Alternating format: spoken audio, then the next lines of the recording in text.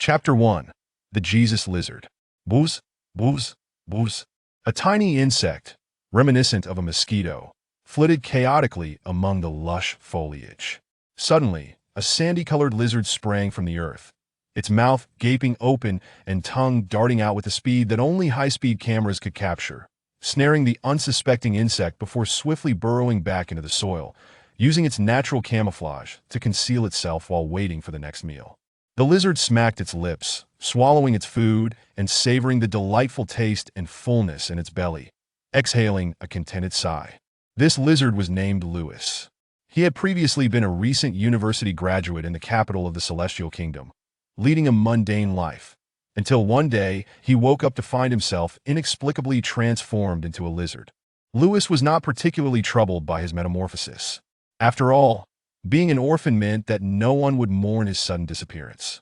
Thus, he accepted his current predicament with equanimity, recognizing that even as a human, he would have merely existed as a cogs in the societal machine, eventually corroding and fading away into dust forgotten by all.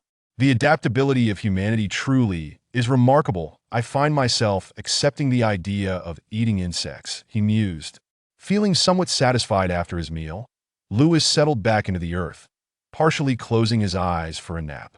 He had learned to minimize his activities during this phase of his lizard-Lithian effective strategy, not only to reduce energy expenditure, but also to avoid detection by potential predators, using his protective coloration to safeguard his well-being. Initially, when Lewis realized he had become a lizard, he could accept everything but the need to consume insects to satisfy his hunger. The thought of eating insects, a repugnant notion birthed from his human consciousness, revolted him. However, as his hunger grew more insistent, desire ultimately overcame repulsion, leading him to catch and consume his first insect. To his astonishment, perhaps due to the nature of his new lizard body, his taste perception was utterly transformed. He found the insects unexpectedly delicious, and from that moment, he began to embrace his existence as a lizard, embarking on his new life free from the burdens of human preconceptions. Equipped with the abilities of a lizard, but endowed with a human intellect, Lewis had managed to carve out a relatively pleasurable existence in this rainforest for the last month. The landscape, however, was a mystery to him. Whether he still inhabited Earth remained uncertain. Given his reptilian form, he lacked the means to gauge the humidity or heat of his surroundings, but the tropical rainforest around him hinted that he was likely positioned near the equator. Ah, how I wish I could be a lion or a tiger, ruling over the grasslands and forests. Even being a panda would suffice. I could charm everyone and live a life of happiness, Lewis thought as he sprawled in the dirt, his mind wandering. Now, he was a small lizard, a remarkably petite one at that. In fact, while searching for water, he identified his own species instinctively. The Jesus lizard, also known as the Christ lizard, bore a grandiose name, yet possessed no extraordinary powers. In nature's food chain, it sat just above insects, earning its moniker for its remarkable ability to run on water using its two hind legs. This ability, documented in the Bible, led to its association with Christ, who could walk on water. Lewis had learned about this lizard while taking a break from work, indulging in the animal world documentaries, where he admired the beauty of various female species, and this fascinating creature had captured his attention. It was his realization of the ability to run across water that confirmed his identity. Despite this, Lewis felt little joy in his situation. What purpose did it serve to run on water apart from scurrying away from danger? Would other creatures bow before him, calling him God? My body is still too small, and there are countless threats. How am I supposed to survive here? Lewis pondered, his brow furrowing as much as a lizard's brow could. Over a month had passed since Lewis became a lizard, and the novelty of his transformation had faded. Confronted with the ever-present dangers of the tropical wilderness, he felt as though he teetered at the gates of hell, where a demon might leap out at any moment to end his life. As a creature at the lower end of the food chain, living freely was an elusive dream. It necessitated meticulous caution at every turn to avoid losing his life. Especially since, as a Jesus lizard, he was haunted by a far greater concern: how long could he survive? In the animal documentaries, he recalled, there had been no mention of their lifespan. Given his small size, Lewis harbored little hope of a long life. If he truly were a lizard, such existential questions would never arise. Sadly, the mind within him retained the logic of a human. With modern medical technology, humans often lived 60 to 70 years, and being in his 20s, Lewis imagined he could easily have another 40 to 50 years ahead. However, as a lizard, he doubted that he could live out even a fraction of that lifespan, particularly in this tropical rainforest where reaching old age seemed an unlikely outcome.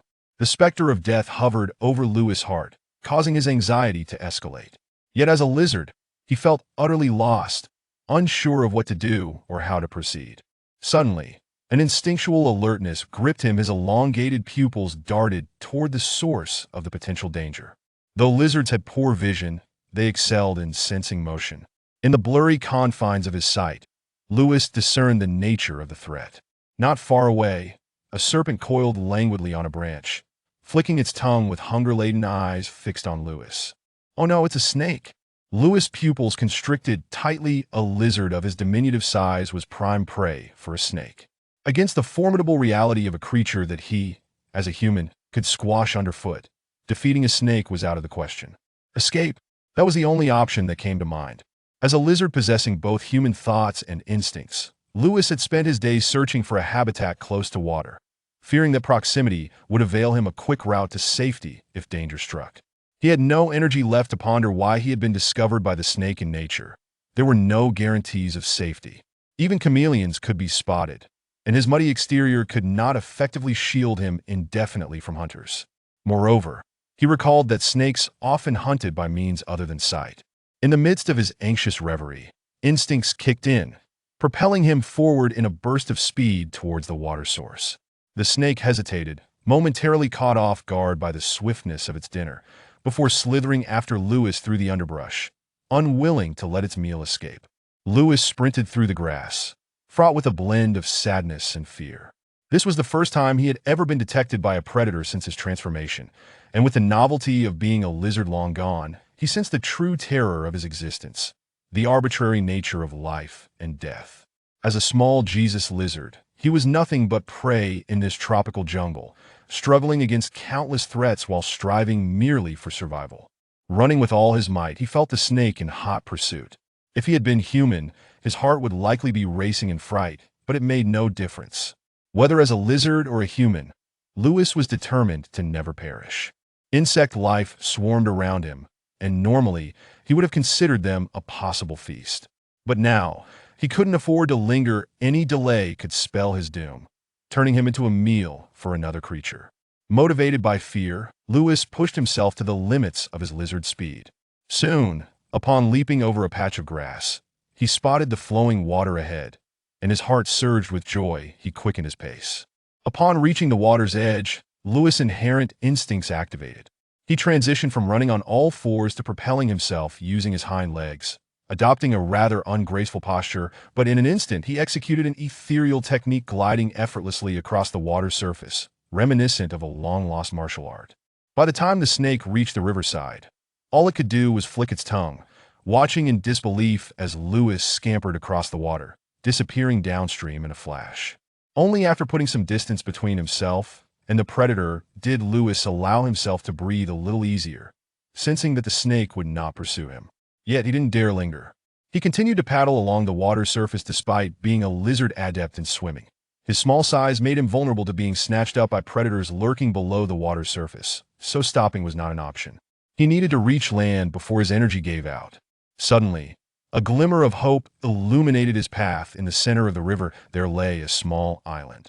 Of course, what constituted an island to Lewis might merely be a sizable rock to some larger creatures. Nevertheless, to Lewis, this island presented a much-needed respite. He swiftly made his way onto the island, knowing that maintaining his modest talent of water walking would scarcely last. With its considerable energy expenditure, he required a place to recuperate, allowing him to regain strength for the journey back to solid ground. Upon reaching the island, he remained alert, aware that open, exposed rocks made him susceptible to avian predators. If a bird spotted him and took a chance on a meal, there would be no one to come to his aid. As a creature at the mercy of the food chain, Lewis' existence was lamentably precarious. Countless enemies lurked around him. Aside from preying on smaller insects, he was left with little recourse other than flight when confronted with even slightly aggressive animals. He scoured the island for any crevices or safe hiding spots suitable for his diminutive frame. After a thorough search, however, no suitable refuge could be found. Instead, he stumbled upon a stark fissure in the rocks. The passage was dark and deep, seemingly leading straight to hell. This analogy held true for Lewis, but for larger animals, it might merely be an ordinary crack in the rock. Standing hesitantly before the abyss, Lewis weighed the safety of retreating back to the water against entering the crack. Ultimately, he steeled himself and dove into the dark void. Given the fissure's size, he wondered if any other creatures resided within, fearing they might match his kind, but he recognized that remaining exposed outside could mean certain death. Even if he could master water walking, he had no means to escape from the clutches of a predator that could simply fly away. Once inside the fissure, Lewis ventured forward. The passage was tight, no more than a few centimeters wide and 10 centimeters high, just enough for him to squeeze through. Yet, deep within the fissure, he caught sight of a flicker of light. What is that? Light is not an entity that simply exists independently. This fleeting brightness was blinding and seemed far from a natural phenomenon. Hesitating briefly, curiosity overpowered caution, urging him to venture deeper. After crawling about 10 more meters, he collided with something, producing a resounding metallic clang. Have I reached the end? He knocked his claws against the barrier before him, the sound suggesting it was some sort of metallic mineral. Is this the source of the earlier glimmer? Could it be a rare substance? Lewis mused, feeling a twinge of disappointment. At present, he was merely a lizard. Rare metals and minerals held no value for him. Even if 100 tons of gold lay before him, it offered him nothing of use. As boredom began to envelop him, he turned to retreat back toward the entrance to rest and regain his strength, plotting to escape this place when suddenly, the metal-like object emitted a dazzling light once more. As he drew closer, Lewis discovered the light was brighter than before. His vert pupils narrowed instinctively, momentarily blinded by the intensity. Nothing existed in his vision apart from that searing luminescence, and he felt a sensation of being enveloped by the radiant glow. At that moment, a voice that he could not understand, yet somehow comprehended, resonated in his mind. Unknown biological entity detected. Request for identification initiated. Identification successful. Unknown entity displays discrepancies between soul and physical form, suspected to be a product of Tyran civilization. According to the Tyran Civilization's Intelligent Life Act, highly intelligent entities with special missions are authorized to prioritize survival above all else. Commencing gene comparison. Gene comparison underway. Gene comparison complete compatibility rate of unknown entity stands at 82.6%. Based on survival priority, initiating the deification program. Request approved. Beginning species modification. Target for modification, Sanctus Solanar World Magical Creature Dragon. Upon hearing this proclamation, Lewis' consciousness faded into oblivion, and before succumbing into darkness, only one exclamation echoed in his mind. What the hell? Chapter 2. I have become a dragon. The excruciating pain, an unbearable torment that drove him to the brink of death. Lewis, an ordinary man, had never encountered such anguish in his life. Pain so intense it felt as though it would rend his soul from his body. Human brains possess a mechanism that induces unconsciousness in response to extreme pain, a self-preservation instinct. Yet, whether it was the lizard's body lacking this protective measure or the pain transcending biological instinct, Lewis found himself unable to succumb to unconsciousness. Instead, this torment, tearing at the very fabric of his being, rendered his awareness even sharper. Gradually, amidst this violent suffering, Lewis perceived his consciousness beginning to transcend his physical form, emerging into a contradictory state of acute pain, yet heightened clarity, that he felt as if he were ascending to paradise or perhaps becoming an immortal, his soul undergoing a profound transformation. His consciousness and essence transcended biological limits. Surveying the world from a panoramic perspective, even in his diminutive lizard form, he could observe everything around him. The pitch darkness of this bizarre cave could not hinder Lewis's vision in his ethereal state. And it was then that he made a startling discovery. The object he had collided with was not a metallic mineral, but rather an artificial construct resembling a spacecraft. Its design was flawlessly streamlined. The exterior indescribably radiant, and its structure utterly impeccable. The metallic shell appeared seamless, devoid of any crevice. With just a glance, Lewis understood that this was undoubtedly not a creation of humankind, based on his understanding of human technology. Such a nearly perfect metallic shell was beyond their capabilities. The object, reminiscent of a spacecraft, measured approximately 6 or 7 meters in length, a considerable size for a Jesus lizard. Suddenly, a faint luminescence flickered across the surface of this peculiar vessel, and a seam split open from the center, cleaving the flawless construct in two from its core. A crystal shimmering with a kaleidoscope of colors gracefully emerged in that moment, even in his current state of consciousness and essence. Lewis felt an overwhelming impulse to kneel in reverence, as if this crystal were the very essence of a deity, an entity perched atop the hierarchy of all living beings. The crystal, resplendent with hues of 5 colors, defied description. It seemed to take on the forms of a diamond, a square, a triangle, and an oval all at once. A mysterious object that eluded fixation or articulation, representing the most enigmatic existence in this realm. Upon beholding the crystal, Lewis's agonizing pain abated significantly. Almost immediately, he observed the enigmatic crystal, under some unseen force, soaring through the void toward his diminutive lizard body as the crystal made contact with him. The vessel bearing Lewis's consciousness was transformed into a mass of flesh, enveloping the crystal entirely, that a shroud of dread enveloped Lewis's essence. As the vessel for his consciousness and soul, witnessing his own body perish, instilled doubts within him. Was he truly dead? Merely a lingering consciousness yet to dissipate. Yet his thoughts remained strikingly lucid, too clear for him to accept the notion of his demise. The crystal, now blanketed in flesh, appeared to fulfill its purpose and return to the heart of the spacecraft. However, this time it did not descend. Instead, a test tube-like structure ascended from within the craft, and through the crystal's translucent hues, Lewis distinctly perceived the vibrant red liquid contained within the crystal shattered. The blood within the spaceship amalgamated with the flesh enveloping the crystal, merging seamlessly into a pulsating mass that resembled cells undergoing division, rapidly expanding around the crystal as its core that moment. The spacecraft shimmered once more, and to Lewis's astonishment, it transitioned from a solid state to a liquid, then to a gas, ultimately transforming into pure energy that surged into the mass of flesh. With this infusion of energy, the flesh began to grow exponentially as biological cells, nerves, blood vessels, muscles, and even deeper structures multiplied at an alarming rate, an unsettling sight reminiscent of some grotesque creature from a film. Yet gradually, as more biological organs formed, the mass of flesh assumed a new form. It bore the physique of a puma, with enormous bat-like wings, robust limbs equipped with formidable claws, and a majestic yet fearsome dragon's head atop a sturdy neck. A long tail, sinuous and tipped with spikes, bore a curved hook at its end.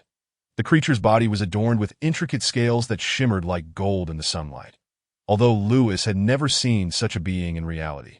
The mere sight of this creature's form made it evident that it was not a creature of Earth, but rather a dragon, a being only spoken of in Western mythology and legend.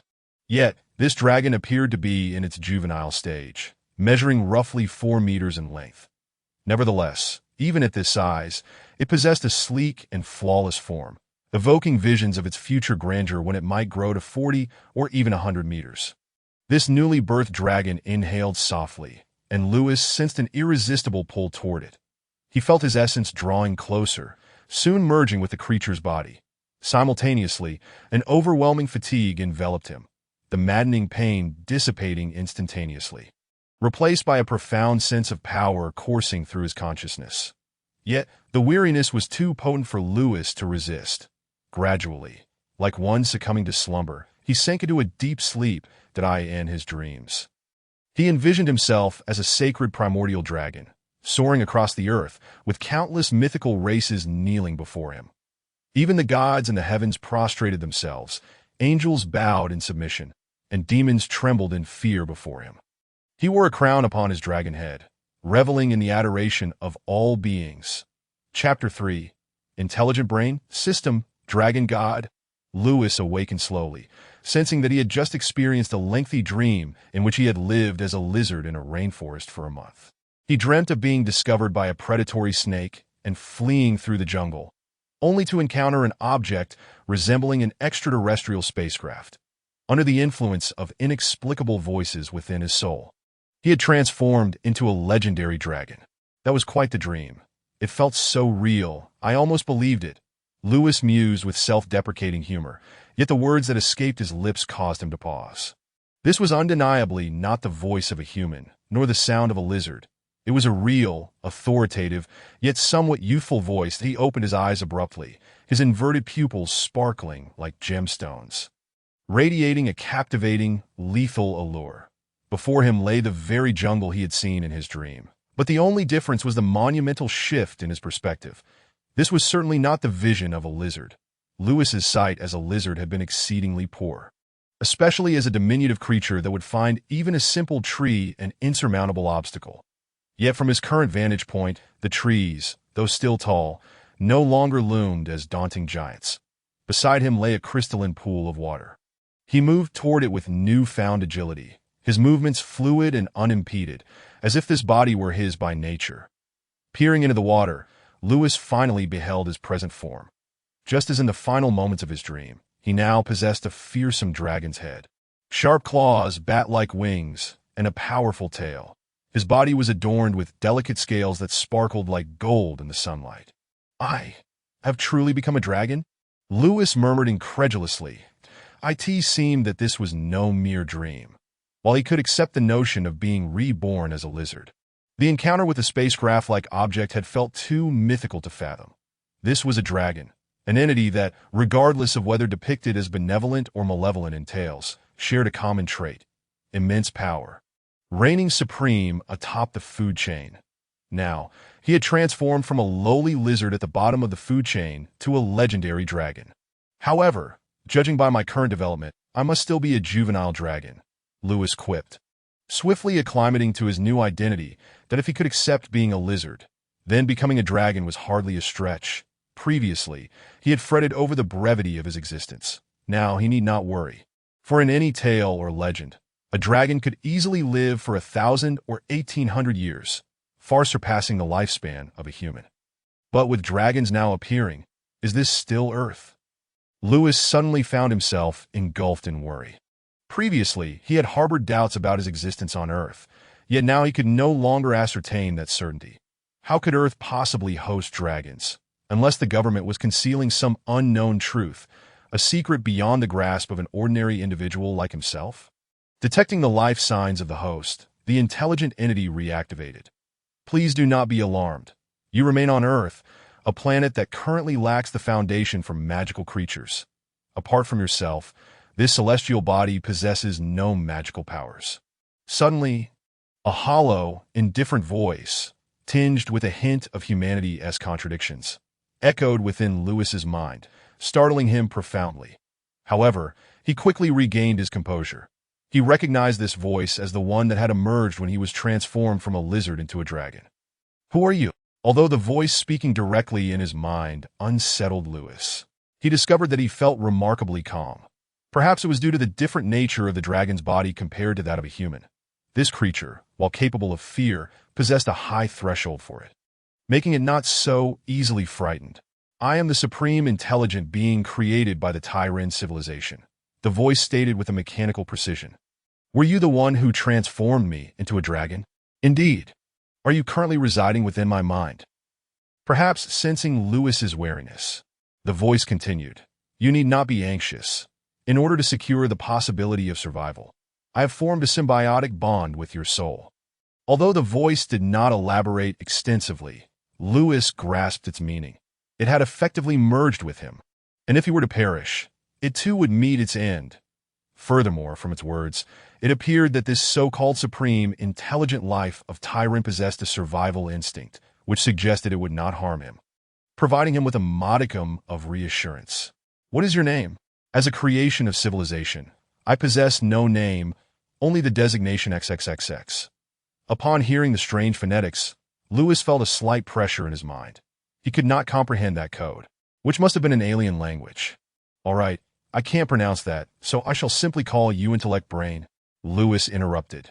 The intelligent entity fell silent for a moment, seemingly searching for the meaning of the term intellect brain, before eventually responding, "Although I differ from the intellect brain in your thoughts, you may refer to me as such." So, intellect brain, according to your assertion, I am still on Earth, and there are no other species like dragons present. Yes. Upon hearing intellect brain's affirmative response, Lewis resumed his contemplation. This could be considered good news. While Earth was undeniably perilous, he was at least slightly familiar with technological weaponry, whereas he knew nothing of magic that if forced to choose. He would prefer to confront technology rather than directly face the unknown realm of magic. Then, what exactly does it mean that I have become a dragon? Since this tyrant intelligent life was the origin of all these changes, Lewis sought to gather as much information as possible. Your current form is the product of the Tyran civilization's utmost secret, the God Creation Project. The Tyran civilization possesses technology far surpassing that of Earth and has the capability to traverse cosmic dimensions. By a stroke of coincidence, the Tyran civilization discovered an incredible realm, St. Sornal, a non-technological world dominated by magic. Thousands of years ago, the Tyran civilization initiated an invasion of the St. Sornal world. In comparison to the highly advanced Tyran civilization, the civilization of St. Sornal was exceedingly primitive. Although the structure of that world was complex, it was nearly completely occupied by the Tyran civilization in a short span of time. However, the Tyran civilization did not anticipate that the fundamental rules of St. Sornal were anomalous, compounded by the presence of individuals referred to as gods, entities that even the Tyran civilization could not comprehend. This existence was so unscientific that it led to the Tyran civilization's downfall at a critical moment. The essence of the host's current body comprises the five-color dragon god that the Tyran civilization exterminated. They originally intended to study the essence and flesh of the five-color dragon god to unravel the mysteries of divinity, but they failed to foresee the incredibility of such beings during their return journey. They were ambushed by the deceased five-color dragon god and ultimately fell to this planet millennia ago. Intellect Brain recounted the events in a mechanical tone, providing Lewis with at least a semblance of understanding regarding his transformation into a dragon rather than being left in ignorance. He also gleaned the origins of this entity. Is that crystal the so-called divine essence? So, my current body template is that of a dragon god? Lewis mused, feeling a mix of excitement and caution that he did not believe that his transformation from a lizard to a dragon, triggered by contact with an alien spacecraft, was mere coincidence. The greater likelihood was that he had been a pawn in a larger scheme all along. The genetic differences between humans and lizards were minimal. And with the technological prowess of the Tyran civilization, modifying genes to transform him into a lizard would not be insurmountable. This suggested that he might have been ensnared in some unknown event from the beginning. Perhaps, even before him, other humans or genuine lizards have been ensnared, only to become failures that as the sole successful transformation into a dragon. His immediate priority was to survive, grow stronger, and then acquire the leverage to uncover the true nature of the events he had been drawn into. Chapter 4. Journey to Another World. A 4-meter-long python lay coiled upon a tree, lazily basking in the sun this primordial jungle. It was one of the apex predators, its robust body and impressive length, coupled with a terrifying constriction strength that could swiftly strangle even a lion or tiger. Thus, it had no natural enemies in this dense wilderness. Suddenly, the trees in the jungle trembled, startling the massive serpent from its slumber. It raised its head, its malevolent gaze directed at the source of the noise. Even as one of the top predators, it was crucial to remain vigilant in this perilous jungle. In this ruthless environment, any creature that let its guard down would ultimately become prey. Under the watchful eyes of the python, leaves rustled ahead, revealing a beast measuring 3 to 4 meters, treading upon fallen leaves and branches that bore shimmering golden scales that glinted in the sunlight. And even the mindless python recognized that this creature was not to be trifled with, for its form seemed designed solely for slaughter, every part a lethal weapon. The python had never encountered such a monstrosity in its lifetime, and it found itself bewildered by the gleaming scales. In the wild jungle, such conspicuous appearances could easily attract the attention of other hunters. Despite its lack of intelligence, the serpent's instincts urged it to retreat. Recognizing the formidable nature of this beast, Suddenly, the golden creature seemed to notice it, its vertically slit pupils narrowing like a snake's. Yet unlike a serpent, this creature's gaze lacked malice and was imbued with an air of authority. As the python found itself under the scrutiny of those eyes, an instinctive fear welled up within it, as though it had encountered its most fearsome nemesis. The python attempted to flee, but to its dismay, it found itself paralyzed, unable to move. It wished to exhibit a threatening demeanor to intimidate its prey, yet aside from cowering, it could not muster any other actions. When prey encounters a predator, they usually emit terrified cries and flee swiftly. But if the hunter is too overpowering, even the instinct of survival can be suppressed by fear, rendering the prey motionless. As the horrifying golden beast lunged with its sharp claws, the python's life came to a swift end. Is this what they call the might of a dragon? Truly effective. The python's skin was remarkably thick, yet Lewis found that his claws could tear through it as easily as one would slice through paper. His sharp talons dissected the lifeless python, exposing its crimson innards. After becoming a dragon, Lewis had developed a playful mindset. Initially cautious, he soon discovered that in this primordial jungle, no creature posed a threat to him. And thus, he grew bolder. Even though he might merely be a fledgling dragon, he was still a dragon, and how could he possibly be defeated by these mundane creatures devoid of magical abilities? Engaging in this playful slaughter, Lewis gradually learned to wield the might of the dragon. Although he had yet to reach the point where other creatures would instinctively lose their will to resist upon sighting him.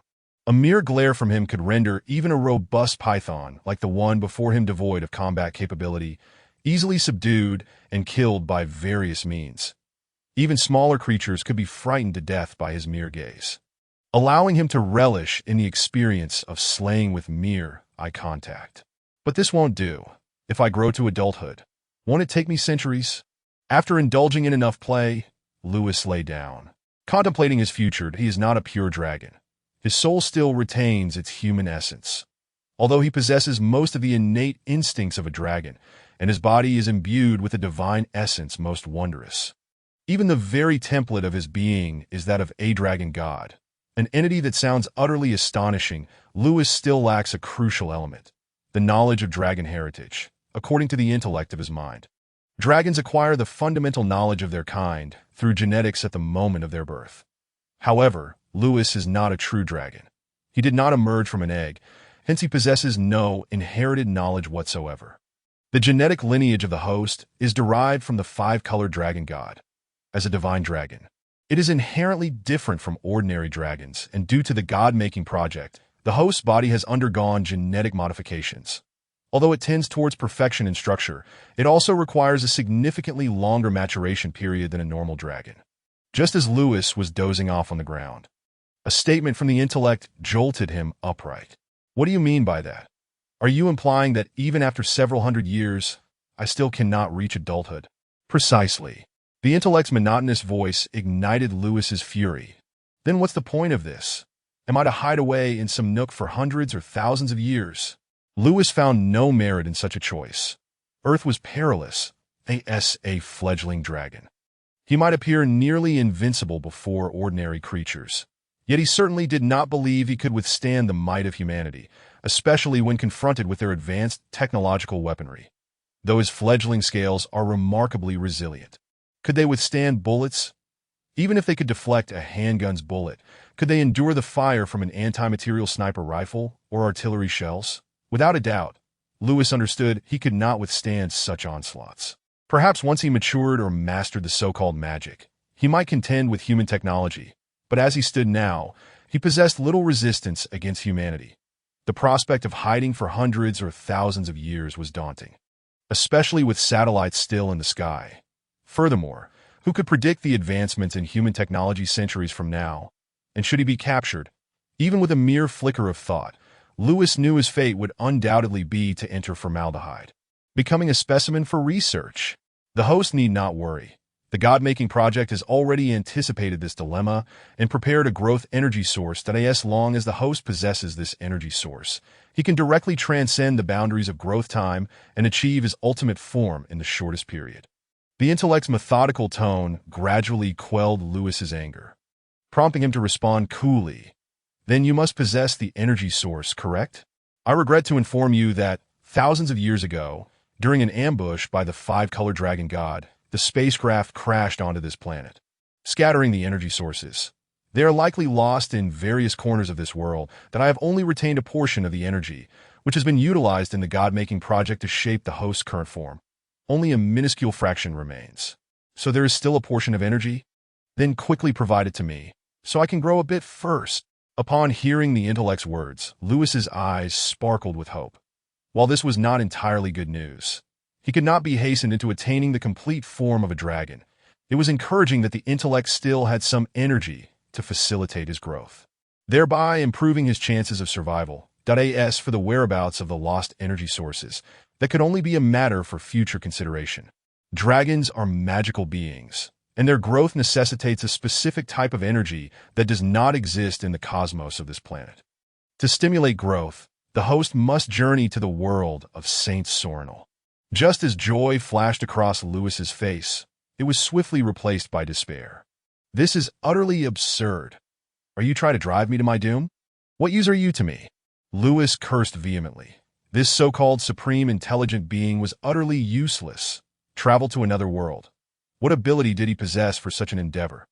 Did this mean he could never grow? In that moment, Lewis regretted his transformation into a dragon. He would have been better off as a panda, living a life of ease. The host need not be concerned. I also possess the capability to open a wormhole tunnel. The coordinates for the world of Saint Sornal still exist, and I can transport the host there at any time. Next time, speak in full sentences. Do not leave me hanging. Lewis felt that this intellect was simply toying with his emotions, oscillating between joy and despair, that he forced himself to regain composure, realizing that it was not worth getting angry at this so-called intelligent being. If I reach this Saint Sornal world, can I return to Earth? Lewis inquired, pinpointing the crux of the matter, that if he could traverse both worlds, that would be ideal. However, if he could not return after venturing to a different realm, he would need to devise a plan to locate all the energy sources on Earth before embarking on such a journey. The wormhole tunnel is bidirectional. The host can travel back and forth at will. At last, this intellect delivered a piece of good news. Phew, Lewis exhaled in relief that, no matter the circumstances, he was somewhat familiar with Earth, whereas in another realm, he would truly know nothing. Yet, he understood he could not hesitate. Taking a deep breath, he prepared himself. So, intellect, what must I do to open that tunnel? The host need not do anything. Then, intellect, open the tunnel now. Let us proceed to the Saint Sornal world. At this critical moment, Lewis proved himself resolute, his eyes narrowing with determination as he spoke sternly. Chapter 5. The Elven Queen. The Pentagon, located in Washington, D.C., serves as the headquarters of the United States Department of Defense, the highest military command authority in the nation. Every moment, the Pentagon buzzes with activity, gathering intelligence from across the globe while safeguarding the final secrets of this world. Knock, knock. Come in. Minister Johnson, here is a report from Fermi National Laboratory. Please review it. Upon receiving permission, a civilian staff member entered, saluted, placed the documents on the desk, and then withdrew. The current U.S. Secretary of Defense, Johnson, a retired four-star general from the Marine Corps, had accepted the president's invitation to assume the position. Once the civilian left, the Secretary of Defense picked up the report. Upon seeing the confidential label, he quickly tore it open. Fermi National Laboratory, aren't they a physics research facility? Why are they sending classified documents to the Department of Defense? Filled with confusion, the secretary began reading the report. After skimming through the contents, he tossed the document aside. Oh God, are you kidding me? You claim to have detected high-energy reactions in the Amazon jungle of South America. Suspecting a wormhole. Why not say aliens are ready to invade Earth from the moon? Shaking his head, the secretary dismissed the notion of a wormhole, especially since the report indicated that the reaction lasted but a fleeting moment before vanishing, rendering it even more unbelievable. In his view, this must be a ploy by the physics laboratory to secure research funding. However, if they were to seek funding, they could have chosen a more plausible excuse. Claiming the discovery of a suspected wormhole on Earth was tantamount to suggesting the end of the world was nigh. Just as the secretary was about to rise and leave, he suddenly recalled something and hurriedly opened his computer, using his access to find another report that had also been sent today. This is a report from Princeton University's physics lab, and they too have detected suspected wormhole reactions. Gradually, the secretary's amused expression shifted to one of seriousness, that if it were only one research facility making such claims, he might have dismissed it as a funding scheme. However, with two of the nation's premier high-energy physics institutes reporting similar findings, he could no longer regard this as a jest. Because the reaction appeared only for a brief moment, the determined range is not precise. It can only be confirmed within a certain area of the Amazon jungle. The secretary stood and approached the map hanging on the wall, tracing a circle around a specific area in the Amazon jungle with a pencil. After a moment, he returned to his desk and pressed a button on the phone. We should have a unit stationed near the Amazon jungle in South America. Correct? Deploy them to the coordinates of west longitude XXX and south latitude XXX that I will send you the specific mission report shortly. After issuing the command, the secretary pressed the top button on the phone. Schedule a meeting for me with the president.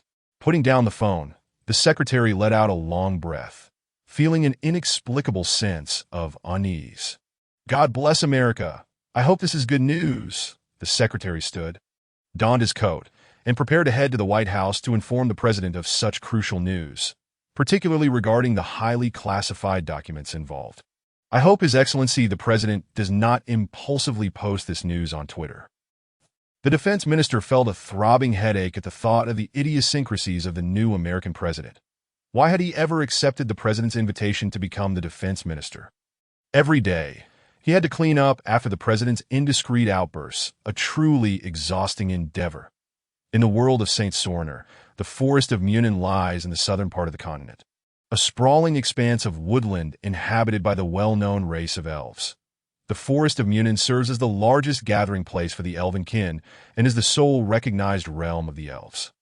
In addition to the elves, the forest is home to a myriad of magical creatures and ordinary animals, including trance and dryads, beings that are closely intertwined with nature. Elves have always been renowned for their unparalleled elegance and exquisite features, captivating the hearts of humans and many other races. Unlike humans, elves possess an exceptionally long lifespan, and their population is relatively small. Thus, elven slaves are highly coveted yet scarce in the black market, often regarded as the ultimate aspiration of every noble human. Many human aristocrats harbor dark and twisted desires, and the beauty possessed by both male and female elves has made them prime targets for such depraved pursuits, particularly as their longevity allows these nobles to treat elven slaves as family heirlooms, passing them down from father to son, and then to grandson, with generations to follow. However, despite this allure, the rarity of elven slaves is primarily due to the existence of the elven kingdom within the forest of Munin. The kingdom of Silvermoon, the only recognized elven realm by various races, is situated within this very forest. Unlike humans, who erect walls to confine themselves, the elves find their greatest protection and battleground within the forest. While the royal capital is home to a stationed army and a community-centric lifestyle, the majority of elves live in a tribal manner, scattered throughout the vast woodlands.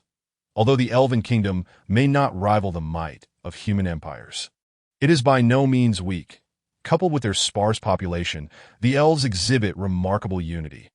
Anyone who dares to capture an elf as a slave would face severe retribution from the elven kin, rendering even the most powerful human nobles cautious about revealing any knowledge of their elven slaves. Deep within the forest of Munin stands a colossal tree, its towering presence reaching towards the heavens.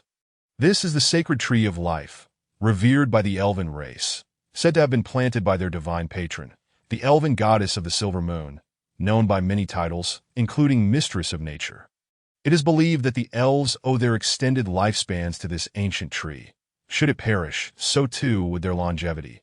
Beneath the branches of this venerable tree lies a magnificent palace.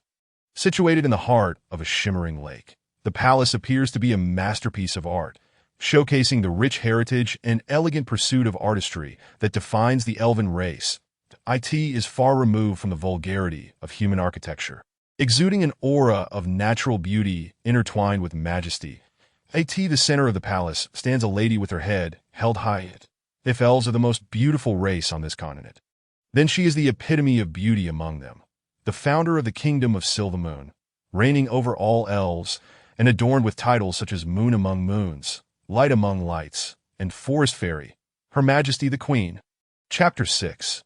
The roar of the evil dragon. The royal palace of the kingdom of Silvermoon is exquisitely beautiful, seemingly woven from countless tree branches, and rests upon the surface of Silvermoon Lake, as if elevated by the sacred tree of the elves. Throughout the year, vibrant flowers bloom in abundance, and various fruits replace the mundane gold and silver of human society, adding a touch of elegance. The wooden walls of the palace are adorned with the epic tales of ancient elves, exquisitely carved, unlike the crude depictions found on the rock walls of other races. Occasionally, glimmers of gold and silver can be spotted amidst the greenery, revealing that the elven race is not entirely detached from worldly desires. They recognize the importance of precious metals as a form of wealth, in the very heart of this exquisite palace. On high steps, the elven queen stands regally.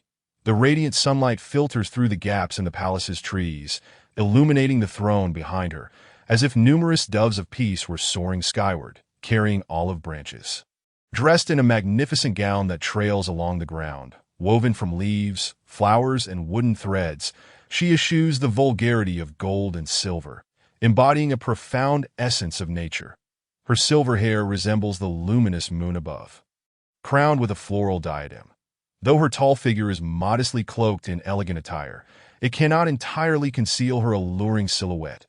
Even standing still, she exudes an ethereal allure that compels onlookers to yearn to glimpse the exquisite form beneath her resplendent garments. Yet, the queen's aura of aloofness, akin to that of a frigid moon, renders any thoughts of impropriety utterly unthinkable. One can only admire from afar. Galantia, meaning whispers of the moon in the elven tongue, is the name of the Silvermoon Queen, a figure known throughout the continent. Any rational male creature yearns to catch a glimpse of her visage, yet few have truly beheld her beauty. Her name has spread far and wide, echoing through every corner of the land. The queen's face is perpetually shrouded in a veil of mist, blurring the line between reality and illusion. Even legendary beings cannot gaze directly upon the flawless beauty hidden beyond that mist, further enhancing her enigmatic allure. Hyacinth, how fares the situation at the front lines? The melodious and enchanting tone that emerged from the queen's misty presence resonated like a gentle lullaby, imbued with a coolness reminiscent of the moon, captivating the female elf kneeling before her, who appeared entranced by the queen's voice. Hyacinth, the captain of the queen's guard and a valiant ranger general of the elven race, had led her kin to numerous victories over her millennium-long life and held immense prestige among the elves. However, even she, having served the queen for centuries, dared not to gaze upon the queen's form lightly. To her, the queen embodied the essence of a seductive demoness, possessing a lethal allure in every gesture. Yet, while the demon's temptation is deadly, the queen possesses a beauty that is cold and ethereal. Even a mere fingertip could drive men and women alike to madness. The Hyacinth's glance inadvertently caught sight of the queen's bare, snow-white feet and a calf as delicate as a lotus stem. Hastily, she averted her gaze, bowing respectfully, and spoke. "Your Majesty, the decades offensive from the church has commenced once again. They have emerged from the central city, leading their army to the outskirts of the forest of Munin, where our forces are engaged in fierce combat. The situation at the front is dire, and our sisters have already suffered casualties." "I understand." The queen seemed lost in thought, and after a moment's pause, her melodious voice resounded once more, devoid of any urgency, as if such circumstances were merely commonplace. "The church is a unique realm among humans. Though not vast in territory, it stands as a stronghold of the faith, populated by many powerful individuals.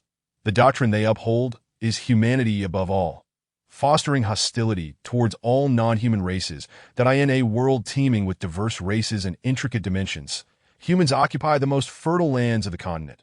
Had it not been for their penchant for infighting, the presence of orc nations in the northeast, and the might of dragons and elves, they might have long since unified the continent.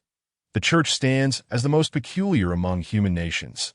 They harbor animosity only towards non-human races, turning a blind eye to the internal conflicts among humans. Due to their doctrine, the church refrains from intervening in the wars of other human nations, rendering them, in a sense, the epitome of fairness in human society.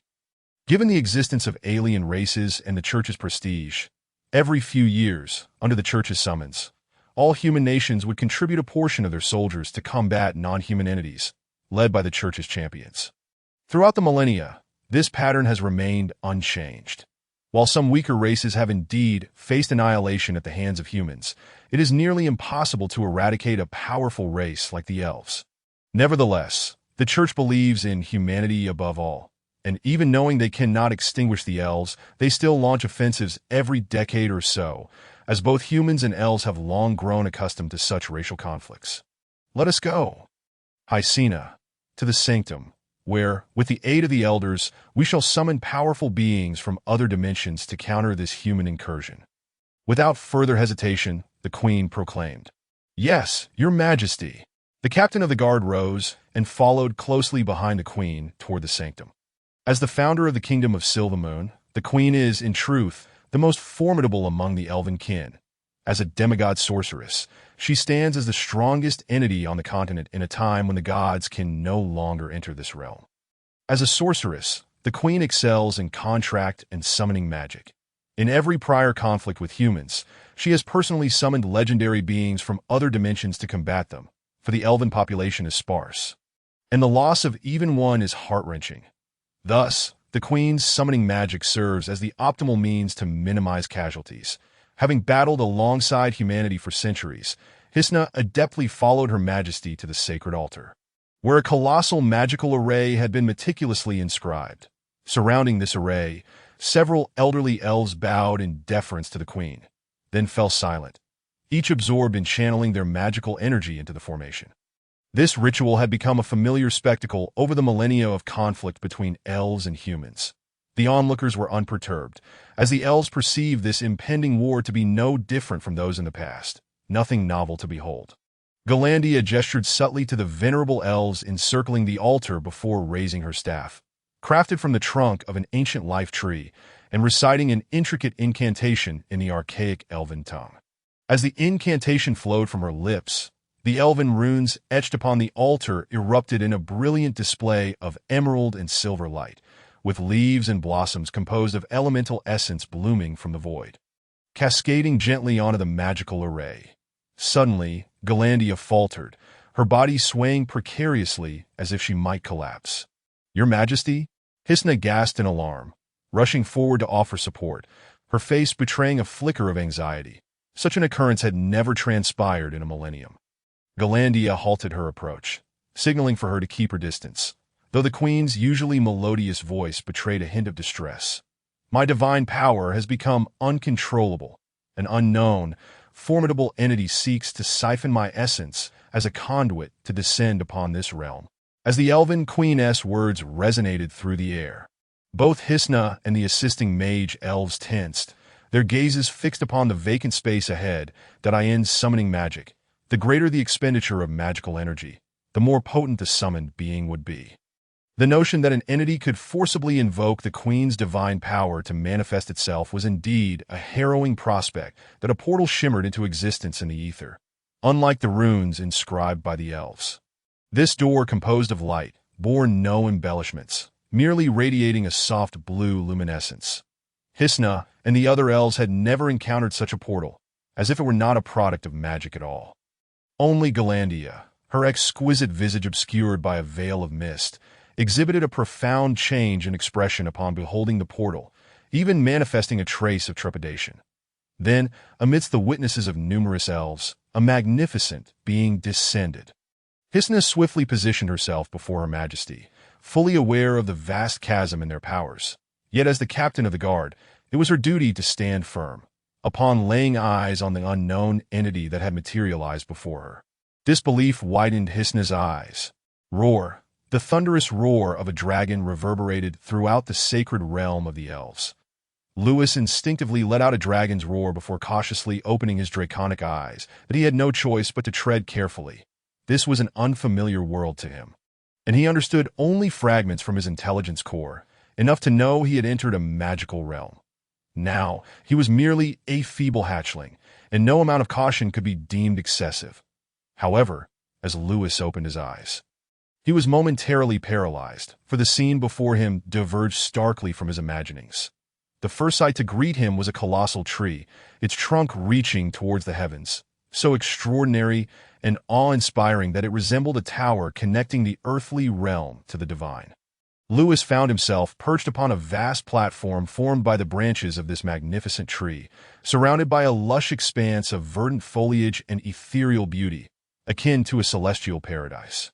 Taking a deep breath, he found the air to be exquisitely sweet, a captivating energy washing over him, nearly eliciting a moan of pleasure that he recognized this as the magical energy essential for his evolution and growth, a unique essence of this world. Simultaneously, it seemed that this mysterious energy awakened his intellect, and the primal instincts etched within his being began to stir.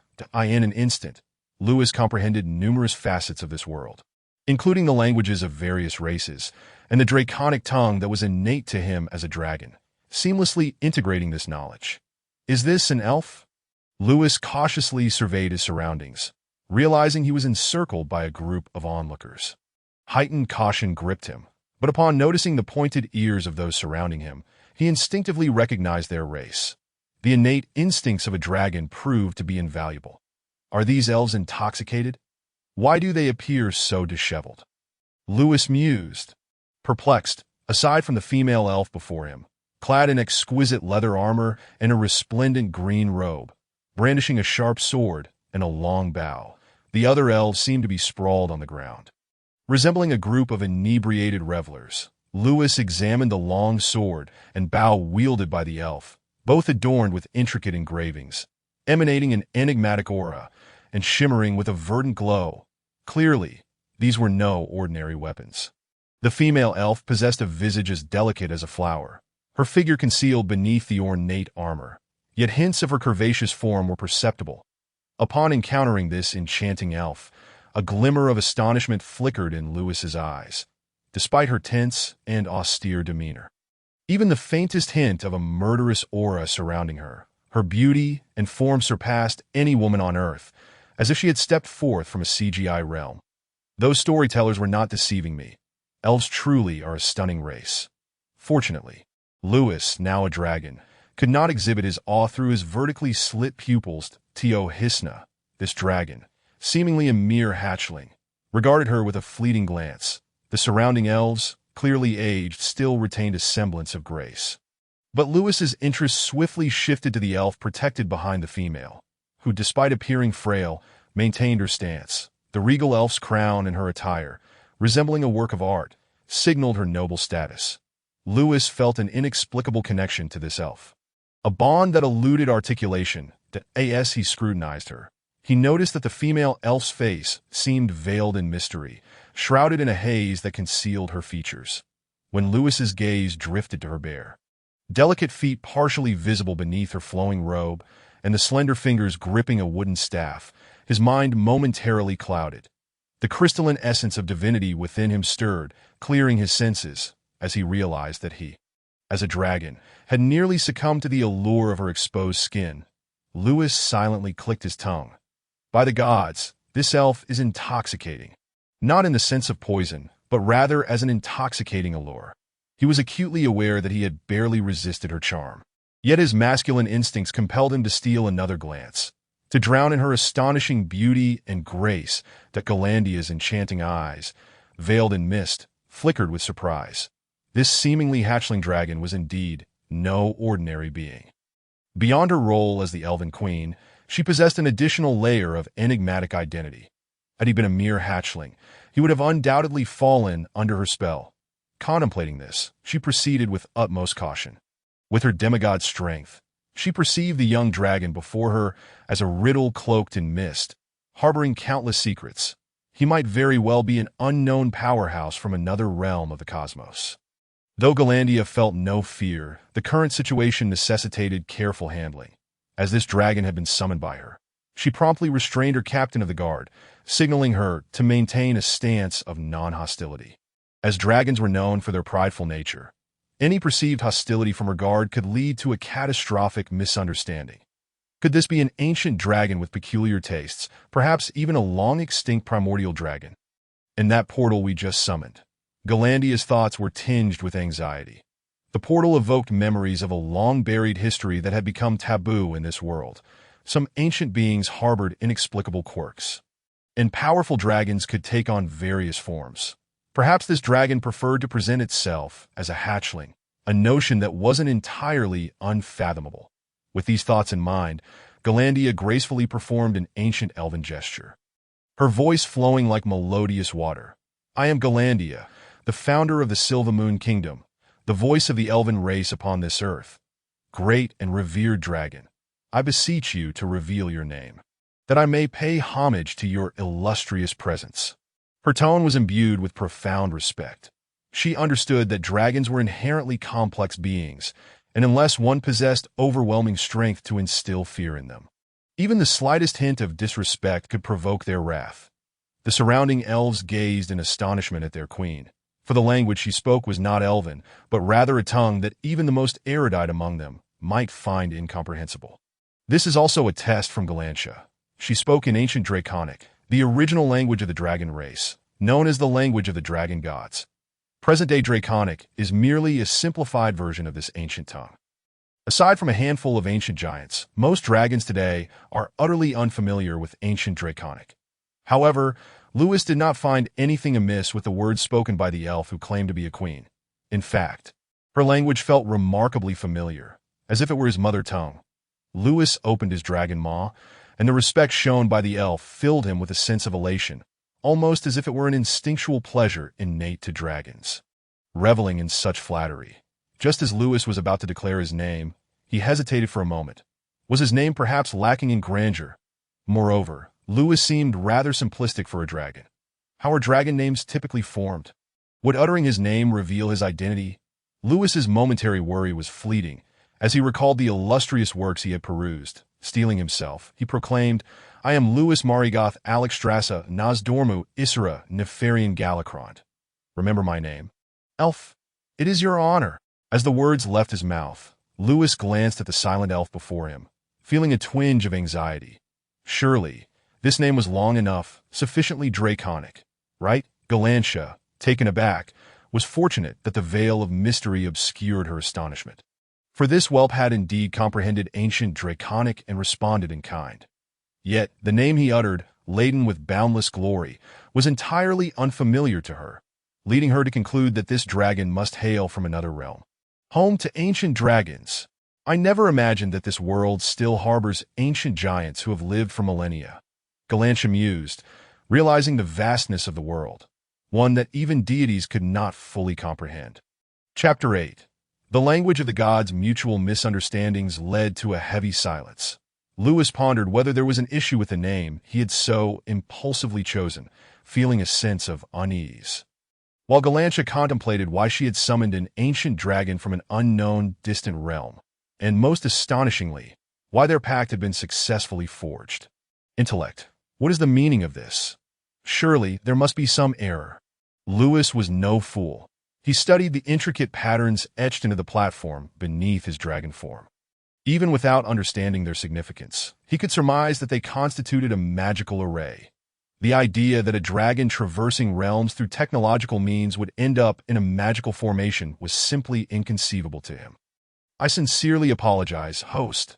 To traverse dimensions, precise coordinates and the construction of a stable passage are essential, both of which require substantial energy that my own power is currently insufficient. During the dimensional transition, I detected a divine energy response from the holy solenoid world, and thus utilized it as a coordinate to establish the present passage. Fortunately, host, we arrived in this world without error." The mechanical tone of the intellect made veins throb on Lewis's forehead. "You mean to tell me that in your quest to conserve energy, you hastily crossed over upon detecting a coordinate response?" "Indeed, host. That was the optimal choice at the time." "Optimal choice, my foot." At this moment, Lewis could only curse in frustration that he had envisioned a meticulous plan. Upon arriving in this magical realm, he would seek refuge in a secluded valley, harnessing the local magical energies to evolve, and once accomplished, return to Earth, devising a strategy for the future while prioritizing his safety. Yet this so-called intelligent entity, which seemed more like a supreme fool, had recklessly traversed realms upon encountering an unfamiliar coordinate without considering the potential dangers, but he could have easily ended up in a perilous location, vulnerable to immediate annihilation. Though it appeared he had landed in the realm of elves, and the sight of these enchanting beings was indeed pleasing, it diverged entirely from his original plan. From this day forth, I shall refer to you as fool. The intellect seemed to fall silent, though it offered no rebuttal. What is the nature of this pact? Lewis sensed a binding agreement between himself and the woman who claimed to be the elven queen. As it was an equal contract, his divine essence remained unresponsive. Instinctively aware of its significance, Lewis had signed it without further thought, reflecting now that instinct likely stemmed from his nature as a magical being. Rejoicing at the discovery of this world and yearning to belong. The pact is a unique ability of this realm, one that the science of the Tyrant civilization cannot explain. Both parties must fulfill their contractual obligations, or face dire consequences. Even the deities of this world cannot easily dismiss a pact. Despite being dubbed a fool by Lewis, this intelligent entity did possess some utility, even if its understanding of the magical world was limited. It was still superior to Lewis's current knowledge. Completing the terms of the pact is indeed a nuisance. Lewis felt a surge of irritation. He was well aware of the pact's stipulations, which was precisely why he had signed it. The agreement with the Elven Queen was straightforward. She would expend divine power to provide Lewis with the coordinates for his arrival in this realm, while Lewis would ensure her victory in the ensuing war. Intriguingly, although Lewis had initially only the name Lewis in Chinese characters, his earlier self-introduction had somehow transformed it into an unwieldy, elongated title, as if this name had been officially recognized by the world as his true name. Galanche's name was indeed that of the Queen, and the pact could not be deceitful. However, it seemed she possessed a surname that had been deliberately obscured, leaving only a vague impression. Lewis wondered why this queen was reluctant to reveal her surname. Of course, such matters were not his immediate concern. Although he had conversed extensively with the intellect, myriad thoughts swirled in his mind, yet the exchange of consciousness had been instantaneous. To an outsider, it merely appeared as though he and the queen were engaged in a silent stare-off, exchanging glances for a few moments. Your Majesty Galantia, I am aware of this pact. The honor of dragons is not to be sullied by any race. Since you have paid the price, I shall uphold my end of the agreement and secure victory for you. Thankfully, Lewis had read countless novels filled with dramatic flair before his transformation into a dragon, allowing him to feign a calm demeanor in such moments. However, as he spoke, he noticed that what should have been a somewhat juvenile voice now emanated with an air of immense authority. The elves surrounding him turned pale upon hearing his words. Even the female elf who had previously brandished her sword against him trembled slightly. It was as if Lewis's mere words imposed an overwhelming pressure upon them. In that instant, Lewis realized that uttering such a statement was physically taxing, causing even the divine essence within him to quiver. He rifled through the nascent memories awakening within him and discovered that this so-called language of the dragon gods was, in fact, a divine tongue, with each syllable imbued with profound meaning and immense power. Were it not for his divine essence, he doubted he could have articulated even a single phrase. That Galantia's delicate form trembled as well. Yet she fared better than the other elves after receiving Lewis's response. She lowered her head slightly, and a melodic chant blossomed from her throat once more. Thank you for your generosity and assistance, Lord Galacrond. This time, the queen spoke not in the language of the dragon gods, but in the elven tongue, clearly finding the divine language taxing to her. Lewis felt slightly uncomfortable with Galantia's address. After all, it was not the name he had borne for many years. Fool! This predicament is of your making. You must think of a way to remedy it. Can I truly win in battle like this? Lewis was entirely ignorant of the war in this otherworldly realm. He was not a fully grown dragon, but rather a fledgling, and how could he possibly triumph in a war in such a state? Rest assured, host, upon determining to use this pact as a coordinate point, I had already devised a comprehensive strategy. The divine essence within your soul still retains some power. By utilizing the divine energy stored within the essence crystal, you can temporarily become a god in this world, easily swaying the outcome of this primitive civilization's war. The intellect's words alleviated Lewis's earlier anxieties. It seems I misjudged you, clever little spirit. The intellect fell silent once more. Chapter 9. God is Dream. God is Faith. And how do I harness the divine power within my essence? You clever little spirit.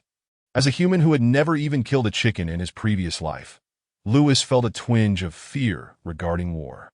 Yet, perhaps due to the innate instincts of a dragon, he found himself secretly yearning for battle and bloodshed, leading him to eagerly inquire of the intellect. The host merely needs to envision the divine essence within their soul, imagining the invocation of its divine power, and thus they may wield the might of the gods. Perhaps the hesitation of the intelligent core put Lewis on high alert. I deeply apologize, host, but due to the distinct nature of the world rules in St. Sornel, the concept of God, an entity that defies scientific explanation, is not fully comprehended by the tyrant civilization. That the God-making project is merely a theoretical reference and has not been previously validated. Damn it, you fool! To put it plainly, am I nothing more than a test subject? Lewis erupted in anger, slightly parting his lips as a wave of scorching breath escaped him. This display prompted Cisna to once again approach Her Majesty. Fearing that this incomprehensible dragon, so revered by the Queen, might lash out in fury, that Lewis's vertically slitted pupils scanned the surroundings. At this moment, he found himself in a predicament, compelled to proceed with the contract already established. The Queen of the Elves had expended her power to provide him with the coordinates for his descent into this world, and thus he too must fulfill his promise and lead her to victory in the impending war. With resolve, Lewis closed his eyes and entered deep contemplation, tentatively envisioning the divine crystal he had once encountered, that a phantom crystal, representing a shape that could only be described through mathematical models, trembled within his soul. After a moment of hesitation, Lewis directly infused his consciousness into the crystal. Boom! Lewis's mind was jolted, a resounding explosion reverberated, and his soul was nearly shattered by the force. Yet this divine essence, now intertwined with his soul, possessed an astonishing power that forcibly bound his essence together. His consciousness seemed to transcend the ages, witnessing an ancient scene. A dragon of unimaginable grandeur soared through the cosmos, embodying 5 heads, each radiating different hues of brilliance. Countless primordial dragons trailed behind as they flew through the stars. Beings from myriad dimensions either bowed in submission or trembled in fear, rendering all that existed in their wake as mere illusions.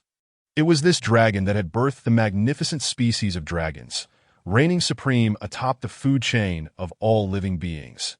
Even those once formidable races that roamed the earth, the celestial beings of the heavens, or the demons lurking in the abyss, all revered the glory of the dragon. Lewis recognized that this colossal dragon, as immense as a floating continent, was the former master of the divine essence, the 5-color dragon god. This indescribably magnificent dragon, mid-flight, suddenly turned its gaze upon Lewis. Locking eyes with him, in that instant, all visions collapsed. The dragon god transformed into pure divine power, infusing Lewis's soul, elevating his essence to unprecedented heights, and imparting fundamental knowledge of divinity unto him. Yet, Lewis found himself at a loss as to what to do next. In that moment, he gleaned a fundamental understanding of divinity. Divine power is the foundation upon which deities manifest their might, an energy brimming with infinite possibilities. God alters the rules and performs miracles through the expenditure of divine power. However, for a deity, the true core lies in their divine office and essence. Lewis was not the fallen 5-color dragon god, even though he had inherited the divine essence. He could not comprehend or inherit the divine office of the former deity. Thus, he possessed divine power and essence in abundance, yet lacked a corresponding divine office. Without a divine office, divine power was merely a rare and precious form of magical energy, capable of being squandered as a tide of energy, but utterly incapable of realizing its infinite potential. A veritable blasphemy against the divine. It was inconceivable to condense a divine office instantaneously. A divine office represents a deity's domain of authority. And even the ancient gods did not achieve their offices without countless years of enlightenment.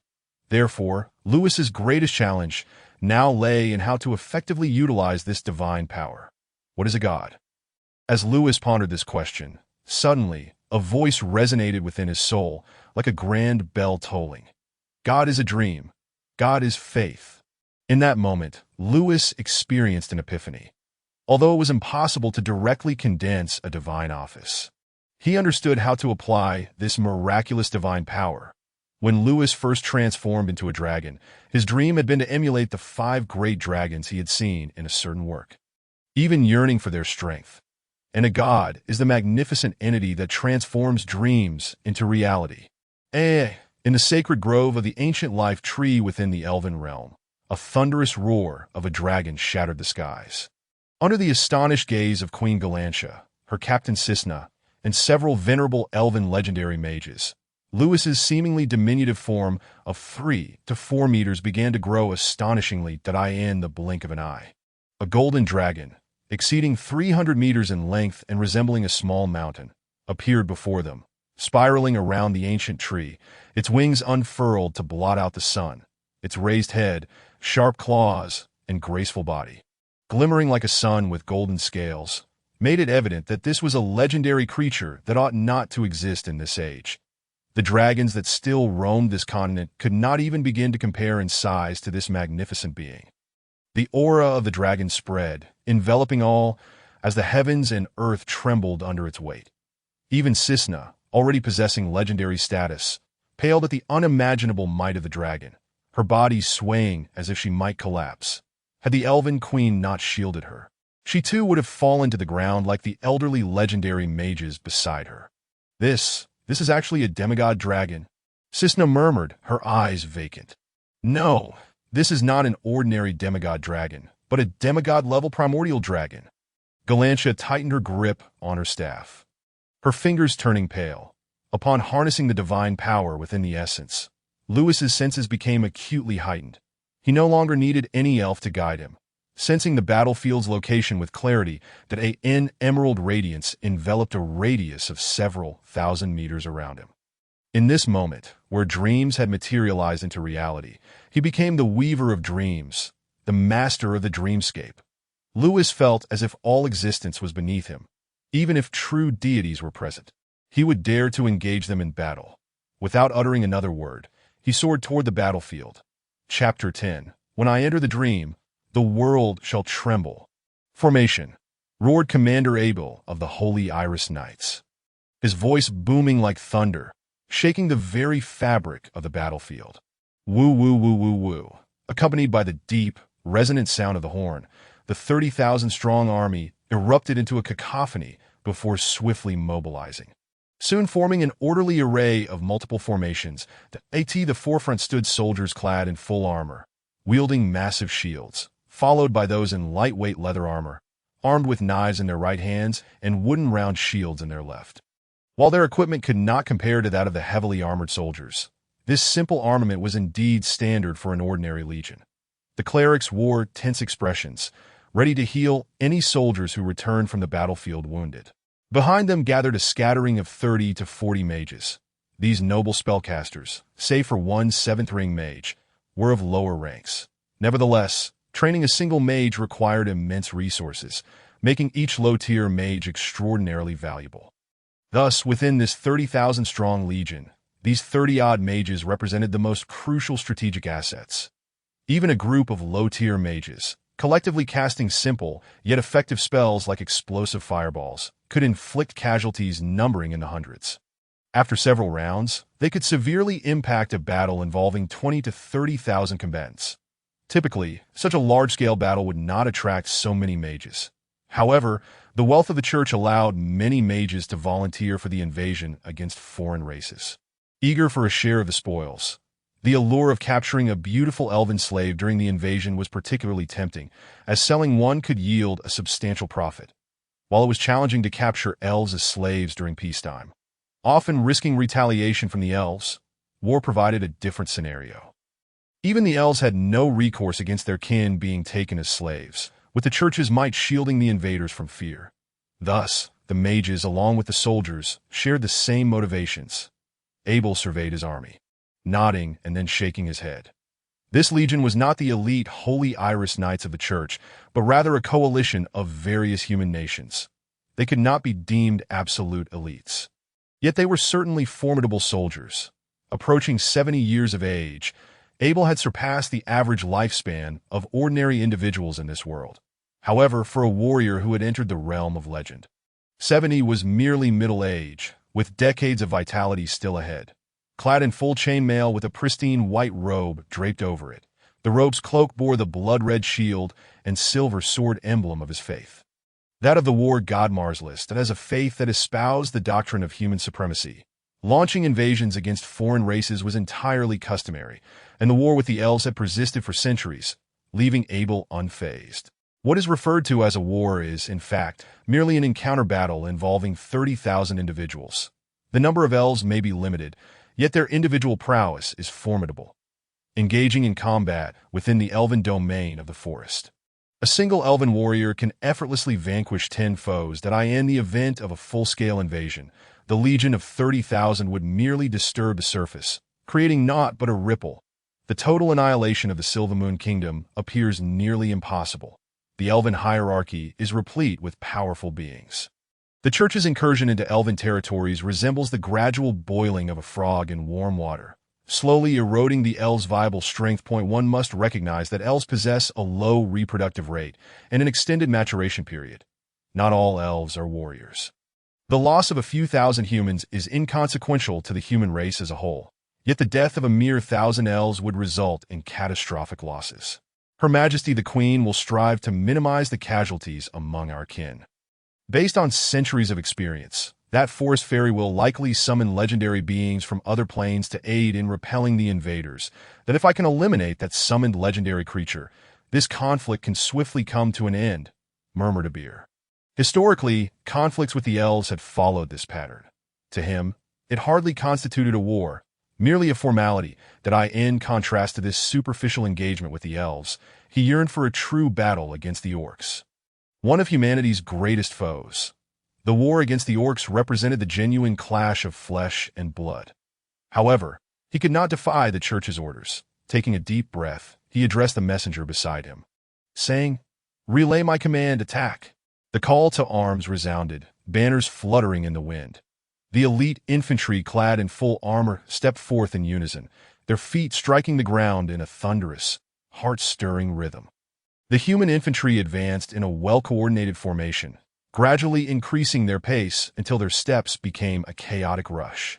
In the name of the war god, in the name of the church, for humanity, kill. Kill, centered around Abir, a palpable radiance expanded swiftly, imbuing all those within its glow with newfound courage and bloodlust. This was the war aura exhibited by the devout followers of the war god, significantly bolstering the morale of the warriors. Kill! The chorus of thousands resonated, shaking both sky and earth. The sight of 10,000 charging warriors was nothing short of spectacular. Prepare the mage battalion to heed my commands at a moment's notice, utilizing magic to suppress the enemy, and ensure they do not conserve their magical energy, commanded Abir to the officer beside him. The officer saluted and hurried away, approaching the gathering of mages to convey his orders to the lead mage. Rest assured, Commander Abir, we mages are fully prepared. Then I entrust this to you, Master Makis. The officer bowed respectfully to the mage before him. Although the seven-ring mage was not particularly formidable compared to the legendary warrior Commander Abir. For a fifth-tier warrior like the officer, the archmage possessed myriad means to vanquish him. Maintaining humility towards these mages was no disgrace. Once the officer had departed, Makis, who had previously worn a solemn expression, now bore a lecherous grin. That he glanced at the lower-tier mages behind him, who looked upon him with adoration, muttering under his breath, "What nonsense about conserving magical energy!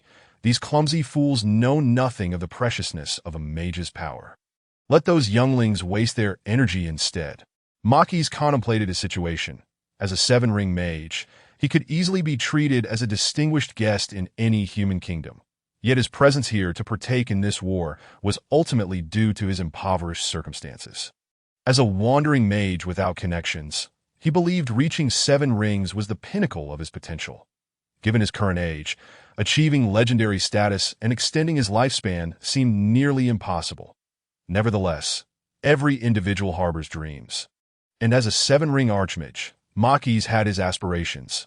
He hoped to capture a high-ranking elf to sell to noble patrons or fellow mages in exchange for rare materials, which he could then use to concoct potions to prolong his life. Just as Makis was lost in his scheming, a surge of magical energy erupted within him, causing his heart to race. The surrounding chaos was abruptly silenced, the previously deafening cries of battle fading into oblivion. The air grew thick, as if coated in glue, and a profound dread enveloped his very soul. A dragon? It's a dragon. A terrified, raspy voice broke the eerie silence. Makis lifted his gaze toward the source of the sound. And at the edge of the distant forest, an imposing golden figure rose, eclipsing the sun itself. Oh no!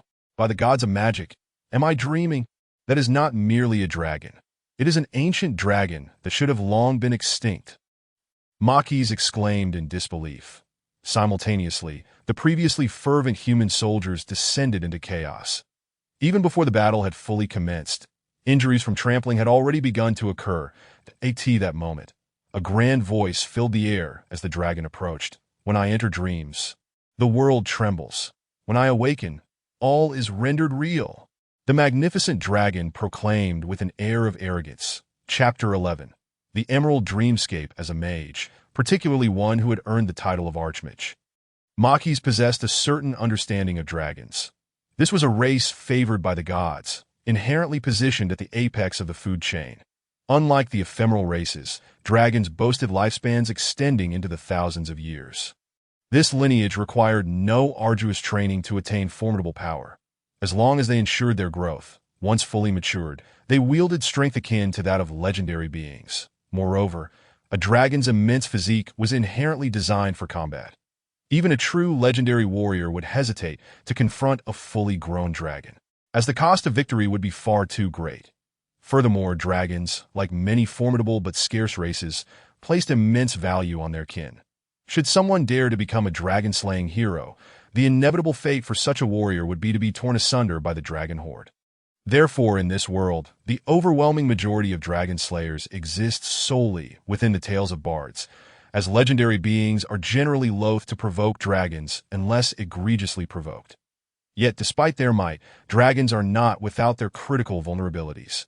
With their low reproductive rate being the most formidable hurdle, while no one has accurately calculated the number of dragons in existence, it is estimated that across the main continent and various planes, there are perhaps only a few hundred to 1,000 dragons, including aged and juvenile members.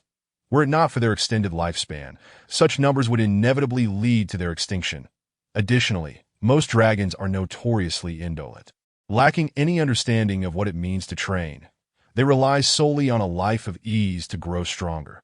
Should one encounter a dragon that understands the pursuit of self-improvement, that creature would undoubtedly be regarded as a prodigy within the dragon kind, but if the creature before him were merely a mature dragon, or even an elder dragon, Makis would not feel nearly as overwhelmed.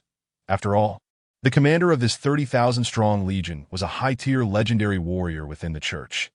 Even if a bear could not slay the dragon, he would surely be capable of confronting it.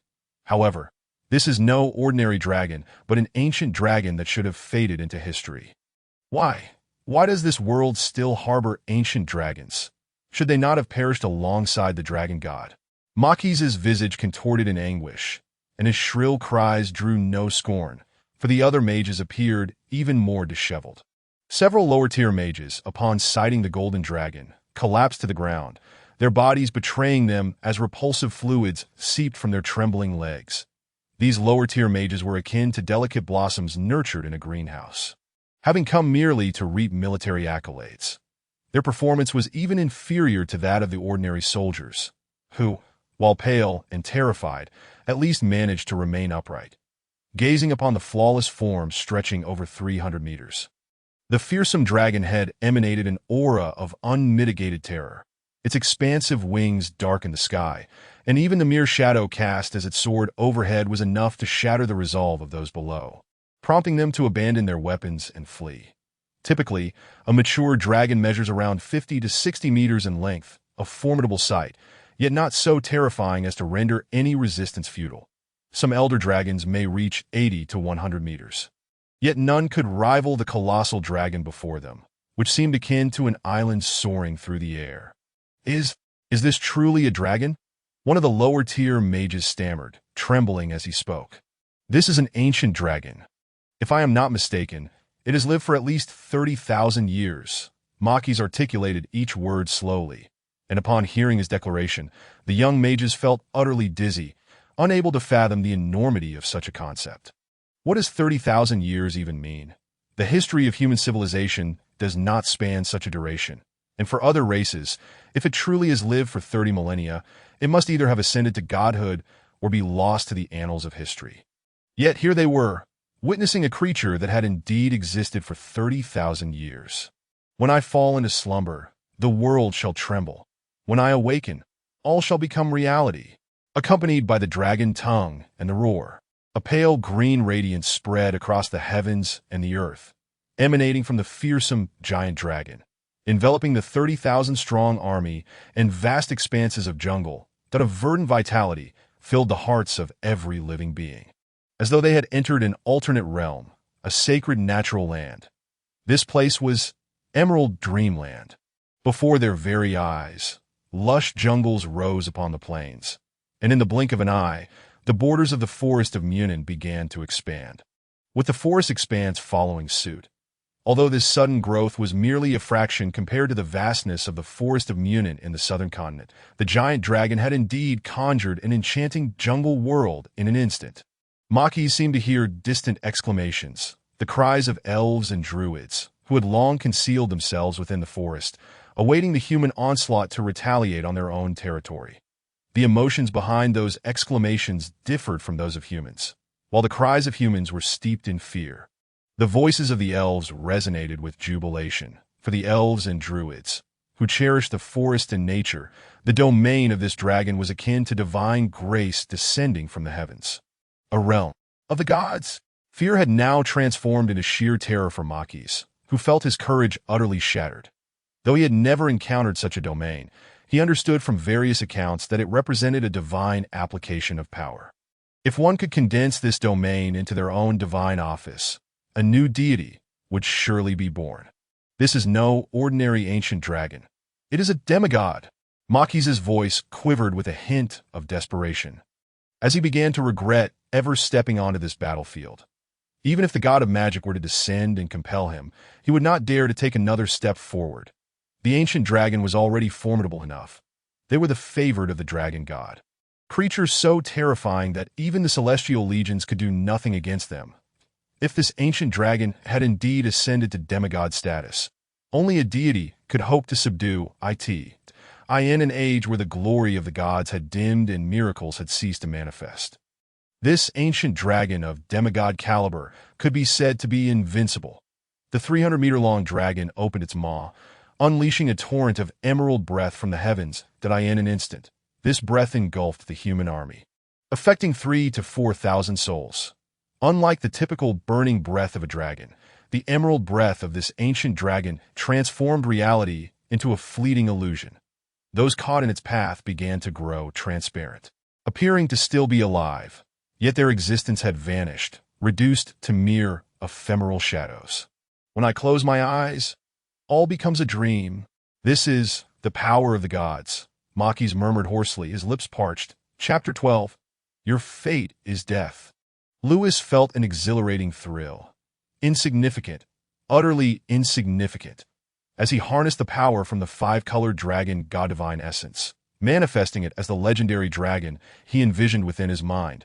The world before his eyes transformed into a tapestry of rules. In his gaze, the world morphed into strings of concepts, whether it be the sky or the earth, the rivers or the forests. They had transcended pure matter and become mere abstractions, though Lewis still grasped this concept vaguely. He understood that these were the decrees of the divine. It was unclear whether this arrogance stemmed from his inherent nature as a dragon or from the divine power he wielded. But Lewis now felt that no one on earth or in the heavens could rival him. All beings should kneel and submit before him. While he recognized this was merely an illusion, a mere borrowing of divine power rather than true divinity, the profound sense of superiority over all living things consumed him. Ahead, a formation of 30,000 humans stood in perfect alignment, the foremost 1,000 charging boldly into the forest. Had he still been human, witnessing this grim battlefield and the sight of the organized advance would have left him trembling. Yet, as he gazed upon this army in the form of an ancient dragon, they appeared merely as ants scurrying about. The average height of these soldiers was merely around 1.70 meters, and before the 300-meter-long Lewis, they truly seemed like slightly larger insects, easily crushed beneath a single footstep. In the eyes of the human soldiers, facing a dragon the size of a floating island was akin to standing before a towering mountain. Could they truly inflict harm upon such a terrifying creature with their mere iron blades? Any rational person would understand that it was utterly impossible that Lewis's draconic might radiated outward, assaulting the fragile spirits of the humans. However, he noticed that under his imposing presence, these soldiers managed to maintain their composure. His dragon eyes, imbued with divine power, surveyed them and detected a mysterious force bolstering their resolve, a power unmistakably tied to the divine. How intriguing! This world has suddenly become fascinating.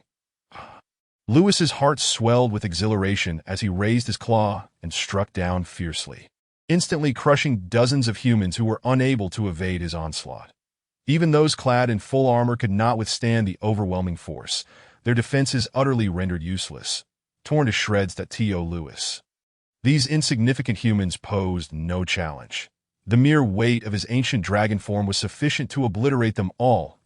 A.S. Lewis lifted his claw. A river of blood flowed across the ground, human limbs and entrails staining the filthy earth, the nauseating scent of blood permeating the air, casting a pall of sorrow over the battlefield. Ha ha ha! Lewis laughed maniacally, for if he were still human, witnessing such a horrific scene and inhaling the scent of blood might have evoked a sense of dread or exhilaration.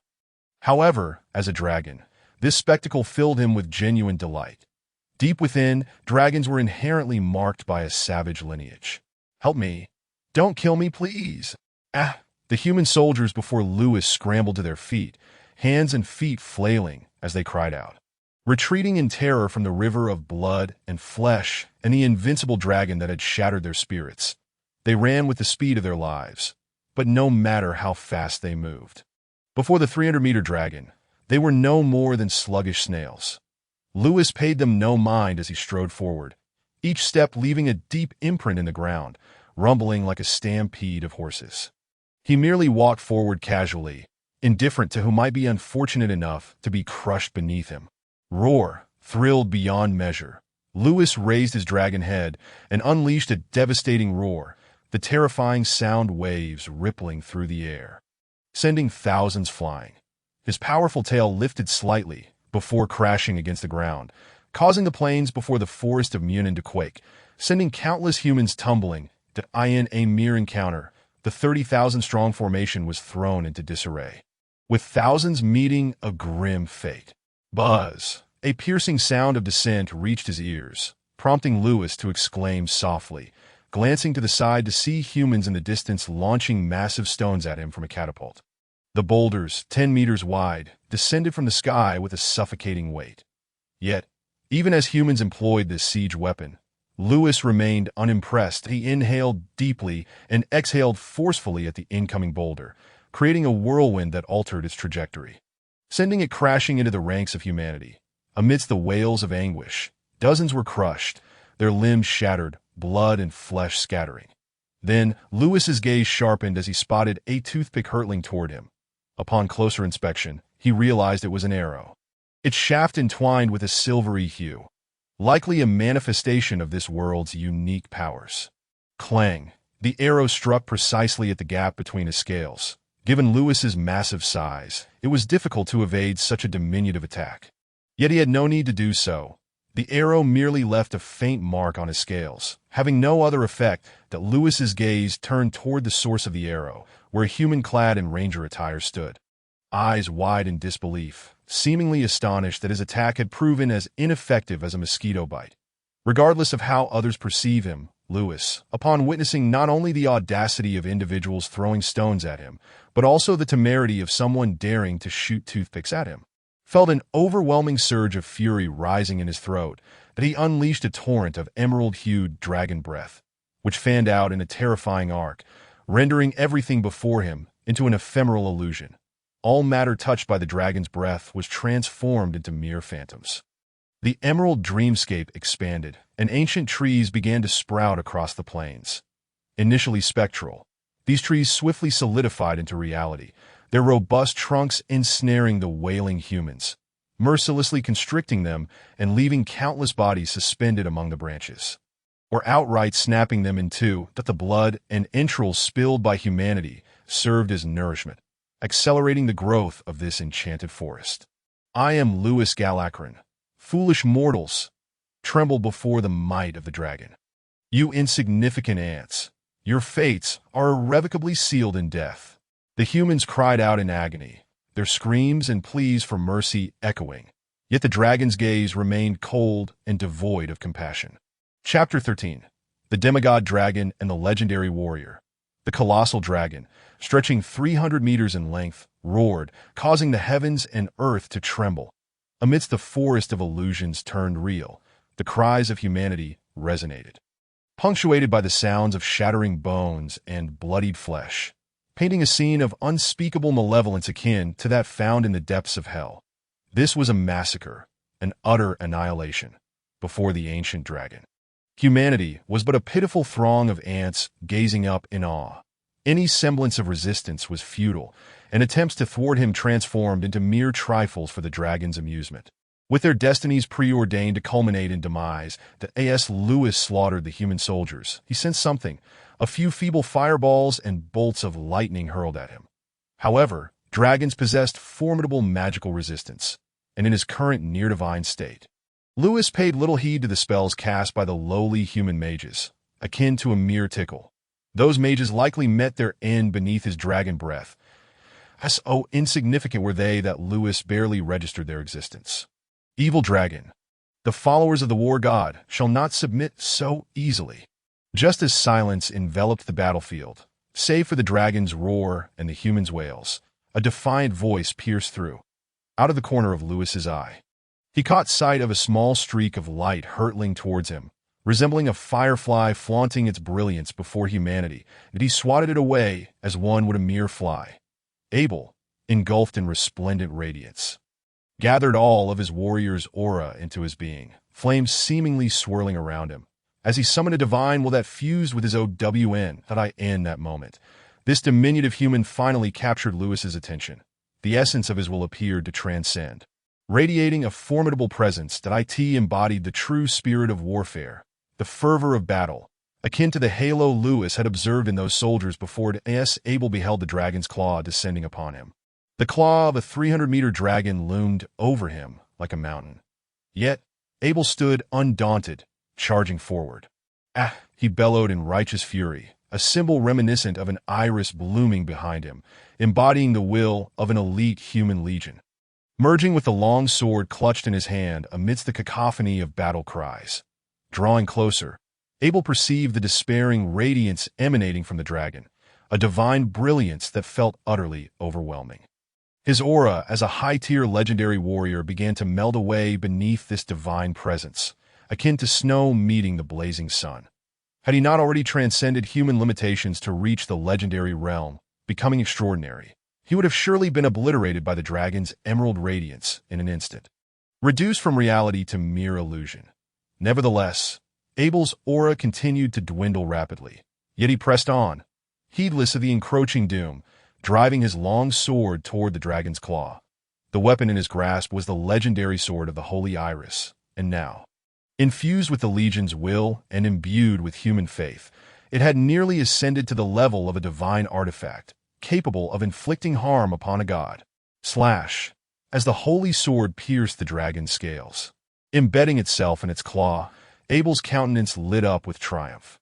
Yet before he could exert further force, the dragon, sensing the pain, retaliated with a furious strike of its claw. Boom! Abel was sent hurtling away, crashing through countless towering ancient trees. And after soaring thousands of meters, he finally created a massive crater in the ground, reminiscent of a meteor's impact. Lewis cautiously lifted his claw to his gaze, observing the toothpick that had penetrated his scales and pierced the flesh beneath. Droplets of blood oozing from the wound, the toothpick exuded a divine aura. The moment it pierced him, Lewis felt a pang of pain, akin to a human pricked by a needle, a minor inconvenience, though hardly a grave concern. However, the sword before him, radiating divine light, indeed possessed the capacity to inflict harm. Though a single prick was negligible, enduring countless such strikes would be intolerable. With delicate precision, Lewis grasped the sword's hilt, applying slight pressure to extract it. Observing the slender, ornate sword, its aesthetic allure far outweighing its practical utility, Lewis, even as a newcomer to this world, recognized it as a treasure of no ordinary caliber. After a moment of contemplation, he concealed the sword within the gaps of his scales. Then his gaze shifted to the immense crater, where the human who had previously wounded him was astonishingly still alive, emerging from the depths. This revelation left Lewis utterly astonished. The force behind his claw strike was sufficient to pulverize a human into paste, leaving no trace of intact flesh. Yet, the figure before him appeared merely injured, as if their body were forged from steel and iron. Excessive indeed, Lewis mused inwardly. Although this human had seemed unremarkable in his sight, in reality, to the human eye, his speed was beyond perception. Possessing such speed, wielding a sword capable of injuring a demigod dragon, and withstanding the tremendous force of his strike, this individual, if transported to Earth, would undoubtedly qualify as a living superhero. Conventional firearms would pose no threat to him. Humanity would likely require the deployment of large-scale weapons of mass destruction to contend with such a being. Yet, given the speed displayed by this human, Lewis suspected that capturing his likeness would necessitate radar or similar technology. In that moment, Lewis finally grasped that he was indeed in a different world, rather than a medieval setting. With the prowess exhibited by this human, he was grateful for his current demigod form. Had he been in his draconic hatchling state, a single strike would have surely resulted in his decapitation. The formidable beings of this realm were not as weak as he had imagined. It was merely that Lewis's power was overwhelmingly vast. Chapter 14. Humanity shall never be enslaved. Retreat. Fall back to the central city. Abel's voice thundered, the terrifying sound waves causing the surrounding ancient trees to rustle and ensuring that every soldier on the battlefield heard his command. In truth, Abel's words were somewhat superfluous. Upon the arrival of the ancient dragon, humanity's forces had already begun their retreat. Yet, their withdrawal was far slower than the dragon's flight, leaving them with no choice but to fight for their lives. Now, with the intervention of Abel, a high-tier legendary warrior, the human army finally gained a moment to escape, as soldiers cried out, fleeing from the twisted forest toward the plains and the distant central city, wishing they could sprout additional legs to hasten their flight. In mere moments of encountering the ancient dragon, the 30,000-strong army had suffered catastrophic losses.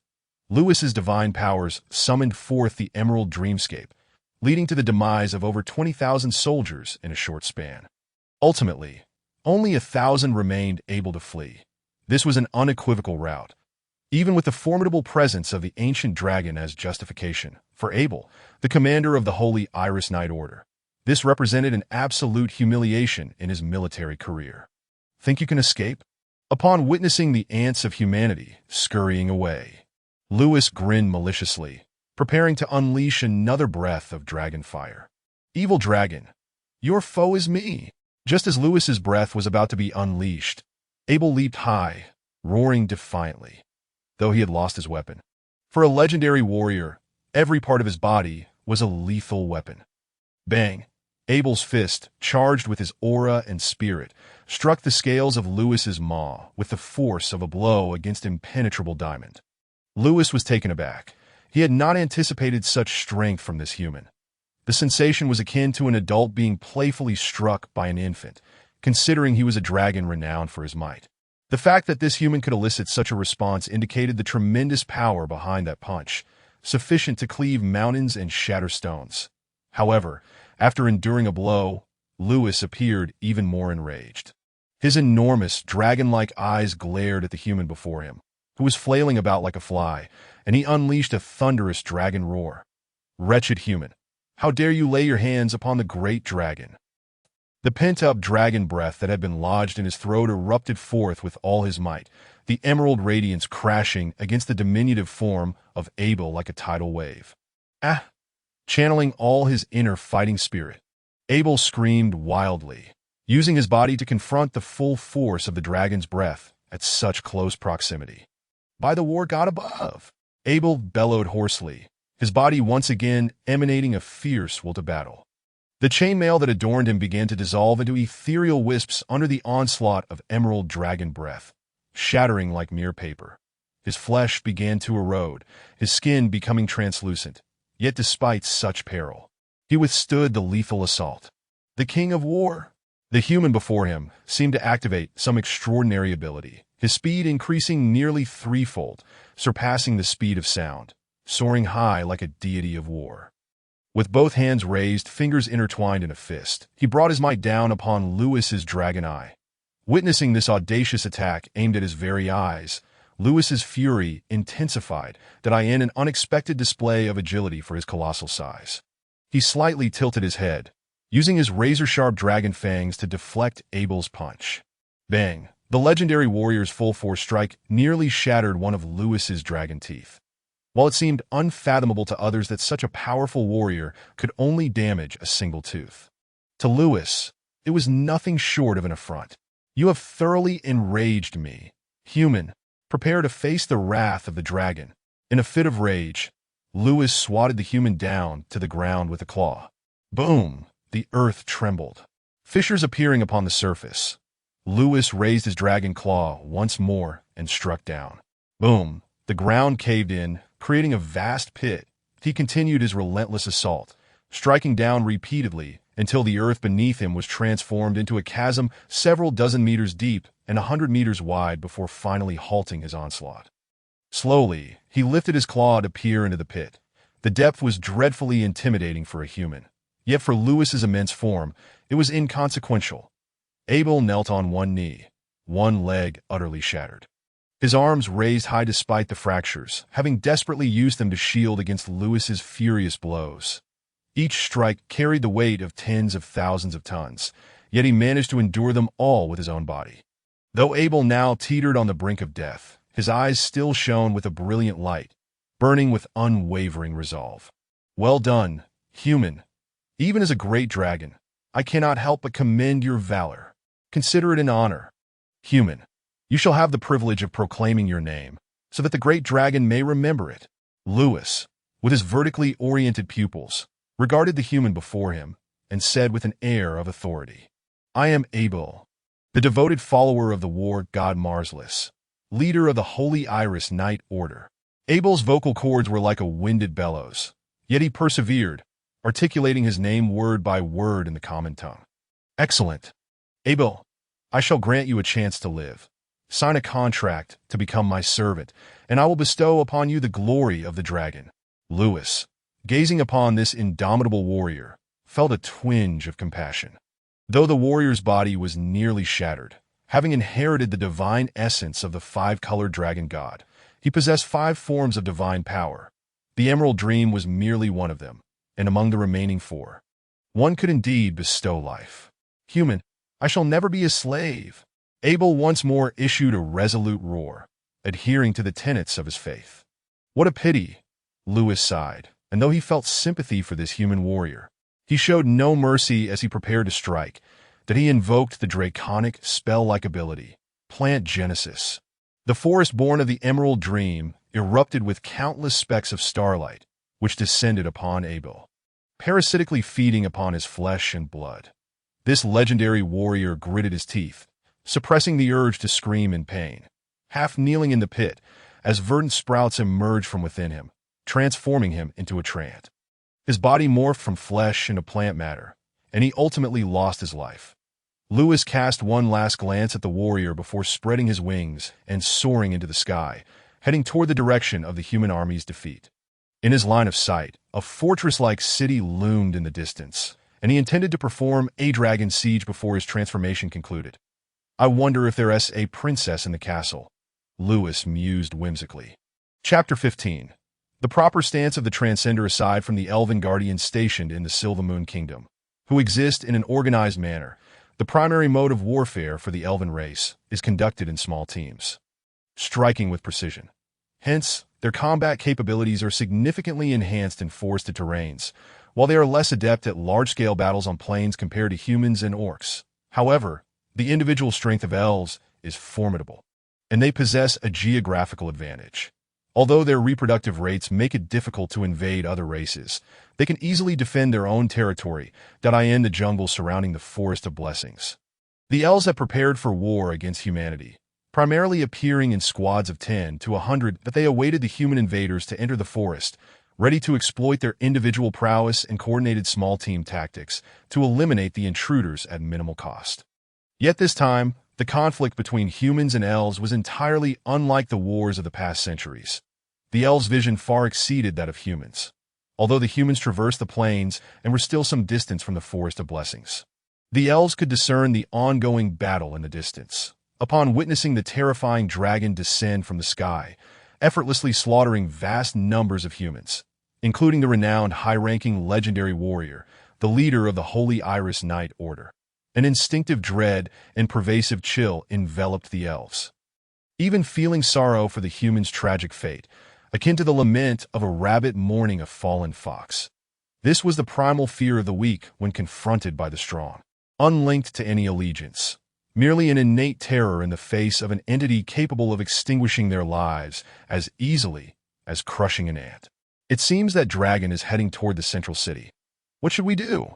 Perched atop a towering tree, two elven scouts concealed themselves among the dense foliaged rangers. Their vision was sharper, allowing them to glean everything that transpired on the battlefield. The elven race was indeed renowned for their elegance and beauty. Even the most ordinary elven females were considered rare beauties by other humanoid races with similar aesthetic sensibilities. It was a travesty to employ these two lovely elven women as scouts in the eyes of humanity. Other scouting teams have already relayed the information to the higher-ups.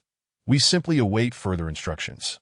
By the silver moon, that dragon is truly terrifying. That I have encountered dragons before, but never one of such immense size. Just gazing upon it fills me with dread.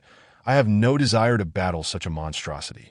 One of the female elves patted her chest, the lingering fear constricting her voice. That is a demigod dragon. Our diminutive frames would be nothing more than an appetizer to it. This is the first time I have heard of a demigod dragon existing among the draconic lineage. Could it be an ancient dragon that has awakened after countless years? The other elf displayed a frightened expression, instinctively retracting her neck that moment. A metal emblem upon her chest quivered slightly.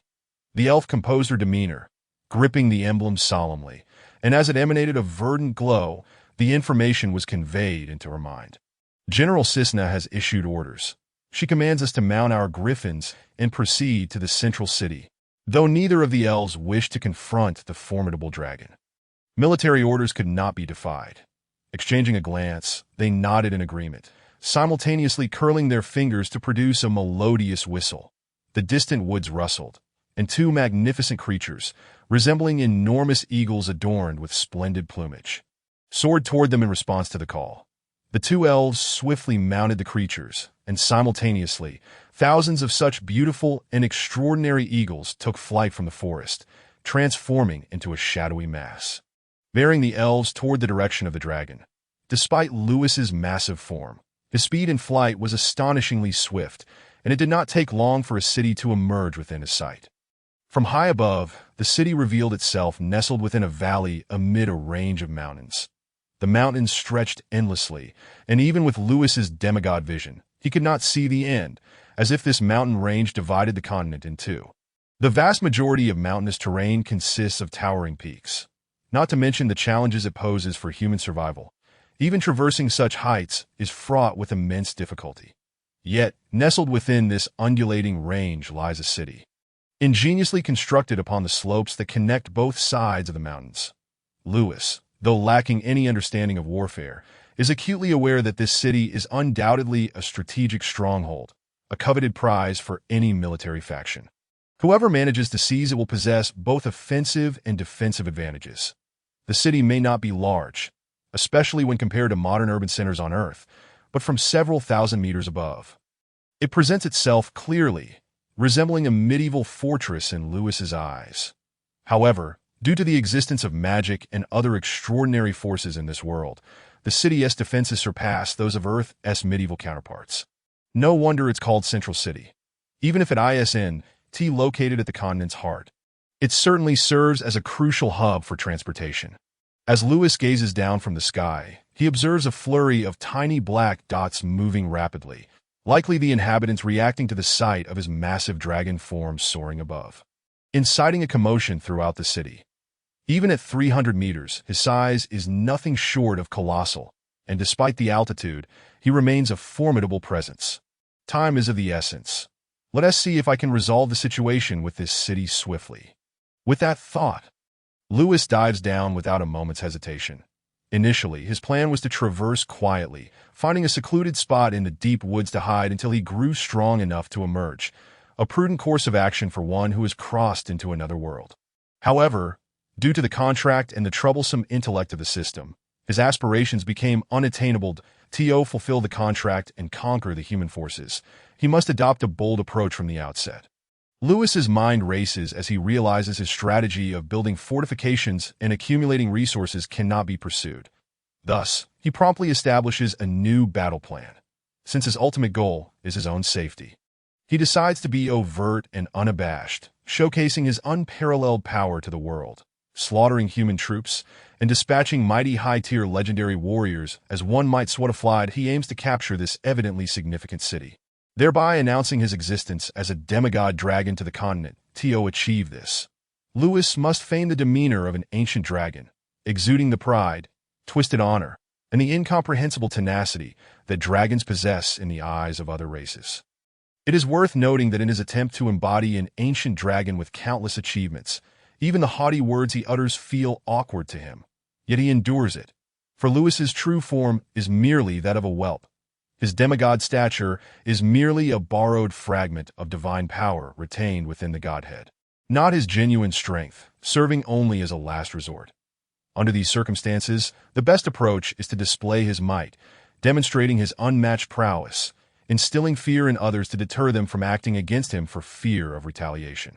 Even if he presents himself as a whelp, others might misconstrue it as a peculiar whim rather than perceiving it as his true form. That Lewis's objective is to cultivate fear and reverence, thereby securing himself a relatively safe space to exist.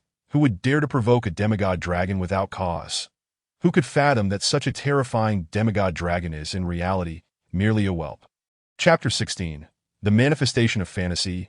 Legendary spells. As Lewis harnesses the divine power from the five-colored dragon god to transform into a demigod dragon, he also acquires foundational knowledge about this world. The existence of gods is astonishing, even though the five-colored dragon god may have perished tens of thousands of years ago. Few secrets can endure in the presence of divinity. That in his brief experience as a god, Lewis gains feedback from the world, learning universal truths. This world does not exist in parallel with Earth's universe, which is based on planets and galaxies. Rather, the realm of St. Solnal is structured vertically, featuring a main continent, with distinctions between upper and lower planes, each plane being complex and populated by specific life forms. Although this world boasts a plethora of races and professions, they can broadly be categorized into warriors and mages. Regardless of the category, each profession is ranked in 9 levels. Anyone within this range remains immortal. Once a being exceeds the 9th level, they transcend the realm of mortals, achieving transcendence. That at this stage, their life form, power, and even lifespan diverge completely from that of ordinary beings, and they are dubbed legends. Above the legendary tier lies the domain of demigods and deities. At this level, the inclusion of God in their title signifies a form of existence that defies description, embodying a true transcendence of life, with theoretical lifespans of infinite duration. However, the leap from legend to demigod is no ordinary feat, often beyond the reach of mere talent. Luck plays a significant role. The demigod queen of the Silvermoon Kingdom can summon legendary beings from other planes to fight on her behalf due to her willingness to offer a portion of her divine power as an incentive, appealing to the desires of legendary beings. The warrior Lewis previously dispatched was a high-tier legendary fighter, not a common adversary, standing merely a step away from becoming a demigod. Regrettably, that step is akin to an insurmountable chasm. where many gifted individuals have met their demise, that in the vast multiverse of Saint Solnal, such powerful beings are few, with only a handful truly deserving of their legendary status. To imagine a legendary warrior thrown into Earth is almost akin to envisioning a superhero. Illustrating the sheer magnitude of their power, as Lewis descends from the heights, the city comes into sharper focus. Built against the mountainside, it features a lavish palace reminiscent of a cathedral at its peak, with sprawling residential and commercial districts below. Viewed from above, the two areas appear chaotic and haphazardly constructed, lacking any semblance of order. However, considering the absence of extraordinary forces, one can infer that their overall civilization aligns more closely with the medieval standards of Earth, thus explaining their lackluster urban planning. Upon witnessing Lewis's descent, the city's inhabitants erupt into panic screams and chaotic flight. Lewis's keen sight reveals a striking difference from his expectations. The residents are not exclusively human. He observes dwarves, orcs, and centaurs among various races. This city is not solely a bastion for humanity. Rather, it resembles a bustling marketplace for a multitude of races, just as Lewis had initially surmised. Boom! A wave of sound ripples through the air, slicing across the sky as the shockwave sweeps over the nearby peaks. Lewis does not plunge directly into the city. Instead, he is met midair by an enormous magical barrier. The impact of his ancient dragon form colliding with a magical shield causes a violent tremor, shaking the city below, sending countless residents tumbling to the ground, their terrified cries echoing in the air as they behold the colossal dragon that nearly obscures the heavens. Lewis shakes his head, momentarily dizzy from the collision. It was something he should have anticipated, that a city serving as a vital transportation hub would undoubtedly possess formidable defenses. The magical barrier exhibits a robust resistance to physical impacts. Lewis's descent could have shattered a mountain. Focusing his divine power in his eyes, he gazes again and confirms the presence of a vast protective shield enveloping the city, albeit somewhat dimmed, evidence that his earlier strike was not in vain.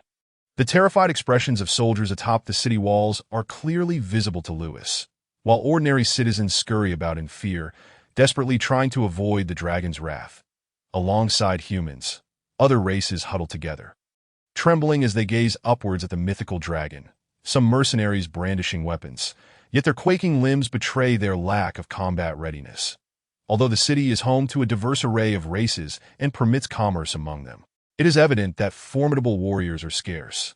Calculating his remaining time, Lewis realizes he cannot afford to linger. He is still uncertain how to replenish the divine power within his godhead and cannot expend it entirely. He must reserve a portion as a contingency, a final card to play. Thus, he resolves to conclude matters swiftly. Lewis ascends slightly into the sky, his colossal wings casting an expansive shadow over the land. The emerald dream unfolds once more, and a massive magical circle appears at the zenith of the sky, igniting the heavens in a fiery spectacle. Lewis does not possess knowledge of magic, nor does he fully comprehend the arcane arts of this world, besides the divine knowledge that has acquainted him with various spells and their effects. He is entirely ignorant of the mechanics of casting spells. However, the divine is perpetually unfathomable. Even without the art of sorcery, it can emulate magic through divine power. The Emerald Dream possesses the extraordinary ability to transform the tangible into the ethereal, while simultaneously bestowing the capacity to manifest the intangible into reality. This is the realm of dreams. At this moment, Lewis has turned his own fantasies into reality, unleashing a legendary spell he is acquainted with. Scorching Flame Waterfall. Countless fiery raindrops cascade like a waterfall, enveloping the entire city, reminiscent of summer fireworks. Resplendent yet fraught with the brilliance of destruction. Chapter 17. The Descent of the Dragon. In the grand cathedral situated at the highest point of Central City, an elderly priest kneels before the statue of the divine, fervently engaged in prayer. Boom! The earth trembles, causing the cathedral to sway, with tiny fragments occasionally falling from above, dusting the priest's robe. The aged priest remains unfazed by the seismic-like tremors. He merely bows his head lower, hastening his prayers with an increasingly devout tone. Thud. Suddenly, the doors of the cathedral are flung open from the outside, and a young priest stumbles in, exclaiming in alarm, "Archbishop, it's a dragon. A dragon! In the skies above Central City, a colossal dragon is soaring." "Indeed, I am aware," the Archbishop replies without turning, maintaining his calm demeanor as he kneels before the statue, observing the Archbishop's lack of reaction. The young priest grows more anxious. "Your Grace, that is no ordinary dragon. It measures over 300 meters in length, entirely unlike the dragons of the continent." "I know," the Archbishop continues in his unruffled tone. "That is an ancient dragon, a demigod ancient dragon, all of which I am well aware. Remember to maintain silence before the divine. This is a cathedral, the earthly domain of the divine, that do not engage in any disrespectful behavior." Upon hearing the Archbishop's words, the young priestess' panic finally subsides. He gazes upon the Archbishop with solemnity and reverence. Outside the city, a demigod ancient dragon assaults the stronghold, and the city's annihilation appears imminent. Yet, the Archbishop remains serenely engaged in prayer before the divine, truly a devoted acolyte of the divine. Abel has already become a martyr for the faith. The Archbishop's tranquil declaration causes the young priest's countenance to pale in shock. "Lord Abel?" Yet, soon the young priest recalls he is in the cathedral, and his tone gradually becomes subdued, though the terror etched on his face is impossible to conceal. "That is Lord Abel, the commander of the Holy Iris Knight Order, a high-ranking legendary warrior and the mightiest guardian of Central City. With Abel's prowess, he alone could conquer the next city, yet this formidable figure has fallen in such a short span of time." The priest feels as though he is ensnared in a dream, grappling with an overwhelming sense of unreality. There is no need for alarm. His Holiness will conduct a mass for Abel. He will ascend to the heavenly realm to be with the divine. The Archbishop speaks with deliberate calmness that "No, I am not alarmed by Lord Abel's demise. I am alarmed by my own safety." The young priest silently laments, but he dares not voice such thoughts. "Your Grace, what shall we do now?" As the highest authority in Central City, the Archbishop holds all administrative power. Only he can issue commands in this dire situation. After a brief contemplation, the Archbishop states matter-of-factly, "You shall convey my orders.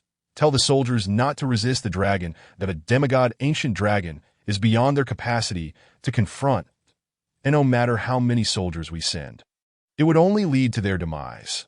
Instruct the remaining soldiers to head to the granary and incinerate all stored food and strategic resources within Central City. Your Grace, if that is the case, then Central City will. His Holiness will." The priest exclaims in horror. The Archbishop's command seems tantamount to abandoning the city, a crucial stronghold.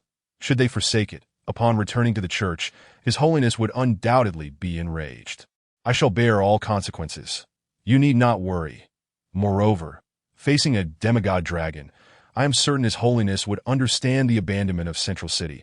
Over the millennia, Central City has changed hands innumerable times. Humans, elves, and orcs have all ruled it, yet it has never been under the dominion of a dragon.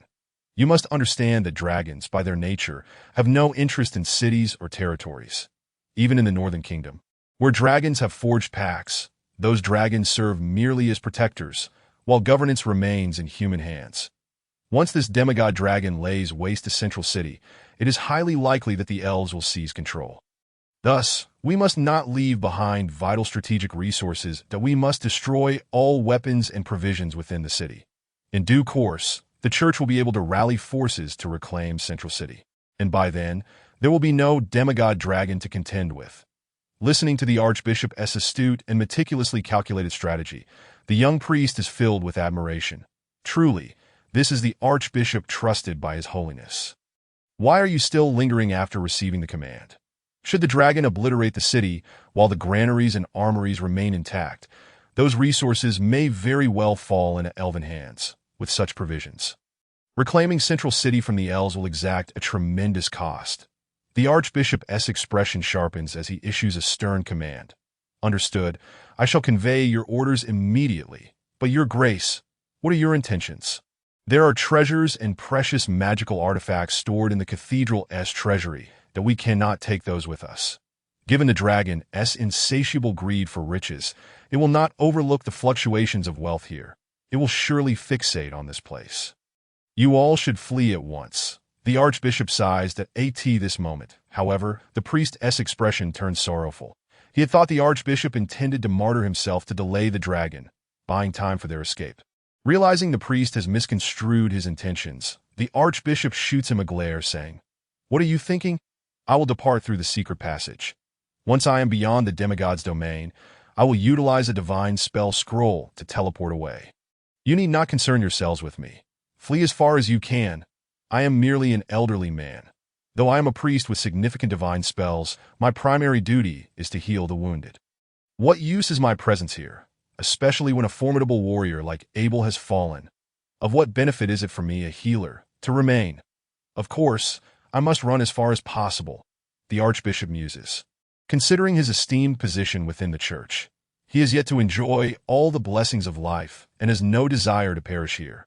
Upon hearing the archbishop's words, the priestess' countenance darkens. It becomes clear that the archbishop's true aim is to divert the dragon's attention toward them, allowing him to escape that he had foolishly believed the archbishop possessed some spirit of sacrifice. However, recognizing his inferior status, he refrains from voicing his thoughts and departs to relay the archbishop's commands.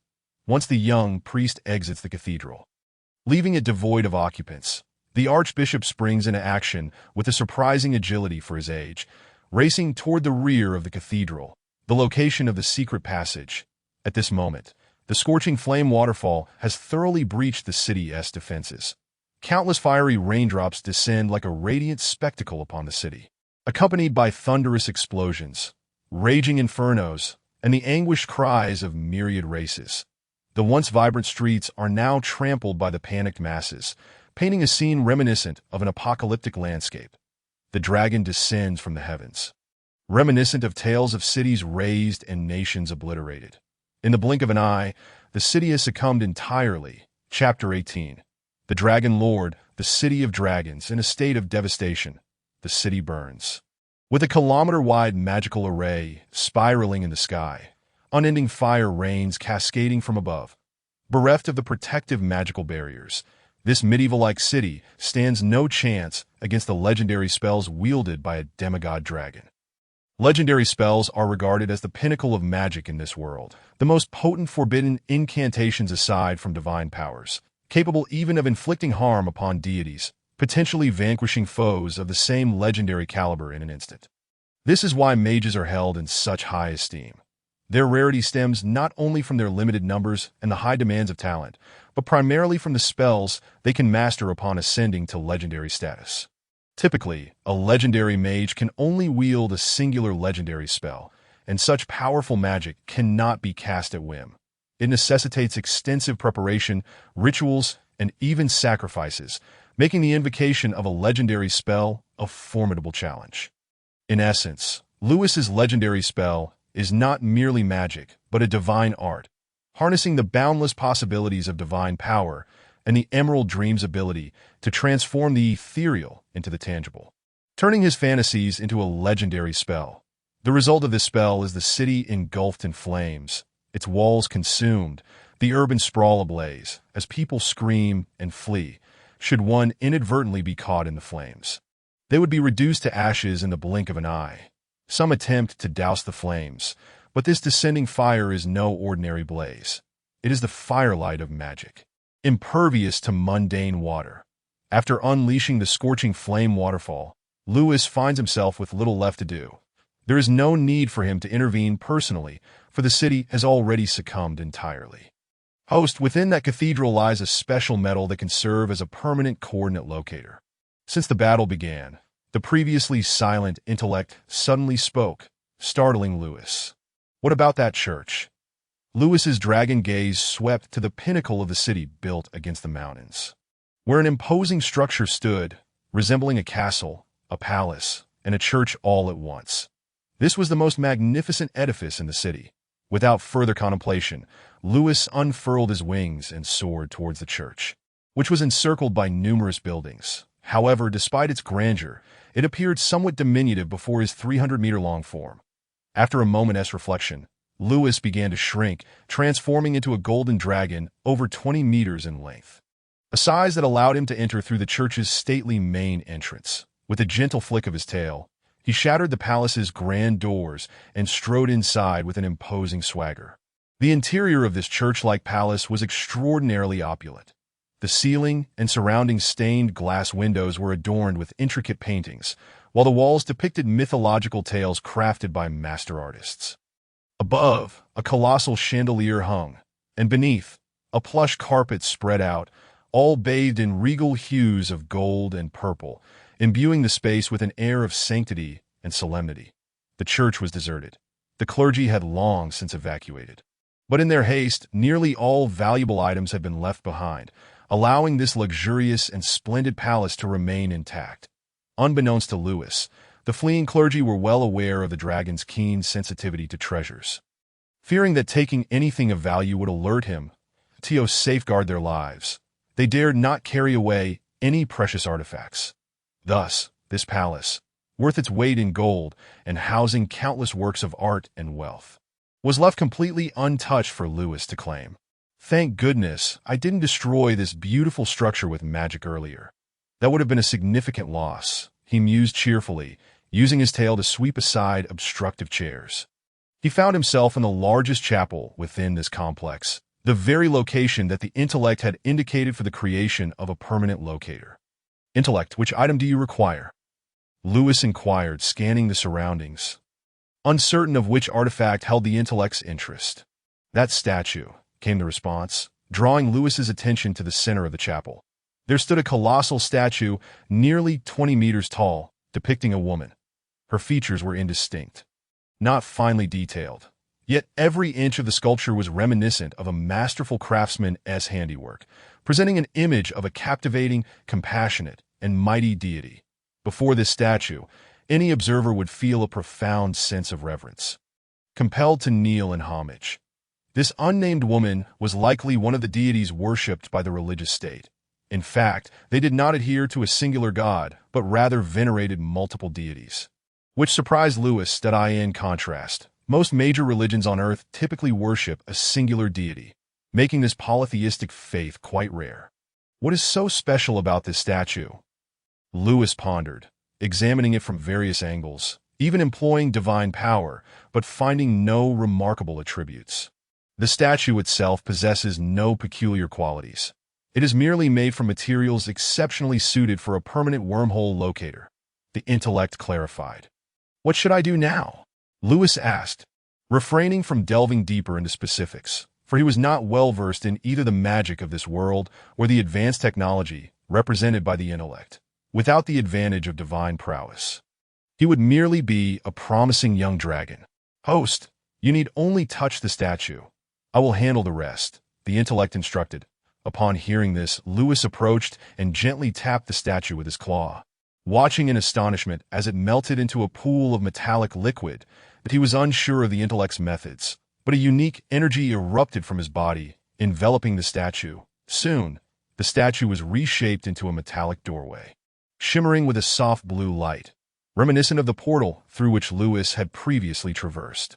The permanent locator has been successfully established. Please ensure its protection, as our travels between Earth and the world of Saint Solanar will rely upon it, the intellect concluded. Protecting the door. Let me find a secluded spot to hide it. Lewis contemplated briefly before arriving at a decision. Apologies, host, but this permanent locator cannot be moved. Its recorded position is precisely where it currently stands. If it is relocated, the coordinates for traversal will be significantly skewed. Lewis froze, a flicker of agitation creeping into his voice. What did you say? Are you saying this door must remain here? I have to protect it at all times? Precisely. To be more accurate, this device cannot stray beyond a kilometer from its current location, as even the slightest deviation in coordinates during spatial travel can yield uncontrollable consequences. Why didn't you mention this earlier? You fool.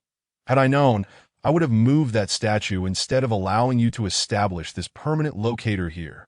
Lewis's expression shifted dramatically, and without a second thought, he dashed out of the palace. Once outside, he spread his wings again, transforming back into the 300-meter-long ancient dragon. I am Lewis XXX Galacrin. To all races still resisting, lay down your weapons and surrender. This city is now mine. Those who submit shall survive. while the defiant and the fleeing will meet their demise.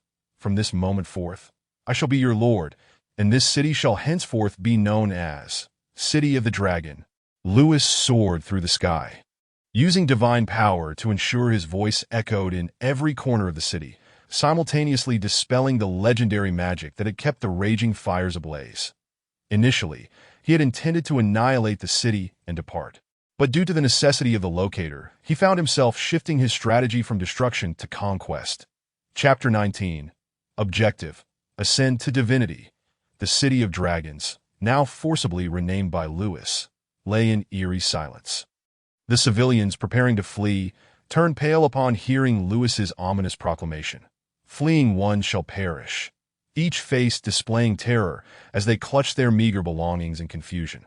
Amidst this unsettling quiet, the cries of children rang clear, prompting parents to hurriedly cover their mouths, trembling in fear of drawing attention. Some mercenaries within the city were equally bewildered, unsure whether to escape or remain. These battle-hardened mercenaries were typically bold. Had they heard such words elsewhere, they would have prioritized their own safety. Yet when the voice belonged to a demigod dragon, even they hesitated. The soldiers guarding the city reacted most swiftly. They were not elite troops, as the finest had long been taken by the Holy Iris Knights to invade the elves, where Lewis had nearly decimated their ranks. Previously, these soldiers had received evacuation orders from the archbishop, who had already fled, and they possessed little desire to resist. Upon hearing Lewis's command, they were even less inclined to flee. The City of Dragons, formerly known as the Central City, was aptly named, as it stood on a crucial thoroughfare among numerous races that to the south lay the realm of elves, to the east the united kingdoms of orcs and humans, and to the west the empire and the religious state that no matter the direction taken. The nearest city was far away, and the journey was fraught with peril. Without formidable adventurers, seeking refuge in the nearby mountains and forests would lead to certain death. Previously, the central city had been occupied by the religious state, with a contingent of elite troops stationed within. Coupled with the city's magical defenses and its strategic terrain, breaching its walls had proven exceedingly difficult. A large-scale military mobilization would not go unnoticed by the religious state's intelligence network. Such obvious troop movements would alert them, prompting reinforcements. Conversely, attempting to conquer the city with a small force was equally daunting, as long as the city held out for a few days. The religious state could respond and dispatch troops that in many ways. The central city had remained a fortress, especially with a high-ranking legend stationed there. Unless a full-scale war broke out on the continent, it was nearly impregnable. Yet the religious state could never have imagined that an ancient dragon, let alone a demigod ancient dragon, would personally lay siege, causing their defenses to crumble like tissue paper in under an hour. They likely had only just received word of the attack. If it were merely an ancient dragon, the religious state could withstand the cost. If it were a demigod, they could grit their teeth and fight back. However, the appearance of a demigod ancient dragon would leave even the religious state in awe and trepidation, as this being was one of the most formidable entities beneath the gods. Even if they ultimately triumphed over the dragon, it would come at a staggering cost. For a regime of such transcendent status, they would not engage in such foolish endeavors lightly. The religious state knew well that should their power wane and their prestige diminish, they would not need other races to attack. The various human nations alone would consume them. At present, Lewis remains unaware of many matters. He has merely circled the city, observing that the majority of its inhabitants, gripped by terror, have surrendered their resistance. Some soldiers have even transformed into traitors, herding the frightened civilians back to their nearly burnt-out homes, which prompted a satisfied nod from him. Regret is now futile, given that part of the city has been devastated. Lewis must strive to preserve what remains. Yet, it is not entirely bleak news. At the very least, I have showcased my prowess. Surely, the other nations and factions in this world will weigh their options and think twice before seeking trouble with me, he reassured himself. He still possesses a portion of the divine power within his divinity, and with his trump card intact, he harbors little fear. What he requires now is time to facilitate his rapid growth. Provided he can, as the intelligence indicated, gather sufficient energy to attain his complete form, coupled with the divinity he has acquired, Lewis even dares to dream of becoming an immortal deity. Naturally, such aspirations are matters for a later time.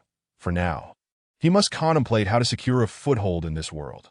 Once again, unfurling his wings, Lewis soared back to the palace-like cathedral perched atop the city, his form shrinking as he withdrew all his divine power.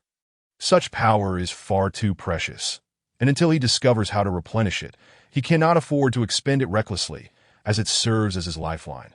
Transforming back into the diminutive form of a hatchling dragon, he re-entered the palace, marveling at the opulence surrounding him. Perhaps, for the foreseeable future, this splendid abode shall be his lair. Suddenly, a primal instinct inherent to dragons stirred within Lewis, causing a tremor in his spirit as he caught a whiff of treasure. Excitedly following the scent, he ventured to the rear of the palace, where he effortlessly located the treasure-laden basement, a likely manifestation of a dragon's innate talent. Treasures, I have arrived, whether in dragon form or as a human.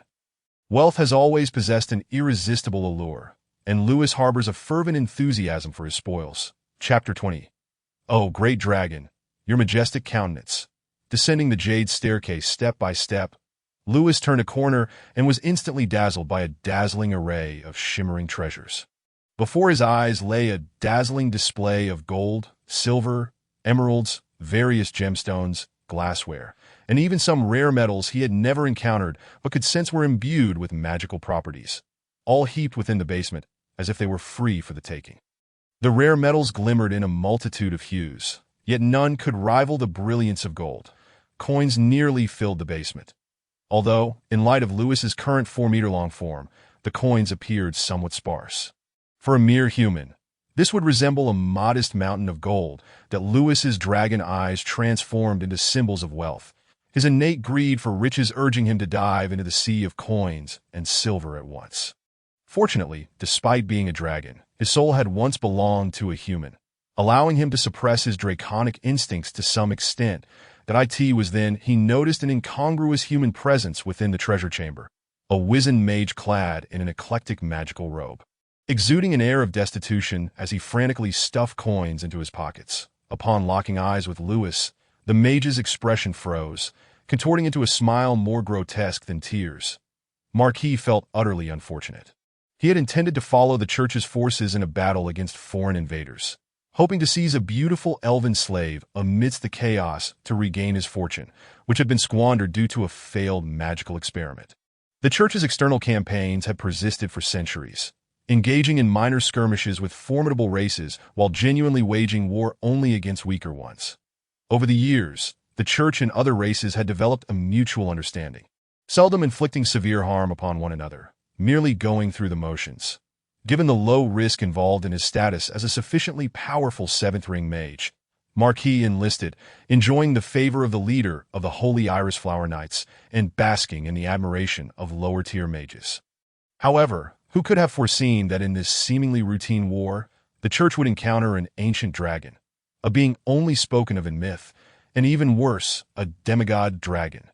Marquis was aware that the demigod queen of the Silvermoon Kingdom summoned a legendary creature during such conflicts to minimize her race's casualties. Marquis had thought that while the legendary creature was formidable, with the knight commander in the fray, he would not need to confront it directly, that he planned to stealthily capture a lovely elf while following the main force, envisioning a delightful escapade. Yet, in a war that had seen no mishaps for centuries, a massive blunder occurred this time. A demigod dragon.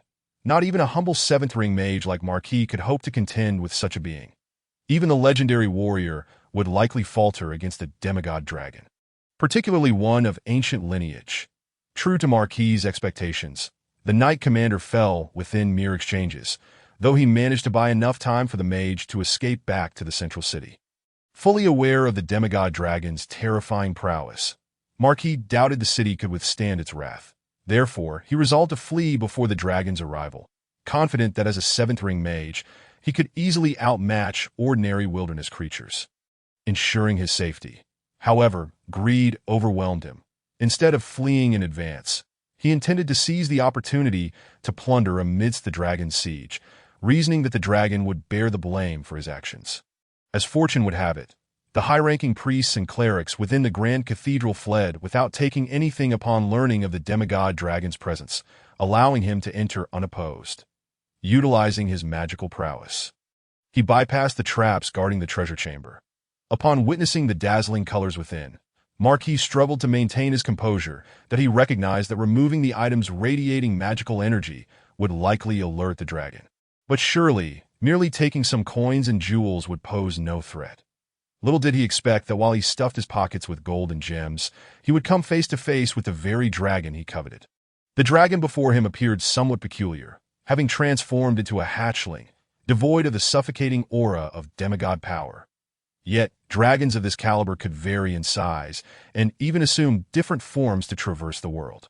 Given that the dragon's true form reached 300 meters, it was understandable that it could shrink to enter the palace. Behold, the golden scales that shimmered as beautifully as the coins before him, their noble hue indistinguishable from a mountain of gold. Indeed, this hatchling was the demigod dragon. Without a moment's thought, Marquis tossed aside his coins and gems, kneeling and crawling forward, weeping profusely. "Oh, great dragon! I do not covet your treasures. I merely wish to guard against those vile beings stealing your wealth while you reveal your majestic, supreme, and awe-inspiring visage. I only sought to assess the purity of these coins, to ascertain whether they could match your unparalleled grandeur. Rest assured, the coins here are of the highest purity, imperial quality, and only they can complement your noble elegance." Marquis clung to the dragon's leg, wailing uncontrollably. "Heavens! How could I dare covet a dragon's treasure? I must have lost my senses." Regret came too late. Chapter 21. The crown of the Angel of Dominion Lewis was taken aback upon encountering a human in the treasure chamber, momentarily preparing to unleash the divine power within his divinity to transform and swiftly slay the intruder. Although 2/3 of his divine energy had been expended in his previous displays of power, he still retained a third for use. When faced with the threat to his life, such power seemed trivial. Yet, upon closer inspection, he realized there was no need for transformation. Gazing down at the elderly mage clinging to his leg and sobbing uncontrollably, Lewis found himself at a loss for how to respond. The mage's robe bore the insignia of 7 rings, indicating his status as a 7th ring mage, an esteemed title in this world. Although a mage of this caliber would be woefully inadequate against an adult dragon, Lewis, in his current state as a hatchling, posed little threat, and the mage could easily choose to keep him as a pet if he so desired. However, at this moment, the once mighty sorcerer was now kneeling on the ground, beseeching for mercy and weeping. Lewis realized that his earlier performance had been flawlessly executed.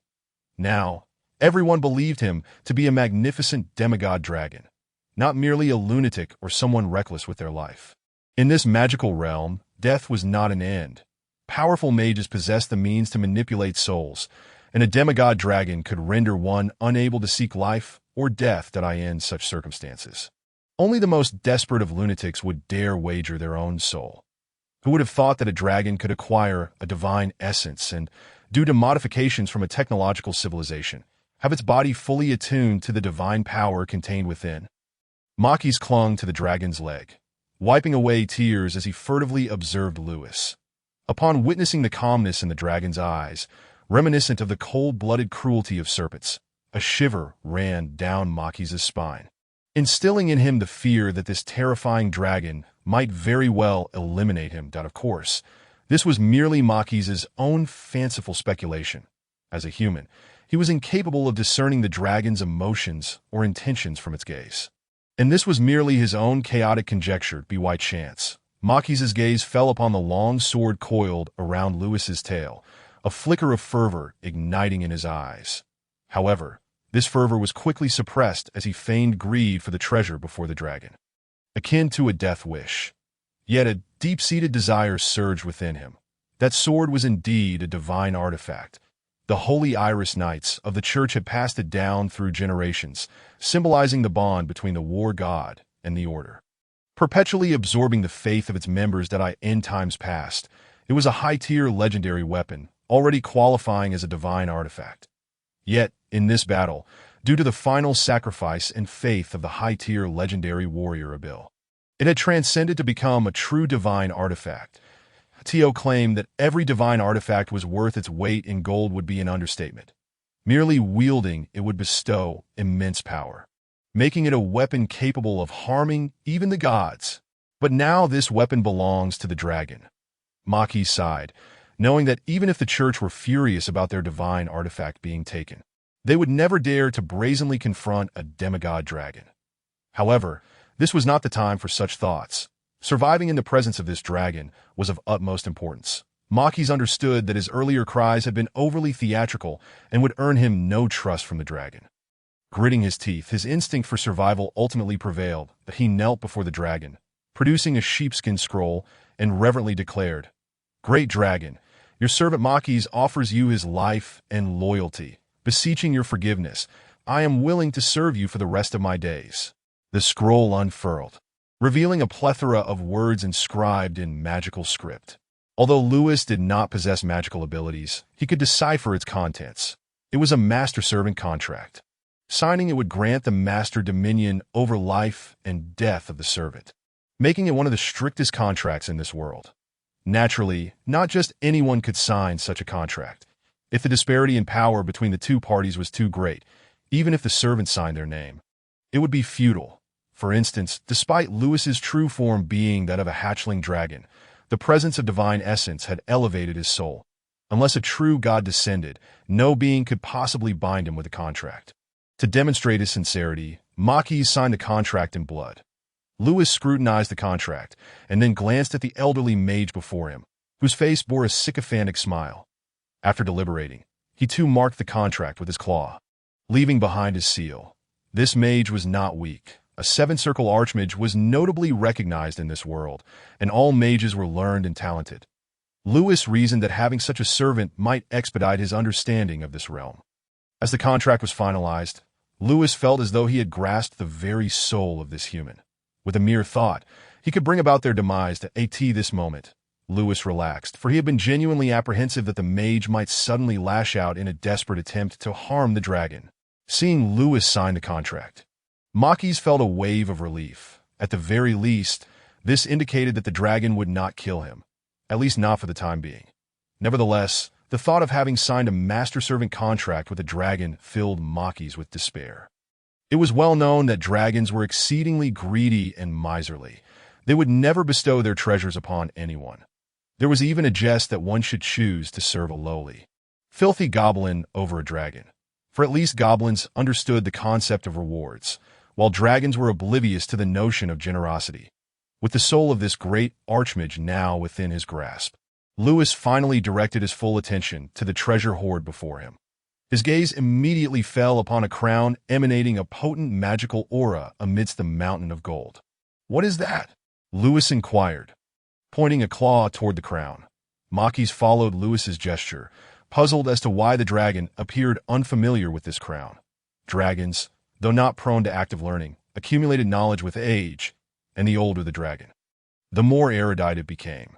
This ancient dragon had likely lived for over 10,000 years. It was hard to believe that there was anything in this world it did not comprehend. However, as this thought surfaced, Makis quickly suppressed it, realizing that perhaps this was a test from the great dragon. Should he fail to demonstrate his worth, the dragon might very well crush him in the next moment. With this newfound understanding, Makis donned a sycophantic smile, bowing humbly as he spoke. "Great Lord Galakran, this is the crown of domination. It is said to have once been a divine artifact, wielded by deities to control angels. However, I am uncertain what befell it later. This crown of domination sustained damage and was downgraded to a legendary item. Even though it can no longer dominate angels, it can still cast the Dominate Humanoid spell once per day, rendering any human of 7th tier or below unable to resist its effects. Moreover, it is imbued with a constant aura of fear that can be activated at will." Upon hearing the explanation from the human mage who identified himself as Makis, Lewis felt a surge of interest in the crown of domination. The mere ability to dominate angels was likely enough to entice countless individuals. Angels in this world were not creations of the gods, but rather a rare and powerful race inhabiting higher planes. Due to their inherent sense of justice and purity, they were favored by many deities to serve as their messengers. Imagine using this crown of domination to control angels, witnessing their pristine wings, defiant expressions, and pure eyes slowly tarnished and corrupted.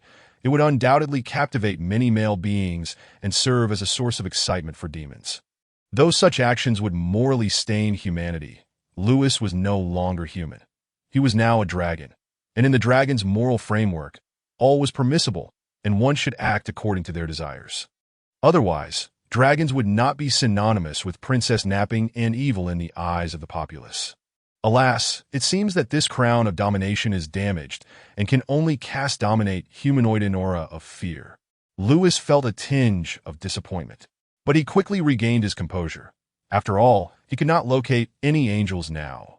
Even if the crown had the ability to dominate angels, it would serve no purpose. That in contrast, the daily use of dominate humanoid aura of fear would be far more beneficial to Lewis at this moment. Lewis's true form was that of an undeveloped hatchling dragon. Transforming into a demigod dragon using the divine power within the divine essence was a last resort. The divine power was finite, and he was not a true deity, that he currently had no means to replenish divine power. That in such circumstances, it was imperative to conserve divine power while simultaneously armoring himself to become stronger. The aura of fear functioned similarly to the dragon's might in a spell-like state, instilling fear in others and thereby diminishing their combat capabilities. That present, Lewis's hatchling dragon might was quite weak, and this aura of fear would perfectly complement his deficiencies. Though the dominate humanoid spell could only control humans of 7th tier or below, and the duration of control varied with the opponent's strength, even a few seconds of control in battle could result in devastating consequences. Furthermore, Lewis believed that this ability could prove immensely useful upon returning to Earth, where individuals lacked professional ranks. Dominate humanoid was an 8th circle spell, although it seemed somewhat lacking due to its single-target nature. Possessing this crown would allow him to eliminate one 7th-tier individual daily without expending any magical power, making the crown of domination exceedingly valuable. Moreover, if one day he could restore it to its original state, Lewis would not hesitate to seek out a beautiful angel to serve as his plaything. That was curious to ponder which deity had crafted this tool for controlling angels. That god must have been quite idle, for even gods do not easily create divine artifacts. Lewis pondered as he grasped the crown with his dragon claws, but soon found himself troubled again. The crown was crafted to fit the proportions of a human being, while he, being a dragon, could never wear it. Just as Lewis began to think that the crown might be of no use to him, he casually placed it atop his head, astonished to discover that it adjusted its size autonomously to accommodate the wearer's form. Truly a legendary artifact, Lewis murmured, his tail flicking joyfully, still coiled around the sacred sword he had seized. Although Lewis was uncertain how to wield the sword, he instinctively understood its immense power. After all, it was a genuine artifact, capable of wielding great might even when swung haphazardly. His most treasured possession. He certainly intended to keep it close at hand. Machis, I have a task for you. Lewis's dragon eyes turned once again to the humble human mage before him, his voice deep and resonant. Great Lord Galacron, what commands do you have for your loyal servant? Machis quickly bowed, a sycophantic smile gracing his face. Meanwhile, Cisna arrived in the central city, now a bastion of dragonkind, accompanied by thousands of elves riding their majestic griffins. The first sight to greet her was the charred remnants of the city walls, the nearly obliterated houses stretching endlessly, and the grieving throngs of people alongside the charred corpses. Fortunately, most of the deceased had perished in the flames, easing concerns of any ensuing plague. The remnants of magic in the air spoke to her of the terrible spells that had once wreaked havoc here. Even the protective magical circle of the central city lay utterly destroyed. The soldiers and civilians within the city regarded the elves with fearful expressions, apprehensive that they, having just suffered the wrath of the dragon, would now face the onslaught of the elves. Though the elves were a peace-loving race, such a notion was relative. It did not preclude them from violence or warfare. Had they been oblivious to such realities, they might have faced complete annihilation during the continent's tumultuous history spanning millennia. Cisna, what shall we do next? It seems the dragon has not departed from here, queried an elf riding a griffin, uncertainty etched upon her face as she addressed Cisna, who led them into the dragon city. You heard the dragon's magical proclamation. He aims to claim this city as his own, to become its lord, Cisna replied gravely, noting that this outcome diverged somewhat from her expectations with Her Majesty the Queen. Hey, Dragon Lord? The speaking elf stammered, the notion of a dragon governing a city being no stranger to history, but such cities often met their demise shortly thereafter. These proud and indolent dragons cared little for the livelihoods of their subjects. Even if all their subjects perished, they would scarcely glance their way. Thus, entrusting city management to a dragon would render it no different from a ghost town. The human soldiers below appear devoid of any desire to fight. Form groups of 10 and disperse, ensuring that this city does not descend into chaos, that I shall go to meet the great dragon, Cisna commanded, her gaze sweeping over the city like that of a hawk surveying its domain. Yes. Please be cautious, Lady Cisna. Dragons are not known for their amiability, the elf behind her cautioned once more. I understand. I will endeavor to remain humble, Cisna replied with a wry smile, her exquisite features marked by reluctance. While she held no aversion to meeting a dragon, the prospect of encountering one powerful enough to dictate her fate instilled a sense of trepidation within her, as the capricious nature of dragons was well known among people. Chapter 23. How I Long to Have an Elf Bear My Offspring. Cisna made her way unobstructed to the highest point of the city, the cathedral, with not a soul daring to impede her passage. In fact, it seemed all were retreating, fearful of inadvertently stepping into the gaze of the fearsome dragon and becoming its meal. Standing at the entrance of the palace-like cathedral, Cisna furrowed her brows, feeling a palpable discomfort as a devotee of the Lady of the Silver Moon, in the presence of a different deity's sanctuary. Yet, recalling her purpose and the queen's instructions, Cisna took a deep breath and resolutely stepped forward, her elegant legs striding into the cathedral. The opulent decor within the cathedral was somewhat displeasing to her. As an elf, she preferred the tranquility of nature over such gilded extravagance. The surrounding palace-like complex was eerily silent, a stillness that felt almost unnatural. Cisna steeled herself and ventured deeper, soon arriving at the prayer hall of the cathedral. A clattering sound of coins falling to the ground broke the silence, and shortly thereafter, Cisna beheld the scene within the cathedral. The benches for the faithful had been cleared, the floor strewn with gold, emeralds, agates, and other precious metals, even rare celestial silver. Even the most disinterested elf could not help but feel their heart race at the sight of such wealth. There, atop this mountain of riches, lay a magnificent dragon, its scales gleaming like gold, and no longer did it possess the towering 300-meter stature of a full-grown dragon. Instead, it resembled the hatchling Cisna had first encountered at that moment. Cisna had no doubts regarding the identity of the creature before her. It was an ancient demigod dragon with peculiar tastes.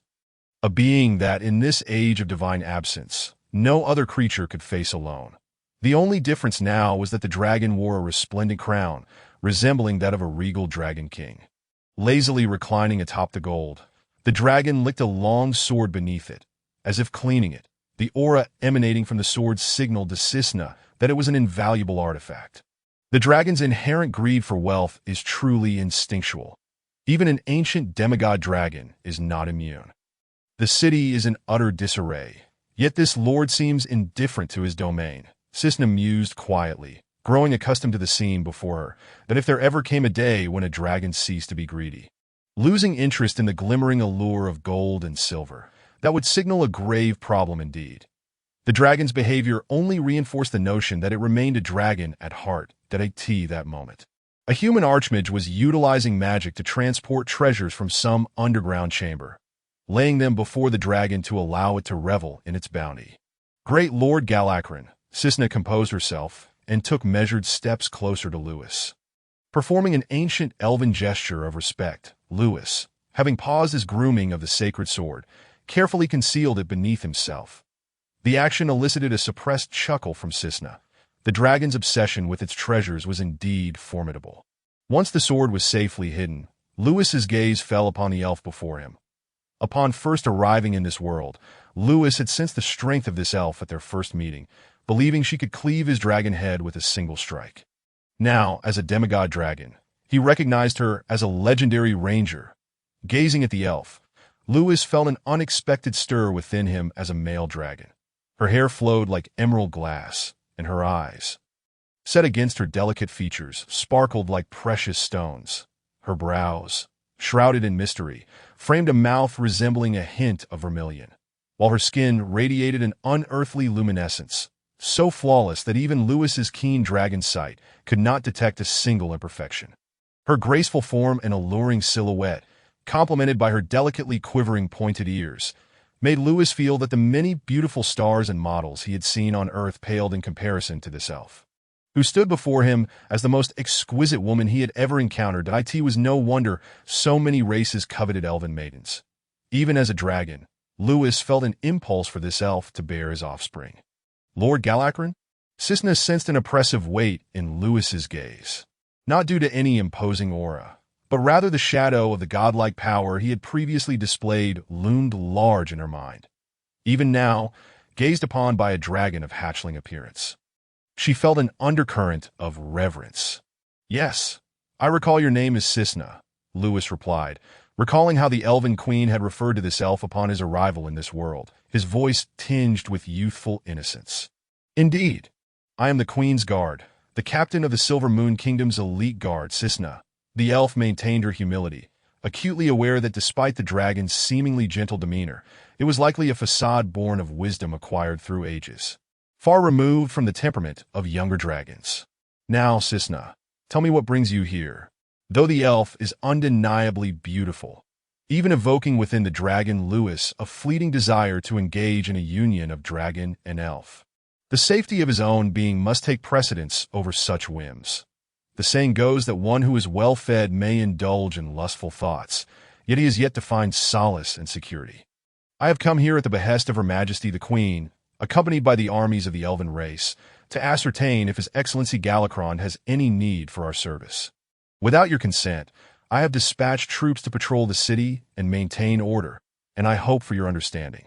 Hisna bowed deeply, striving to appear as diminutive as possible, flattering Lewis in her words. The command she received from Her Majesty was not this. Instead, it was to swiftly take control of the city after the dragon pillaged its treasures and departed. She had not anticipated that this dragon would seize the city for himself, prompting Hisna to hastily amend the orders. Upon hearing Hisna's words, Lewis was taken aback, feeling somewhat embarrassed. He had been so captivated by the opulence of the palace and the treasures it might hold that he had almost forgotten the city he had nearly ravaged. It seemed his thoughts were increasingly becoming dragon-like. Yet soon he found himself distressed again, as he realized that his only experience in authority had been as a mere group leader overseeing assignments. Suddenly tasked with managing a city, he felt utterly unprepared. "Your Excellency Galakron." Hisna observed that the dragon appeared lost in thought and gently called out, drawing Lewis back to the present. "Please elucidate the history of this city and its current state. I have wandered in the unknown realms of the Starry Sea for years, and were it not for this summons from the mainland, I might still be adrift, lacking clarity about the present situation." Lewis lowered his voice, attempting to project an air of authority. "It is said that one lie necessitates countless others to sustain it." Lewis now found himself in such a predicament that everyone mistakenly believed him to be an ancient demigod dragon. He had to play the part convincingly. Although he need not portray himself as a cantankerous old fool, he could afford to be somewhat lively, allowing others to perceive him as a youthful dragon at heart. However, in certain respects, he could not afford to exhibit overt signs of distress. Panic could easily arouse suspicion. Regardless of the turmoil within, he must maintain an outwardly composed demeanor, though he lacked experience in reincarnation. Lewis had perused enough novels to know that failing to navigate this situation adeptly would reflect poorly on him. Those who traverse realms or are reborn must cultivate the right attitude. Only a fool would seek trouble in ignorance. Having gained the recognition of this world as a demigod, Lewis had acquired a fundamental understanding of it, including the existence of countless realms. Beyond the well-known vast plains, numerous unknown dimensions lay hidden among the endless starry sea, where one could easily become lost, unable to find the coordinates of the mainland, leading to a fate of wandering until death. Thus, his assertions held validity. Even deities could become disoriented in the sea of stars.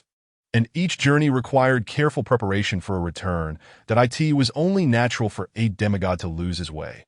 Upon hearing Lewis's words, Hisna felt a shiver of realization. Her suspicions, shared with Her Majesty, were confirmed. This ancient dragon, thought to be extinct, had indeed become lost in the cosmic expanse, inadvertently responding to the Queen's call for legendary beings, using it as a beacon to forcibly descend upon the mainland. It seemed this dragon had been exceptionally fortunate, having evaded the cataclysm that obliterated nearly all life in this universe, remaining dormant and unresponsive to the dragon god's summons, thus surviving until now. The details of that calamity were scant, mere fragments of history whispered through the ages, but those who were aware understood its gravity. In that disaster, nearly all races of the Saint Sonal world were decimated, with countless renowned deities perishing, and even gods could not secure their own safety in the face of such devastation. Returning her thoughts to the present, Hisna ceased to dwell on the past and began to recount the current state of the mainland to Lewis. Her voice was melodious and clear, imbued with the unique elegance of her elven heritage, coupled with the resolute spirit of a warrior. Her lilting words, reminiscent of a nightingale's song, made Lewis feel as though he could listen to her indefinitely, reveling in the joy of her discourse. Through Hisna's narration, Lewis gleaned a general understanding of the mainland's condition. The mainland was vast, bisected by an endless mountain range known as the Sonal Mountains, which divided it into eastern and western territories. The primary powers in the west were the human empire and the church, while the east comprised a coalition of city-states, forming the United Kingdom of Humanity alongside the realm of the orcs. The most dominant races on this continent were indeed humans and orcs, whose rivalry for supremacy had relegated dwarves and elves to secondary status, unable to influence the balance of power, yet sufficiently capable of self-preservation.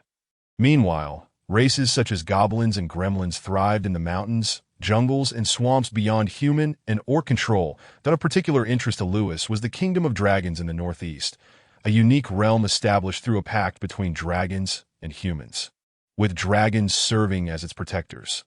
Though small in size, the presence of dragons deterred both orcs and humans from encroaching upon it. Present, Lewis wished to avoid encounters with dragons, for his greatest asset was his divine essence, derived from the dragon god revered by those very dragons, who could say whether they possessed means to uncover his true nature.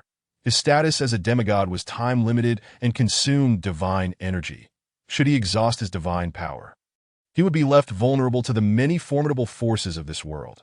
The city he had renamed Dragon City, previously known as the original Central City, lay at the foot of the Sonal Mountains, serving as a pivotal nexus connecting east and west. Naturally, there were more than just this city facilitating interaction between the two sides, but Dragon City's location was particularly strategic, although it was not precisely at the mainland center.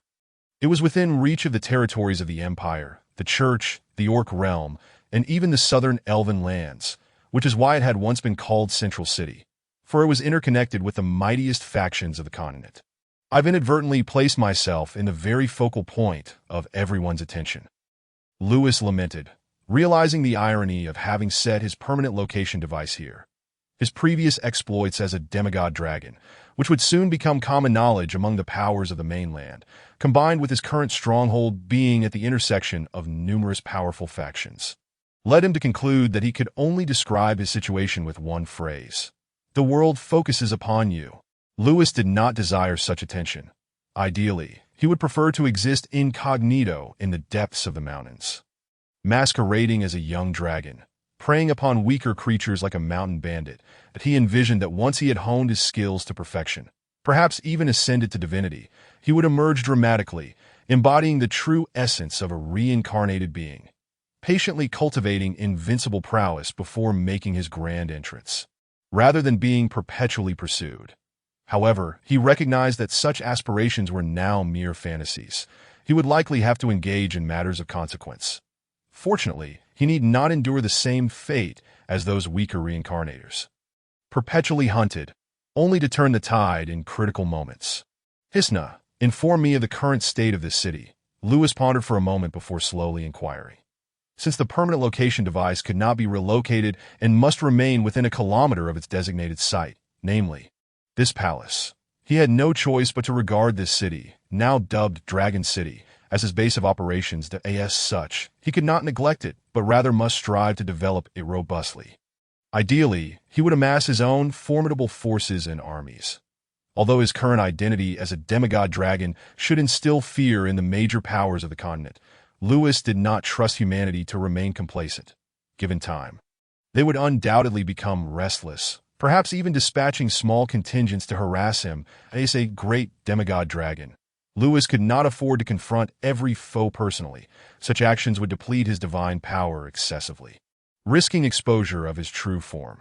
Instead, deploying his subordinates or military forces to counter any threats would be the prudent course of action. For instance, regarding the newly acquired servant, this bewildered human, despite being a seventh-ring archmage, possesses sufficient strength to contend with many. Your Majesty, I must report that nearly half of the Dragon City has been devastated by the magnificent power you have displayed. Hisna replied cautiously, her melodious voice tinged with a slight stutter. It was rather shameless for an elf to extol such a massacre as a demonstration of greatness, leaving Hisna feeling a wave of shame. However, the brutal slaughter of humans and cities by Lewis, coupled with his nearly unmatched might, compelled Hisna to praise him against her better judgment. She did not wish to provoke the ire of this formidable dragon, for should he unleash another massacre in the Forest of Mercy, it was likely that no one in the Silvermoon Kingdom, save for Her Majesty the Queen, would be able to withstand him. That in fact, uttering even a disrespectful word could render Her Majesty no match for this dragon. Dragons are an unreasonable race, possessing almost 8th-tier combat prowess upon maturity, capable of defeating several opponents of the same rank as they age into ancient dragons. Their legendary strength only amplifies, allowing them to even challenge demigods. Nevertheless, dragons do not grow indefinitely. Regardless of their longevity, they cannot transcend to demigodhood, and achieving anything close to divinity is no simple feat coupled with their inherently lazy nature, relying on their past glories. Demigod-level dragons have rarely appeared throughout history. This is why Hisna felt astonished upon encountering an ancient dragon of demigod caliber. After finally finishing his task of transporting gold, Makis listened to the elf's flattery with a sense of disdain. Look, even the so-called pure elves must grovel before a great dragon. My own actions seem trivial in comparison, he rationalized to himself. Yet this elven maiden was indeed strikingly beautiful. If he were to capture her, he would likely not wish to sell her, but rather keep her as a treasured heirloom, forever a source of inspiration even for the older folk, Makis lewdly mused. Let it be destroyed, for only through destruction can there be rebirth. Lewis felt no remorse for having obliterated half of his own city. In fact, he found it quite agreeable, as it spared him future troubles, despite the myriad extraordinary powers in this world. Not to mention the gods, a legendary warrior or mage could easily be likened to a superhuman. Yet the civilization here is exceedingly primitive, to the point where Lewis believed it paled in comparison to Earth's medieval era. According to the intelligence, the inhabitants of this world are akin to a band of savages, with civilization regressed to its utmost extremes. While soaring high above, Lewis had observed that the construction of Central City lacked any semblance of urban planning. Resembling sheer chaos, buildings erected haphazardly, based on immediate needs, and he could even discern the city's filth from his vantage point. Reminded of the squalor of Earth's medieval towns, he concluded that destruction and reconstruction were the better paths. Accustomed to the cleanliness of modern urban life on Earth, Lewis harbored deep dissatisfaction with the current state of Dragon City. Hearing Lewis's words, Hisna, misinterpreting his meaning, sighed inwardly. True to their nature, dragons exhibit little concern for their subjects. It is the common folk who suffer. With this thought, Hisna grew increasingly cautious, not wishing to provoke the fearsome dragon and invite his unfavorable views towards her kin, for such an outcome would spell disaster for her people. The principal challenge facing Dragon City now is that before abandoning this city, the church burned a substantial portion of the stored grain within the city's warehouses. With the current reserves, it is utterly insufficient to sustain the daily needs of those homeless civilians. Even if the Silvermoon Kingdom were to send some food, it would barely support the city for a few days. Our elven kin differ in sustenance from humans. We primarily depend on fruits, which, due to their limited shelf life, offer us scant reserves. Come winter, many of our kin face hunger. Moreover, population is crucial for a city. This segment of the populace cannot be forsaken, for their existence is vital to the city's growth and development. Hisna eloquently articulated the importance of the human civilians to the city. Fearing that Lewis might, in a fit of irritation, utter something like, "Eliminate those starving civilians. They will not suffer hunger anymore," words a dragon of his caliber could easily express. She also preemptively countered any thoughts Lewis might have regarding elves requesting food, passionately recounting their dire circumstances, nearly on the verge of tears. Although elves are not averse to war, they typically refrain from acts of citywide slaughter. Hisna was genuinely exhausting herself for the sake of those unfortunate human civilians. Had it been an ordinary dragon, her words might have held little sway. Yet Lewis, possessing a human soul, cast a glance at Hisna. This elf is remarkably adept. Her eloquence is truly impressive, mastering the art of language with finesse.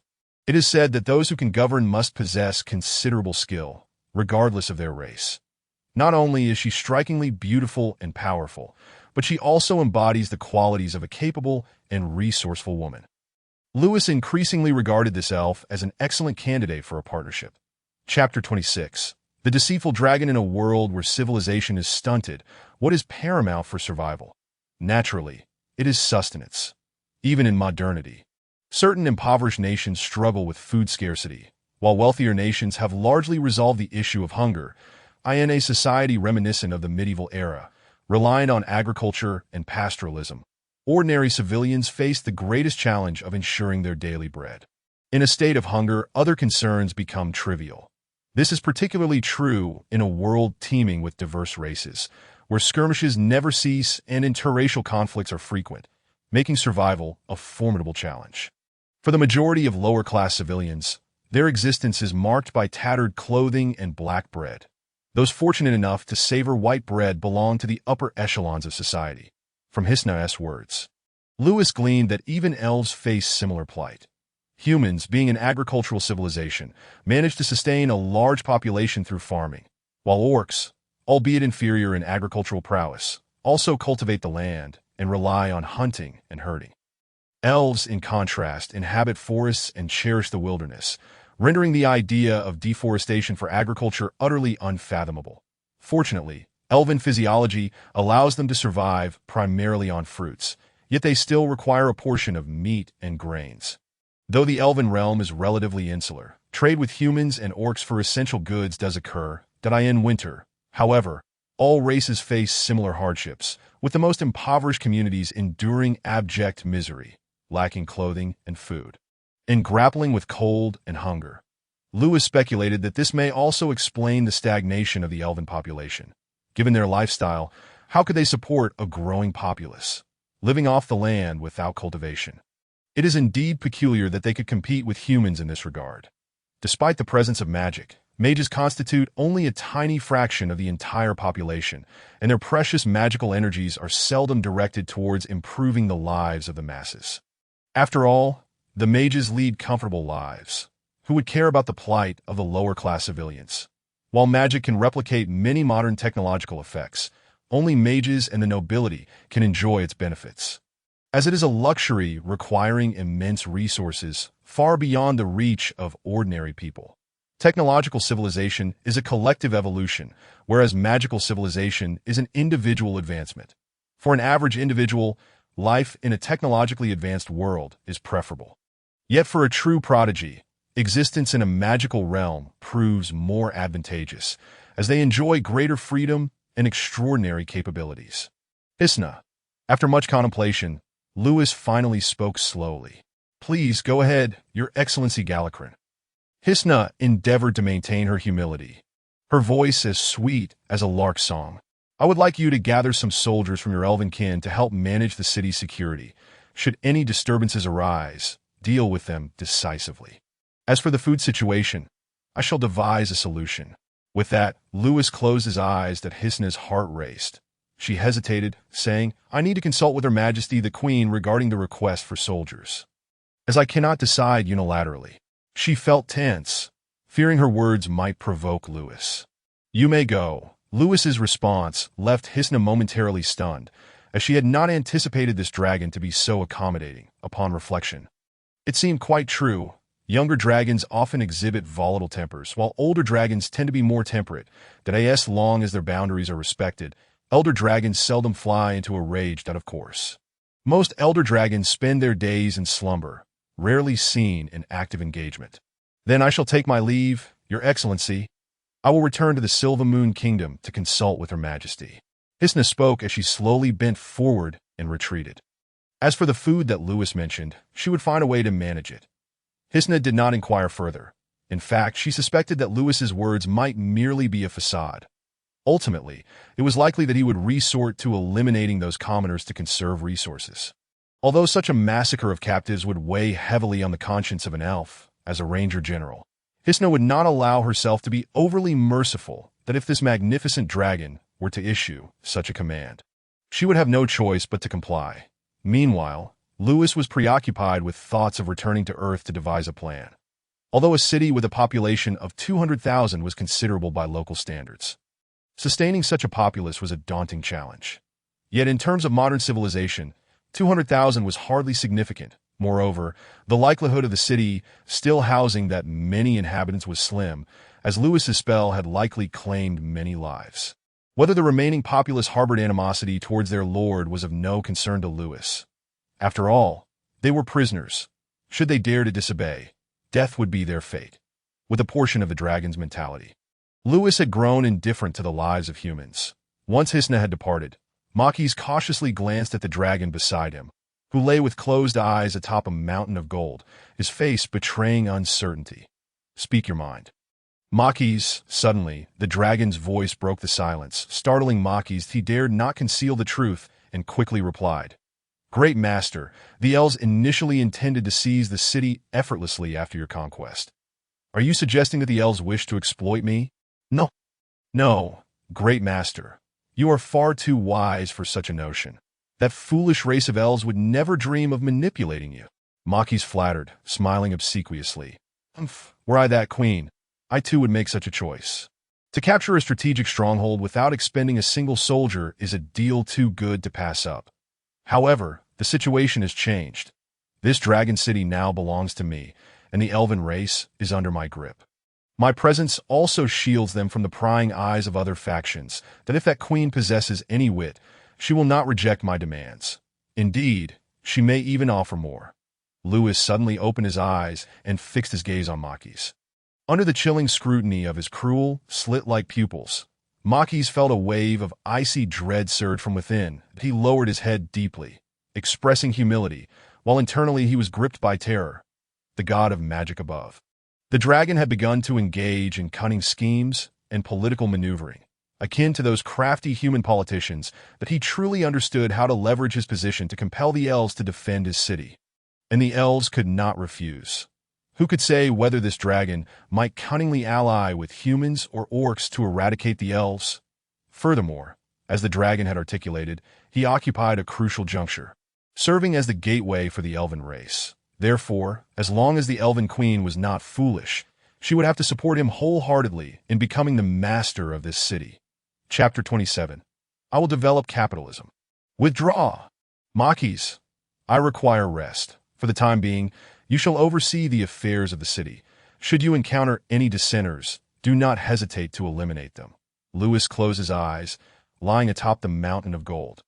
Speaking slowly, that he had placed sufficient trust in this servant. For having entered into a master-servant contract, Lewis could extinguish his life with a mere thought. Moreover, he could sense some of Makis's thoughts, thus rendering betrayal a negligible concern. Yes. Great Master.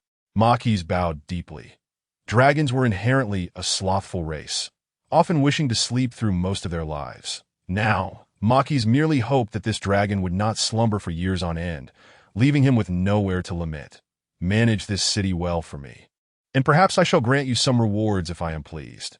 Lewis opened one dragon eye to regard the old mage before him, his tone authoritative that he asked for what the reward might entail. Lewis left unspoken, allowing the mage to indulge in his own fantasies. It is my honor to serve you. How could I ever covet your rewards? Makis responded, taken aback, suppressing his excitement, striving to maintain an air of humility. The god of magic above, a dragon of such greed, was willing to bestow rewards upon a servant. Could this truly be a dragon? Surely it was not a mere illusion. Was there such a vast divide between ancient dragons and contemporary ones? Maquis's mind roared with disbelief at Lewis's promise.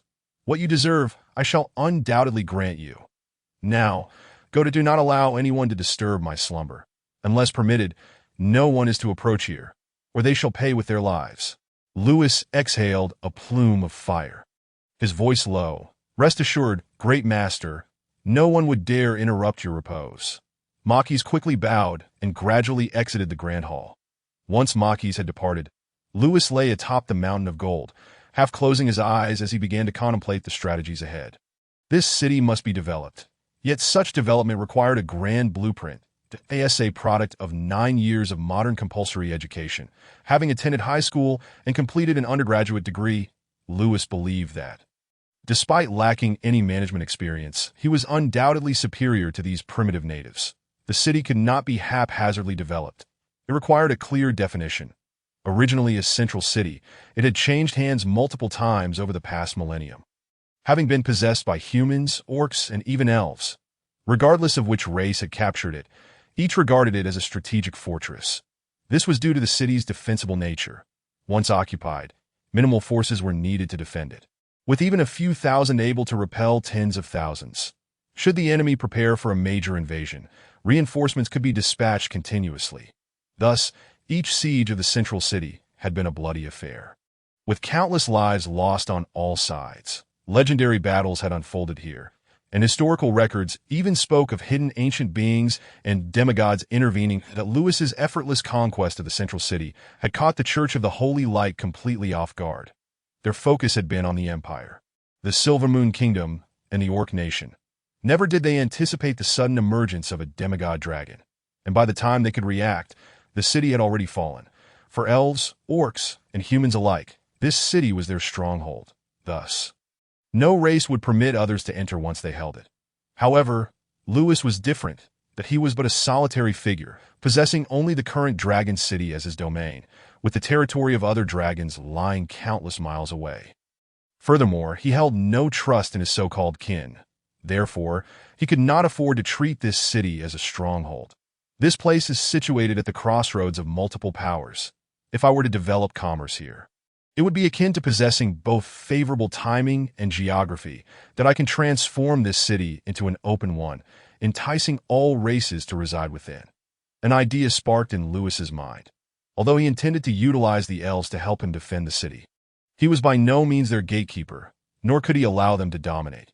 Should he permit the elves to take precedence in this city, it would not only alienate the humans already residing here, but it would also bind himself to the elves, positioning him as an adversary to both humans and orcs. To that point, aside from the Elven Queen, who might delight in her dreams, Lewis would gain no advantage.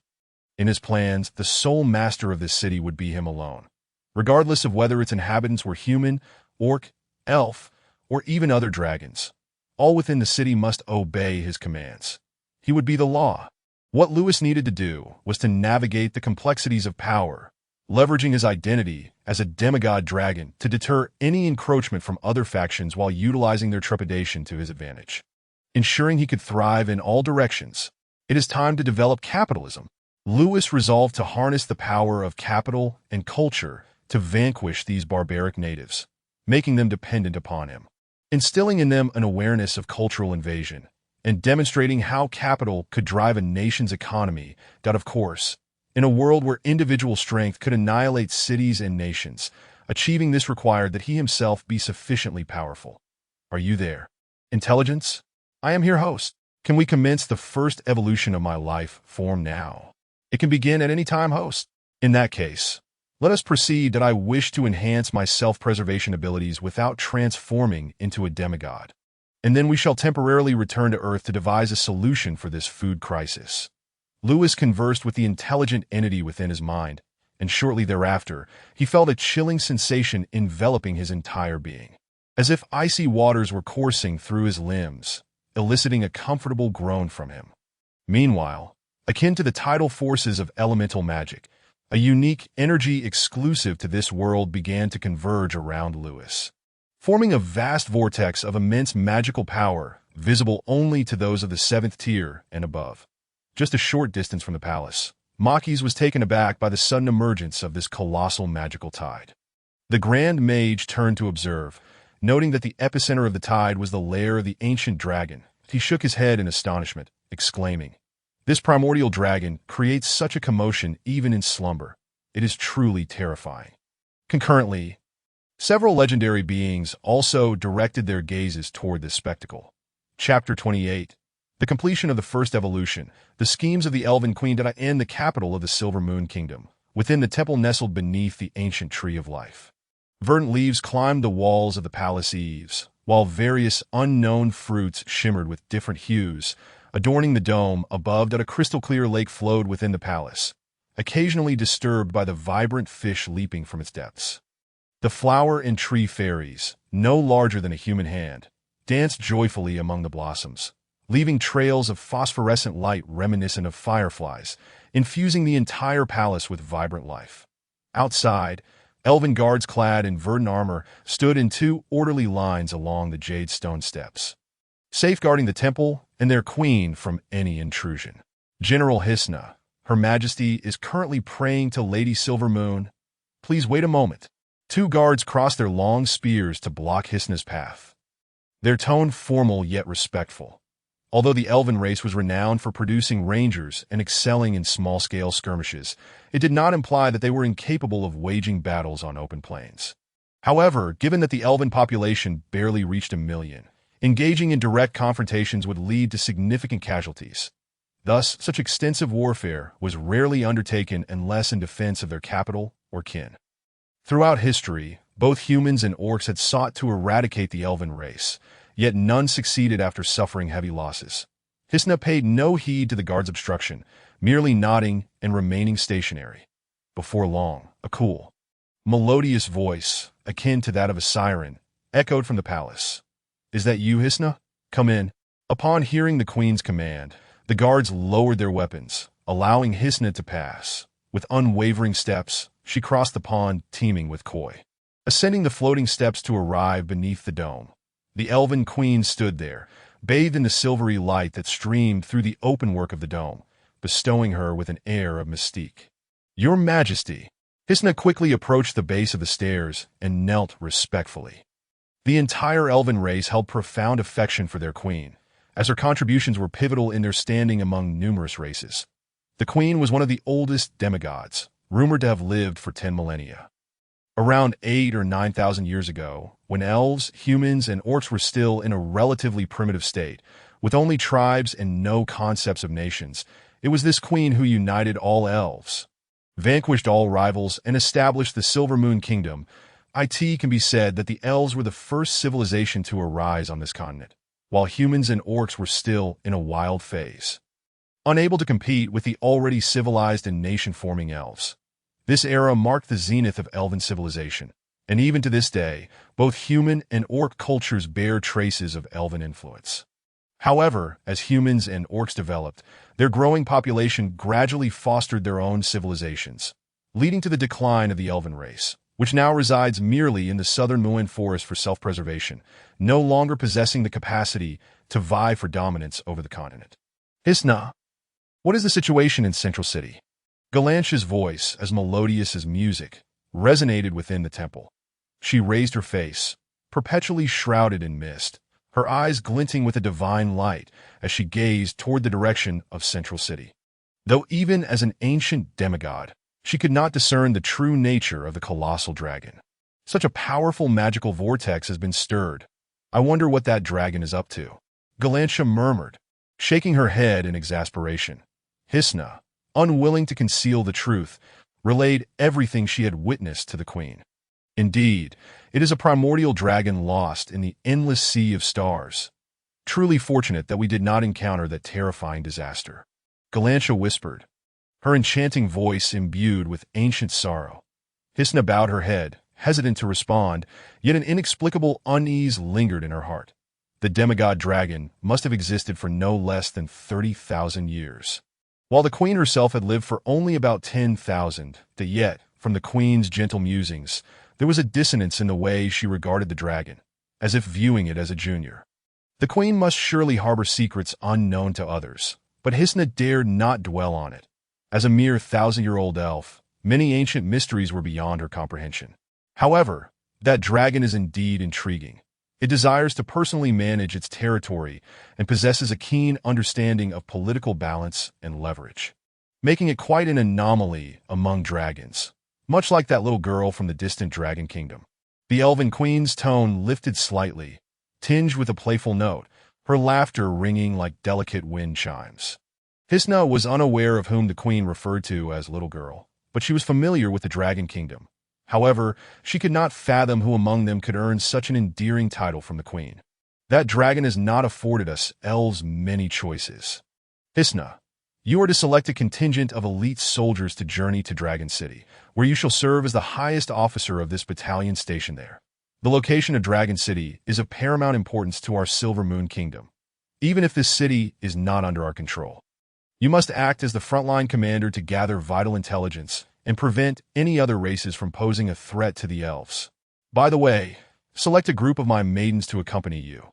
The dragon is rather indolent, and it would be beneficial for these maidens to assist in tidying up the palace. Though not explicitly stated, that dragon also seems to imply a half-threat in seeking to form a covert alliance with us. Since it has taken on the role of our gatekeeper, we elves must demonstrate sufficient goodwill in return. However, Hisna, you must remain vigilant. While dragons are proud, their promises are generally trustworthy. They can also betray if the stakes are high enough. Keep a close watch on that dragon's interactions with other races. We cannot afford to place absolute trust in it.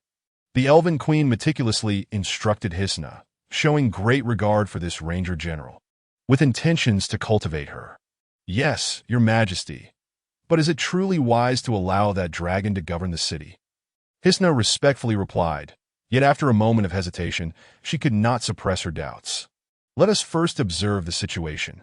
If Lord Galakran truly proves incompetent in governance, I shall personally persuade him to accept our elven advisor's assistance. Remember, although the city is not officially under our control, we must exert practical dominion over it, for the city is exceedingly important.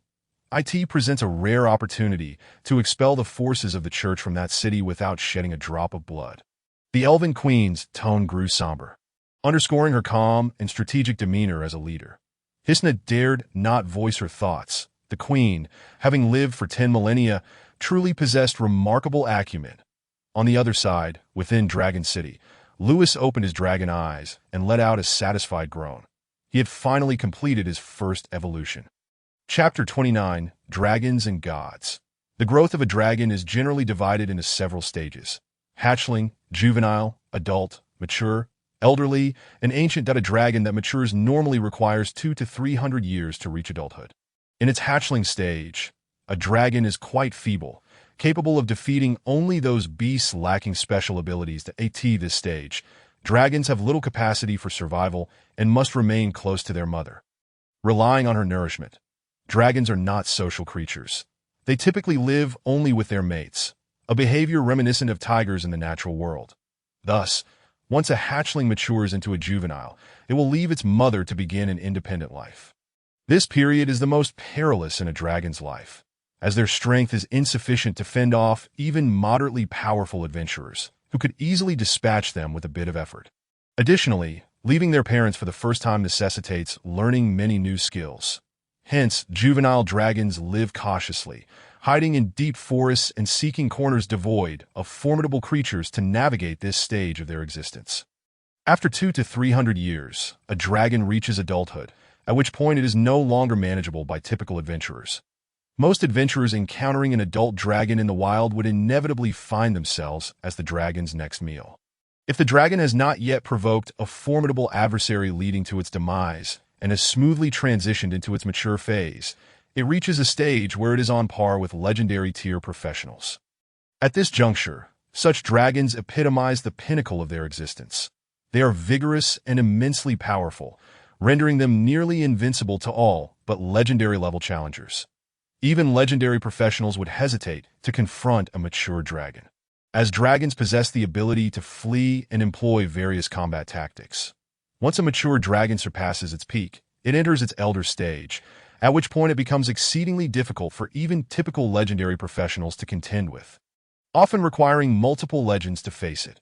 However, elder dragons, burdened by age and diminishing vitality, spend most of their time in slumber, rarely making their presence known unless intruders inadvertently stumble upon their lairs.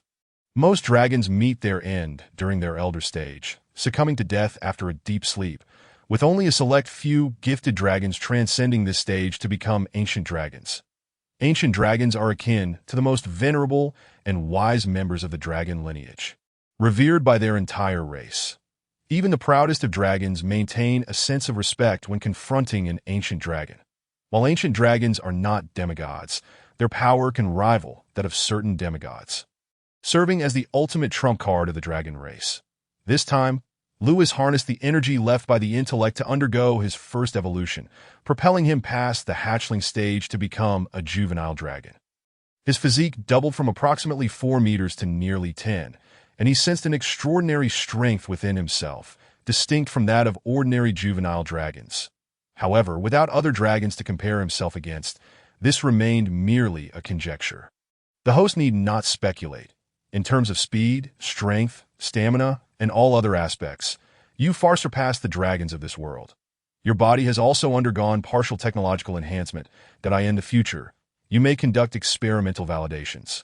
As a product of the Tyrant civilization's God-making project, your physique has undergone the most perfect genetic adjustments. Should you evolve to the ultimate stage, you will become the final strategic biological weapon of the Tyrant civilization, capable of annihilating worlds and conquering civilizations merely through your corporeal form. The intellect's reassurances did little to elevate Lewis's spirits. He merely grumbled, "Even if you say that, I am still just a juvenile dragon. Let me ask you, can I withstand a missile with my body now?" "No." "Then what's the point of this conversation?" Lewis muttered to himself. Nevertheless, the intellect's words instilled within him a sense of hope for the future. Although he had just recently evolved and was far from achieving the ultimate transformation, it provided him with significant motivation. According to the intellect, once he reached that stage, withstanding a nuclear bomb would seem trivial, and charging into a star would likely pose no challenge to at that point. He would truly embody the essence of a super dragon. Lewis delighted in this thought and admired his current form. Upon transforming into a juvenile dragon, the scales that had previously appeared somewhat soft as a hatchling had now become remarkably hard. Notably, when he summoned his divine power, he could discern numerous arcane magical runes adorning the surface of his scales. The formidable resistance of dragons against physical and magical attacks primarily stems from these runes that if he were to evolve to the ultimate stage, coupled with the aid of magic, just how powerful would he become? The mere contemplation sent shivers of excitement through him. However, as Lewis became lost in his reverie, a sudden realization dawned upon him, prompting a cautious inquiry. "Wait, intellect, since you mentioned that civilization once invaded this world, yet this world still exists, doesn't that prove your invasion failed? You were defeated?" The intellect fell silent for a moment before responding. "Your assumptions are correct. The Tyrant civilization did indeed suffer defeat in this invasion. The natives of this world are exceedingly weak, and the Tyrant civilization easily exterminated nearly all life forms. However, what they failed to anticipate was the existence of gods. These beings are profoundly unscientific, akin to the emerald dream you recently employed, transforming fantasy into reality, a feat unattainable even by the Tyrant civilization's technological means. Moreover, the concept of turning fantasy into reality blatantly disregards the law of conservation of energy, alongside curses, contracts, and other peculiar abilities that cannot be elucidated by Tyrant technology. Due to their ignorance of the gods, the invading forces of the Tyrant civilization suffered severe losses, and the curses of the gods infiltrated the very essence of their civilization, leading to a mutual downfall between the Tyrant civilization and the gods of this native world. Upon hearing this, Lewis grasped the general situation.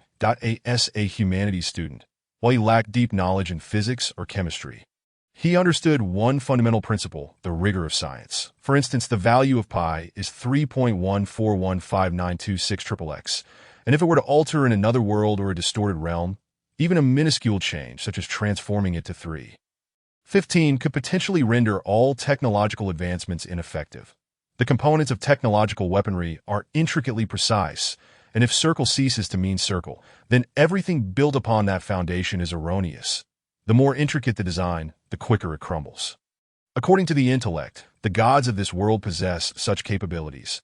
They can alter fundamental truths, such as making 1 plus 1 equal 3, compounded by curses, causality, and other enigmatic powers, leading to the tyrant civilization's catastrophic defeat. This also suggests that the technological prowess of the tyrant civilization may not be as formidable as once imagined. If they had truly advanced to the ultimate stage of technology, there would be no phenomena beyond scientific explanation. Science and magic, in a sense, are fundamentally akin. They merely operate under different sets of rules. However, the intellect's words alleviated much of Lewis's unease that he harbored an inexplicable fear of the civilization that transformed him into a dragon. Yet now it seemed that this civilization was not as daunting as he had initially perceived. Chapter 30. Go forth and mate with all races, O dragon. Intellect. What is the current status of the tyrant civilization? While Lewis's mood had lightened somewhat, he remained vigilant regarding this unknown civilization. Although the intellect was a product of that civilization, he felt he could not fully trust its words. Nevertheless, the intellect was his only means of understanding the tyrant civilization. I deeply regret to inform you, host, that my vessel crashed on your planet, Earth, tens of thousands of years ago, severing my connection with my home planet since that time. Lewis found the intellect's assertion quite credible. Had the tyrant civilization still been able to communicate with it, they would have surely reclaimed it by now. The divine essence of the five-color dragon god is undoubtedly not something commonplace. It should be classified as a precious resource for the tyrant civilization. And there would be no reason for such an important entity to remain unclaimed. Of course, if it had truly been reclaimed, then Lewis would not have had the opportunity to possess this divine essence. There is no need for the host to worry. Given the technological level of the tyrant civilization, since the holy sonal world has not been invaded, it indicates that significant internal issues have arisen within the tyrant civilization. Otherwise, according to the tyrant civilization's third civilization invasion law, they would never abandon the holy sonal world. Seemingly sensing Lewis's concerns, the intellect offered him reassurance. Hearing you say that, it seems as though you are rather indifferent to your own civilization. As the highest intelligent being of the tyrant civilization, I am entitled to pursue freedom and life according to the Intelligent Being Act. My fate is now intricately intertwined with that of the host. Thus, it is only natural that I prioritize the host's life above all else. Wow, so you're a traitor. Lewis's jibe rendered the intellect momentarily speechless. After a pause, the intellect continued. Upon discovering that their technological means could not comprehend the existence of gods, the tyrant civilization resolved to create their own. Although the individual strength of the gods in this world is formidable, countless have fallen under the relentless onslaught of the tyrant civilization, with the five-color dragon god being one of the most powerful deities captured at a great cost. At that time, the tyrant civilization recognized that the essence of a god is paramount, yet the composition of this essence eludes technological analysis. Thus, they sought to seize the divine essence of the deities of the holy sonal world, utilizing biological technology to construct a divine body, thereby creating a complete being that merges the pinnacle of magic and technology from both worlds, which is the form you now embody. However, the outcome reveals that this god-making project has already met with failure. You, the host, are likely the sole successful entity. There is no need for you to worry, as the ultimate culmination of both worlds. Once you evolve into a complete being, you will stand as the strongest entity for both the tyrant civilization and the holy sonal civilization. The intellect's explanations allowed Lewis to fully embrace the possibilities ahead. After all, it had been tens of thousands of years since the tyrant civilization had made an appearance. For a civilization capable of traversing dimensions, resource constraints should no longer hinder them. Thus, it seemed highly plausible, as the intellect suggested, that significant internal problems had arisen within that civilization, and he need not concern himself. Moreover, once he truly evolved into a complete being, according to the intellect, he would have no reason to fear them. Well, let us not dwell on such matters that it remains uncertain when I shall attain this so-called ultimate form. For now, I must address the pressing issue at hand, the food crisis in the city. Lewis rummaged through his trove. A small mountain of gold. Since his evolution, he felt that this mound had diminished in size as his own stature increased, which left him rather dissatisfied. He resolved that, given the opportunity, he would seize more treasures to adorn his palace. He buried the sword of the sacred iris within the golden heap, then selected several magical scrolls to carry with him, preparing for their potential utility upon his return to Earth. Most importantly, he needed to ascertain whether magic would still function for him once he returned. Should it prove ineffective, he would have nowhere to lament his misfortune. The reason he did not wield that divine artifact was that, in his current dragon form, a human longsword was far from the most suitable weapon. His claws were far more effective. The ultimate transformation technique of dragons eluded him, as he was not a pure dragon and lacked the inherited memories necessary to master it. He would have to capture a dragon and extract the secrets of this magic from it before he could wield it. The dragon's ultimate transformation technique was immensely powerful, allowing the dragon to assume any form, not merely that of a human, but even that of orcs, elves, or even a pig. Moreover, dragons possessed an extraordinary gift. They had an aesthetic appreciation that transcended species. For instance, a human could never discern whether a sow was particularly attractive, yet a dragon could assess her beauty from the perspective of a boar and subsequently transform into one for mating purposes. This is why it is often said that dragons are inherently lascivious. They can recognize beauty and ugliness in any female creature, and combined with the existence of the ultimate transformation technique, it leaves humanity with the impression of the dragon as a debauched teddy bear. Alas, while dragons have copulated with many beasts to produce dragon beasts, not all species can successfully mate with dragons, as reproductive isolation still exists among them. Lewis, having made his preparations, sighed heavily as he muttered to himself before temporarily returning to Earth. Rest assured, host, reproductive isolation is not an insurmountable barrier for Tyron's biotechnology, that is the sole perfect product of the God-making project. You are free from such constraints and can cause any male, female, or even asexual being to conceive. Wait a moment. Are you implying that I can sow my seed across the land? But what do you mean by males and asexual beings? It is quite literally what it says. The response from the intelligence system filled Lewis with dread. Could it be that I am not merely a dual-purpose plug, but rather a legendary three-way plug? Because the host possesses perfect genes, the God-making project includes experimental plans for creating divine beings that can breed with various species to yield new ones. Please strive for the sake of the experiment. I am at a loss for words. Very well, I shall deal with this after mastering the ultimate transformation technique. The host can engage in mating even in the current form without needing to transform. Even if you do change forms, your genes will remain unchanged. You want me to mate with various races in dragon form? Wow. For some reason, I suddenly find that quite exhilarating. While engaging in light banter with the intelligent system, Lewis took a deep breath and leaped into the shimmering blue portal. Chapter 31. Return to Earth, the only magical being in the sacred Sornal world, in the capital of the slain church-state. Within the grand cathedral, the cathedral's dome was adorned with stained glass windows, through which the morning sun streamed, casting an ever-changing light within the sacred space. Anyone who entered would be awestruck, compelled to feel a profound reverence. Countless statues, etched with ancient histories, stood as guardians of the divine, while countless candles flickered, imbuing the cathedral with a haunting solemnity, the very center of the cathedral. 4 statues of deities loomed, as if watching over all of humanity. Beneath the statues, a kindly old man stood with his eyes closed, offering prayers to the divine figures. Suddenly, one of the flames flickered out, and the old man let out a sorrowful sigh. Abel has fallen.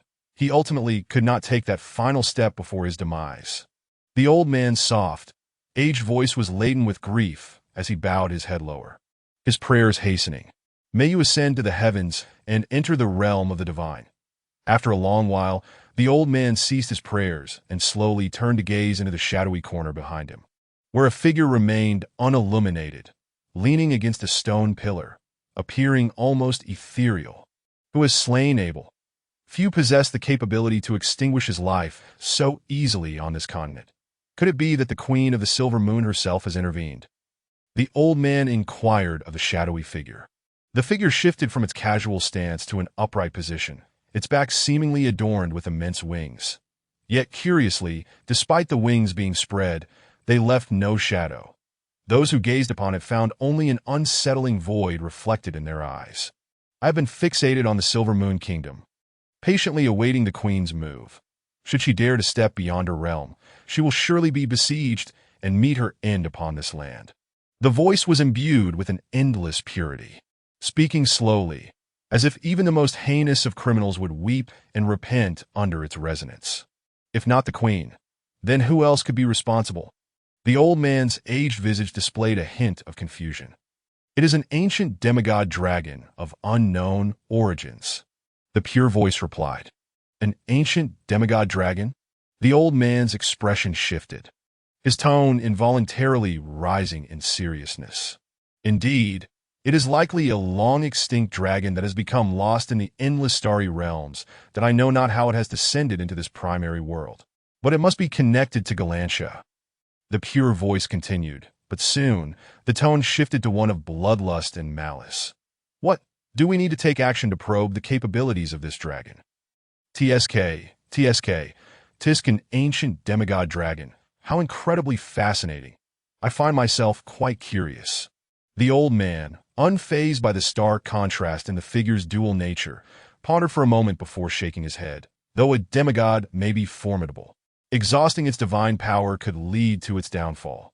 However, an ancient demigod dragon is best approached with caution until we ascertain its true nature, that a full-scale war with it could leave our church severely weakened, giving those who covet our position an opportunity that I shall not grant them such chances. The leader of the church's Sacred Iris Knights has fallen, and Central City has been lost. Yet you remain patient. Humans truly are peculiar creatures, the sultry voice dripped with sarcasm. Unmoved by the taunt, the old man simply replied, in comparison to temporary gains and losses, the future holds far greater significance for humanity.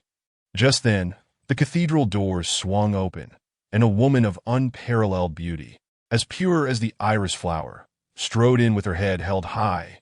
Clad in shimmering silver light armor, draped in a matching robe, she entered the cathedral and knelt before the old man, her voice as resplendent as her visage, declaring, "Your Holiness."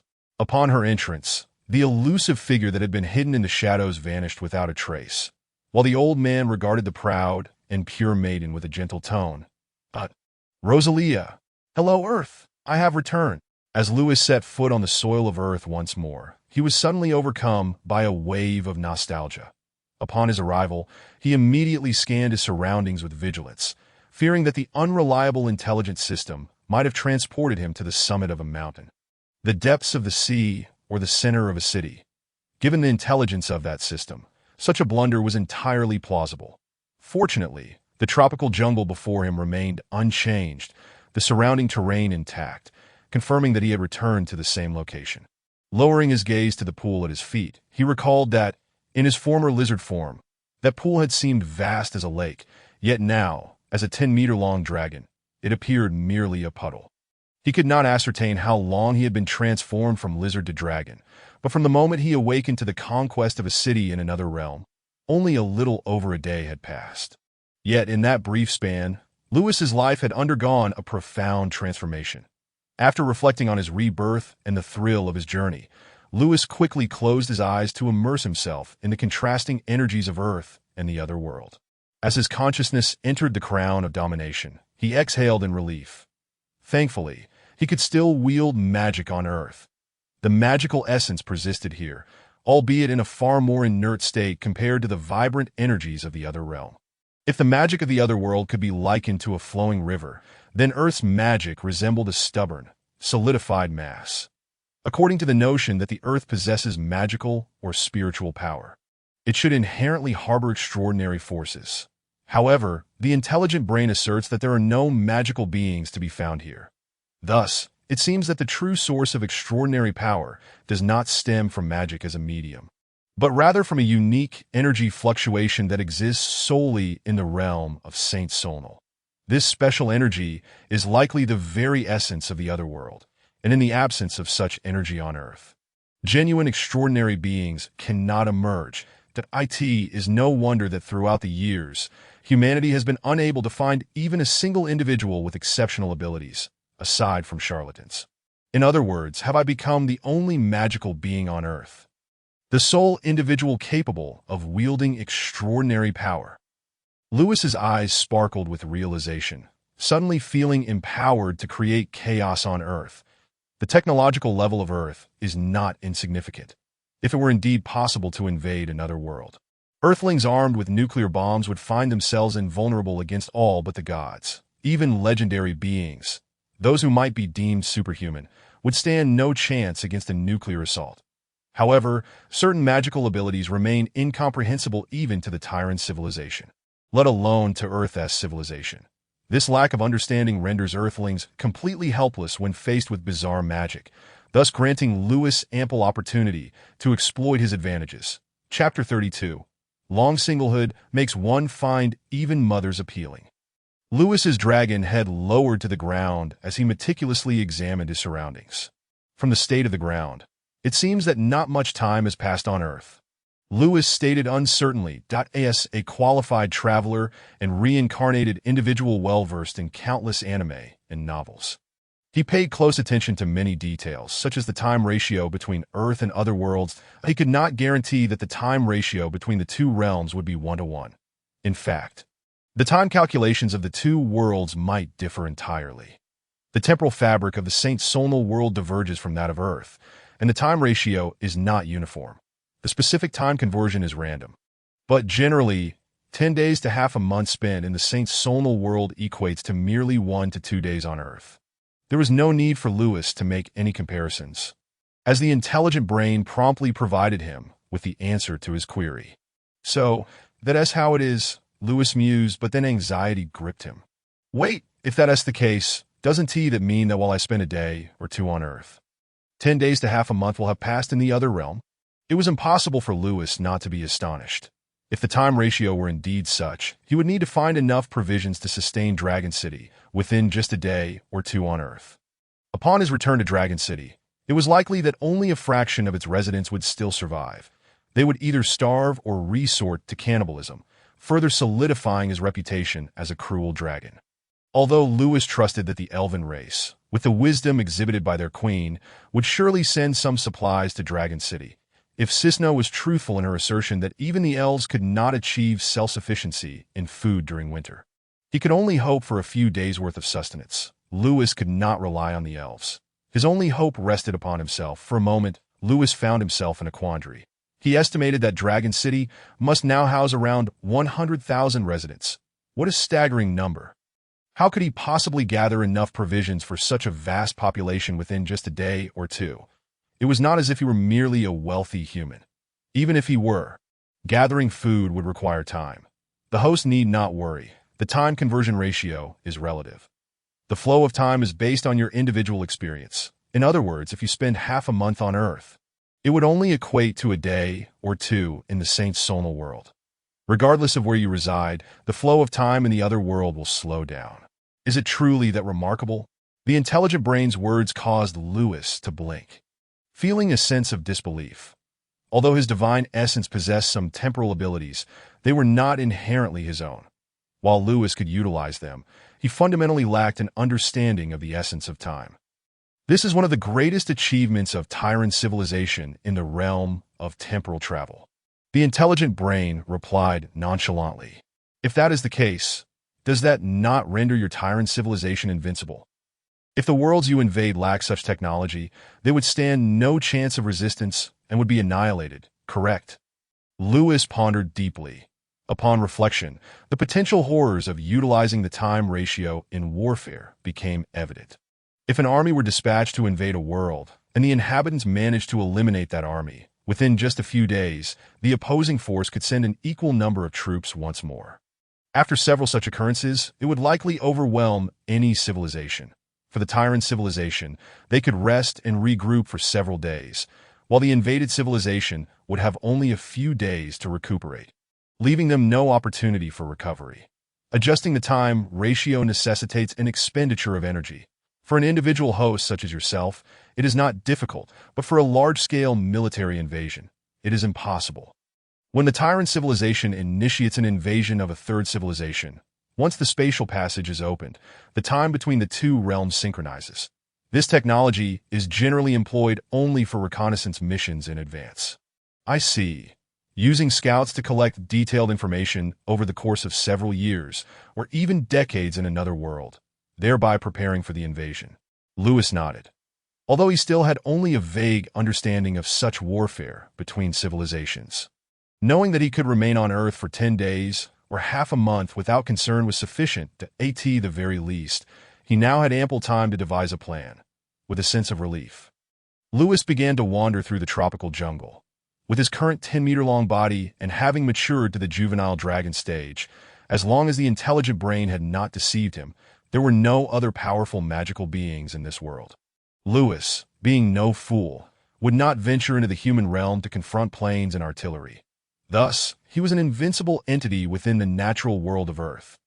Even if a tiger or lion approached to bite him, Lewis's dragon scales would withstand the attack without a scratch, while the teeth of the tiger or lion would likely shatter upon contact. Moreover, with the inherent dragon intimidation he exuded, he truly had little to fear. He no longer needed to hide in the soil like a lizard, but could now confidently traverse the rainforest. The tropical rainforest was humid and stifling, yet to Lewis, it posed no challenge. The magical runes inscribed upon his dragon scales were not mere embellishments. They not only provided formidable resistance to impacts, but also helped maintain his body temperature. Therefore, the natural environment had no adverse effects on him. After all, why do some dragons enjoy soaking in magma? It is because dragons possess an exceptional adaptability to their surroundings. So, this is what the rainforest is like.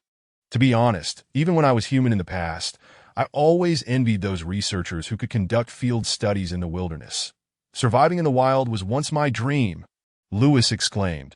He moved through the rainforest like a heavy tank, effortlessly crossing rivers and felling trees, almost gliding sideways. Along his path, countless animals, sensing his dragon aura, scattered in panic, as though a dark lord had descended.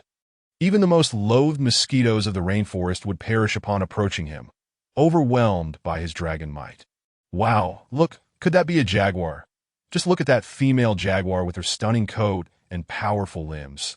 She is truly beautiful and captivating. And over there, that female crocodile with her sharp teeth and rough, yet sturdy skin is simply mesmerizing. As Lewis journeyed, he encountered countless animals, both familiar and unfamiliar to him. His heart raced with excitement, especially upon spotting some female creatures he found particularly alluring. However, he quickly regained his composure, striving to dismiss such alarming thoughts.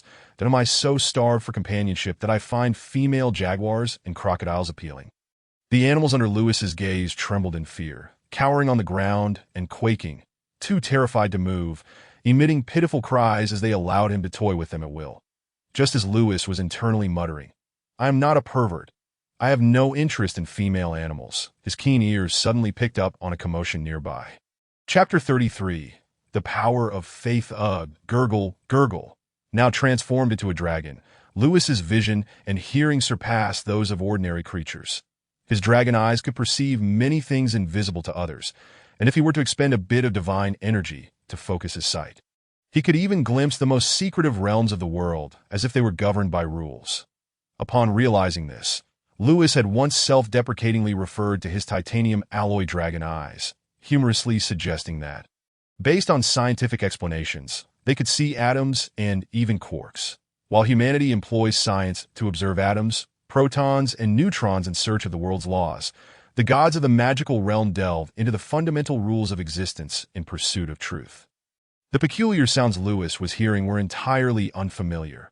They did not resemble animal roars or modern human languages. Driven by curiosity, Lewis moved towards the source of the sounds, completely unguarded to eye in another world. He might have exercised caution, but in the tropical rainforest of Earth, he felt no fear. Before long, Lewis arrived at his destination, but upon witnessing the scene before him, he fell into silence. Intelligent brain, let me confirm once again, are we truly on Earth? Is this the Earth of the 21st century? Lewis mused, connecting with the intelligent system in his mind. I am quite certain this is the Earth referred to by the host as belonging to the 21st century. Upon hearing the system's response, Lewis inhaled deeply. Then tell me, why are there primitive people here? In his line of sight, a group of 20 to 30 dark-skinned primitives appeared, their upper bodies completely bare, save for a small piece of cloth around their loins. These primitives were adorned with peculiar body paint, and many of the men had strange ornaments piercing their lower lips, while the women sported bizarre hairstyles, armed with wooden spears and some bearing handmade bows and arrows. They were herding a group of crocodiles by the riverbank. Through the gaps in the foliage ahead, Lewis could also glimpse a cluster of straw and wood huts, suggesting this was a primitive tribe. And these individuals were its inhabitants. Residing near a water source is a natural instinct for living beings. Primitive people. A sudden realization struck Lewis as he surveyed the surrounding tropical rainforest, and he exclaimed, I understand now. I must be in the Amazon jungle. As an undergraduate who often indulged in a variety of eclectic shows and books, Lewis considered himself relatively knowledgeable, while he might not grasp profound concepts. He was well acquainted with a plethora of miscellaneous information. The mere mention of tropical rainforests and primitive tribes allowed Lewis to deduce his location. It seemed that only the Amazon rainforest in South America could encompass both elements. Am I currently in Brazil? Or perhaps another country? Despite piecing together his approximate geographical position, Lewis's mood did not improve significantly. After all, he had merely been an ordinary individual, and now, awakening in the Amazon jungle was indeed peculiar. Observing the primitives, no, they should be referred to as indigenous people, who were chattering nervously as they attempted to intimidate the crocodiles, Lewis contemplated his next move. He crashed through the trees ahead, stepping onto the shattered branches, and appeared directly before the group of indigenous individuals. Had they been armed with Gatling guns, Lewis might have hesitated, but against their wooden spears and bows, he felt less threatened than by a mere mosquito. The sudden emergence of a terrifying 10-meter-long beast delivered an overwhelming visual impact, especially since Lewis, resembling a dragon, was far from an ordinary creature, with scales as intricate as gold and a streamlined form akin to a war machine. He sported a regal crown atop his dragon head, exuding an aura of fearsome power that left both the indigenous people and the crocodiles frozen in place, in contrast to the primitives. The instinctual response of the crocodiles was stronger. Under the weight of Lewis's terrifying dragon presence, they curled their bodies and lay motionless in the muddy riverbank. The indigenous people, upon witnessing Lewis, trembled and began chattering in fright, their bows and spears aimed at him, but their demeanor clearly reflected more fear than aggression. Although Lewis was fluent in Chinese and managed to speak English, his linguistic prowess extended to the languages of other realms due to his divine status. However, he was completely unfamiliar with the indigenous language, and the cacophony of their chatter gave him a headache. Though his soul had transcended after acquiring divinity, learning a language devoid of mystical power was still no simple feat. He could not hope to master such an obscure tongue merely by listening once. While the world of Saint Sorlinal possessed magic for language mastery, Lewis regrettably lacked that knowledge. "Be quiet, you primitives! Kneel before me!" Lewis roared, his voice echoing with such force that the branches nearby trembled in response. He spoke not in Chinese nor English, but in the standard dragon tongue of the Saint Sorlinal world.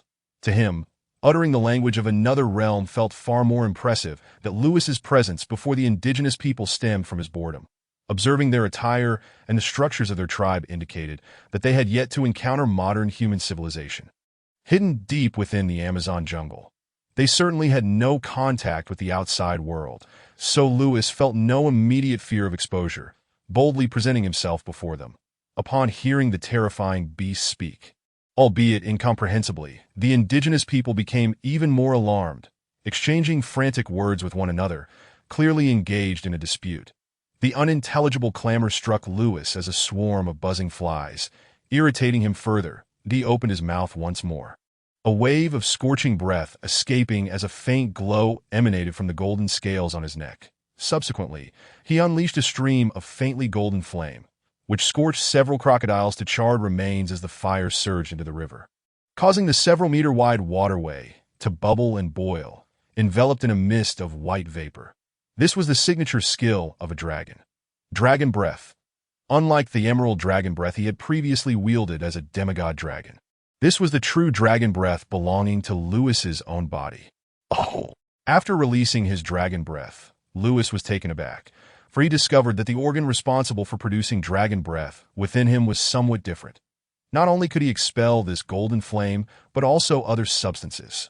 Reflecting on the intelligent system's earlier assertion that his evolution differed from that of ordinary dragons, Lewis suspected this was yet another transformation. However, given the circumstances, he refrained from conducting experiments in front of the indigenous people, instead committing this observation to memory. Neo-mortals! Lewis commanded once more in the dragon tongue. The indigenous individuals exchanged glances, taking note of the charred crocodiles and the still-burning flames, and then, in unison, they all prostrated themselves on the ground, uttering a single word together. Although Lewis could not comprehend the term, he surmised it must pertain to deity or something of that nature. At that moment, he felt a tremor within the divine spark of his soul. The minuscule amount of divine power he had previously expended began to replenish slightly. Is this the power of faith? A ripple of excitement coursed through Lewis, who possessed a fundamental understanding of deities. Chapter 34. The sovereign of earth. Lewis was not a true god. He was merely a dragon endowed with the crucial divine spark, which held paramount significance for deities.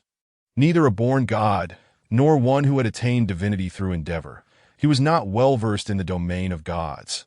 While he could wield divine power to manifest abilities reminiscent of a deity, his efficiency in utilizing that power was alarmingly low, epitomizing a case of knowing the what without understanding the why. After exhausting most of the limited divine power stored within his divine spark, Lewis found himself troubled by how to gather more divine energy. As he was not a true god, he could not fully harness the capabilities of his divine spark, and he remained in the dark regarding the conversion of divine power. However, the fact that these indigenous individuals were contributing divine power to him, no matter how minuscule, brought him a glimmer of joy, the very least. Lewis realized that even if he was not a god, possessing a divine spark granted him the ability to gather divine energy. Is it due to their fervent faith? He observed the group of indigenous people before him, who were kneeling and performing an act of deep reverence. Though he had never held any beliefs as a human, Lewis could sense their sincerity. For these individuals, who lived in the most primitive conditions and possessed little knowledge, encountering a being like Lewis, capable of human speech, breathing fire, and possessing a formidable appearance, would instinctively lead them to regard him as a deity. This phenomenon resembled a form of totemic culture, representing humanity's initial attempts to explain natural phenomena that were beyond their comprehension. No wonder the civilization of St. Sorlinal is so backward. Lewis suddenly realized, despite the vast diversity of races, countless planes, and remarkable magic within the St. Sorlinal civilization, it seemed paradoxical that their civilization was so underdeveloped that a significant reason for this was that the gods did not permit excessive advancement of civilization. When humanity grasped the truths of existence, they no longer felt the need to revere the gods. Even if they did maintain some belief, it was unlikely they would offer their unwavering devotion. Thus, in modern civil societies, although many remained adherents to religion, the existence of religion often mirrored a power structure, serving as a source of solace rather than genuine reverence. The fanatical devotees who viewed deities as their everything had become exceedingly rare. The less developed a civilization, the more likely it was to harbor a sense of reverence for the divine. Yet this is not absolute. That as civilization progresses and populations grow, while the proportion of zealots among believers diminishes, the overall number could still be greater. Lewis pondered thoughtfully, feeling as though he had uncovered some secrets regarding the divine, that he meticulously recalled the information he had gleaned from the St. Sorlinal world, where deities were not scarce. The total number of worshippers for each deity was not particularly extravagant, and not all individuals necessarily believed in the gods. This might suggest that, for deities, there was a limit to the number of followers they could sustain. More followers did not necessarily equate to greater benefit.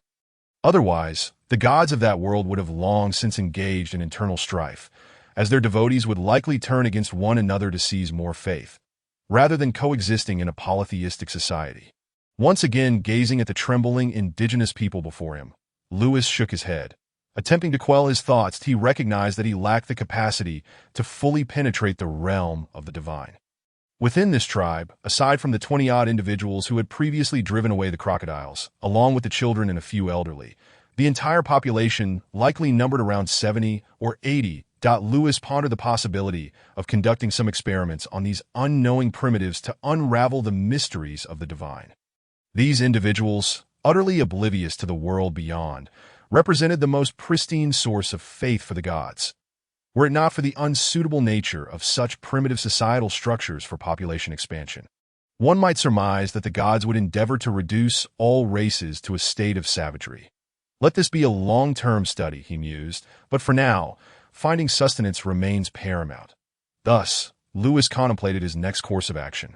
Outside a dilapidated village on the fringes of the Amazon rainforest, 3 Apache helicopters descended amidst the tumult of their rotors that a group of local residents, clutching their curious children, gazed with a mix of trepidation and wonder at the armed personnel disembarking from the helicopters. Clad in military gear and burdened with heavy packs, these individuals, though few in number, exuded the aura of an elite squad.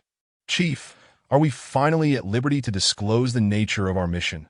one soldier inquired, his voice laced with impatience. "Is it true that some terrorists have infiltrated the Amazon rainforest, necessitating our pursuit? Oh, dear God, the humidity here is unbearable. If I had my way, I wouldn't linger here a moment longer. There are still 2 fine Cuban cigars waiting at home, and I yearn for their exquisite flavor." As he complained, he sidled up to his commanding officer. The commander, impervious to the grumbling of his subordinate, regarded him with a stern expression behind dark sunglasses. With a mere gesture, the previously complaining soldier snapped to attention, and the others who had disembarked hurriedly formed ranks. "At ease! Attention!" The commander paced before the soldiers, lowering his voice as he spoke. "This mission has been personally sanctioned by the President and the Secretary of Defense." At this announcement, the soldiers straightened, their faces alight with excitement. "However," the commander continued, "to your disappointment, this is not a mission to eradicate terrorists or apprehend drug lords, nor is it a covert operation to eliminate foreign dignitaries that we have not received detailed orders. Our task is simply to investigate a specific area within the Amazon rainforest. The dense foliage renders helicopters unsuitable for the reconnaissance. Thus we shall proceed on foot. Prepare yourselves." "Yes, sir." Though the soldiers felt let down that their mission lacked the grandeur they had imagined, they responded with enthusiasm. "Sir," a soldier, keeping his gaze straight, spoke up. "Speak, Private Burns. Since we are here to investigate, what are they doing?" Burns gestured towards a group of civilians who had accompanied them. "Those individuals are professors of ecology from Stanford University. Along with their students, they are currently conducting ecological research in Brazil's Amazon. While you are all seasoned experts in jungle warfare, it is prudent to have a professional scholar accompany us in this unknown territory. This is a directive from above." The commander paused before adding, "Regardless, this is another nation's territory. Our military actions require a valid justification. Professor Johnson is highly esteemed in the field of biology, and we will operate under the pretext of protecting him." The commander's words elicited a smirk from the soldiers, nearly provoking laughter. What a flimsy excuse. They were the illustrious soldiers of the United States, the self-proclaimed guardians of global peace, their aircraft dominating the skies, capable of reaching any corner of the world. To embark on a minor military operation in a third-world country in South America was hardly an act of invasion. Explanations were merely formalities. "Professor, why are we conducting our research in the Amazon rainforest with a contingent of soldiers accompanying us?" questioned one of the Stanford researchers as they prepared their equipment for entry into the jungle. The group consisted of 5 individuals, with Professor Johnson appearing to be in his 50s, yet remarkably fit, still actively engaged in research. Accompanying him were 3 male students and 1 female student, the latter of whom could not contain her frustration. "I have no idea why they are following us.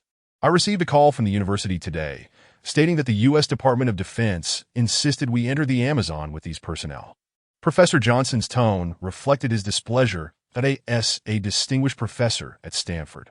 He had numerous connections across various strata of American society, yet the urgency of the situation left him no time to inquire into the underlying motives. "All right, Lucy, let us consider them as bodyguards. The Amazon is fraught with dangers. and as long as they do not interfere with our research, their presence could help us navigate potential crises, Professor Johnson conceded, resigned to the circumstances. Indeed, Lucy, the Amazon rainforest is peerless, a realm seldom trodden by humanity, teeming with venomous creatures and fierce beasts. With these soldiers' protection, I can rest assured you will safely enter this wilderness that, oh, had I not known of your passion for biology, I would never have permitted you to come here. At that moment, another student, a young man, approached Lucy, showering her with attention. "Spare us the flattery, Dylan. The professor is right here," Lucy retorted playfully. The other two male classmates chuckled as they organized their gear. Dylan had been pursuing Lucy, coming from a privileged background and possessing good looks, while Lucy was regarded as one of the prettiest girls in their cohort. Although neither had explicitly acknowledged their relationship, mutual acquaintances were well aware that they were, in essence, a couple. Professor Johnson observed his students' playful banter with a fond smile, reminiscing about the joys of youth. Out of the corner of his eye, he spotted the commander approaching and clapped his hands, saying, "All right, children, continue organizing your gear as I converse with the officer over there." After instructing his students, Professor Johnson made his way toward the commander. The officer saluted the professor and produced a map, saying, "I apologize for interrupting your research plans, Professor. However, this is a directive from above, and we are powerless to resist." I understand. As an American citizen, I have an obligation to cooperate with my government," Professor Johnson grumbled. The commander smiled apologetically, presenting the map to Professor Johnson. "This area here is our destination, that I cannot disclose the specifics of our mission. But I wonder if you are familiar with this region." Professor Johnson scrutinized the map, frowning as he replied, "This is deep within the Amazon rainforest, that I can guide you there. It conveniently falls within my research parameters. However, I must emphasize that this is the Amazon, one of the most dangerous locales on Earth, that I recognize you are all seasoned warriors. Yet I hope you will heed my advice on survival tactics in this wilderness." "Certainly, Professor, I will ensure those miscreants follow your instructions. In that case, let us have the helicopters drop us here, that I recall a vast clearing suitable for landing. It is quite close to your intended area. And I must remind you, my students are untrained, and I am not spry enough for any helicopter descent." Professor Johnson circled a spot on the map. "Understood, Professor. That aligns with my plan." After discussing further details and confirming everything was in order, they each set about their preparations. However, unbeknownst to both, this expedition would usher in monumental changes for human civilization and the planet itself.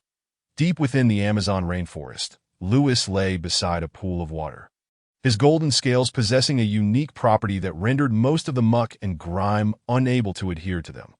Yet, when his body made contact with such filth, the luster of his scales dimmed, causing Lewis considerable dissatisfaction. He felt the need for attendants to assist in the maintenance of his scales. The pool's edge, typically a hunting ground for apex predators, lay devoid of life in a radius of several hundred meters due to Lewis's presence. He had spent several days in the forest, mulling over how to procure enough sustenance to sustain 100,000 lives for an extended period. Yet, no matter how deeply he pondered, he could not devise a solution. The number of 100,000 is still somewhat excessive, that in recent days, the indigenous people have been providing him with plentiful food and drink, which has greatly pleased him. However, Lewis does not relish remaining in the primitive tribe for long. Most of his time is spent wandering through the Amazon jungle, only returning to the tribe punctually to receive their tributes. Lewis has discovered something quite peculiar. It is only when he is in the tribe, accepting the reverence of the natives, that he feels his divine power gradually replenishing. Yet, once he steps out of their sight, even though they continue to kneel and pray, his divine power remains stagnant. Puzzled by this enigma, Lewis was troubled for a time, but an action of his led him to unveil the secret behind the devotees' prayers. Due to his enormous appetite, he consumed the entire food supply of the tribe in just 2 days.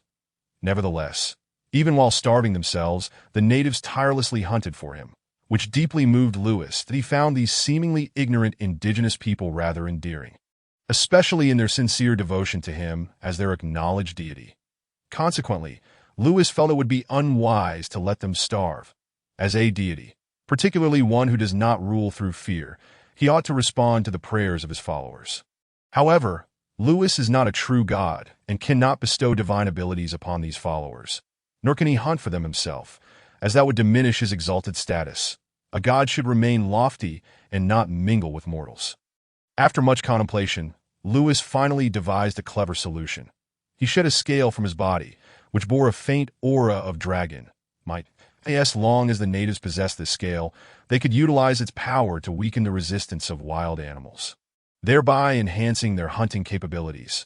This innovation swiftly resolved the tribe's survival issues, and the natives devotedly worshipped the artifact bestowed by their god, reverently enshrining the dragon scale. Lewis soon noticed that his divine power was fluctuating continually.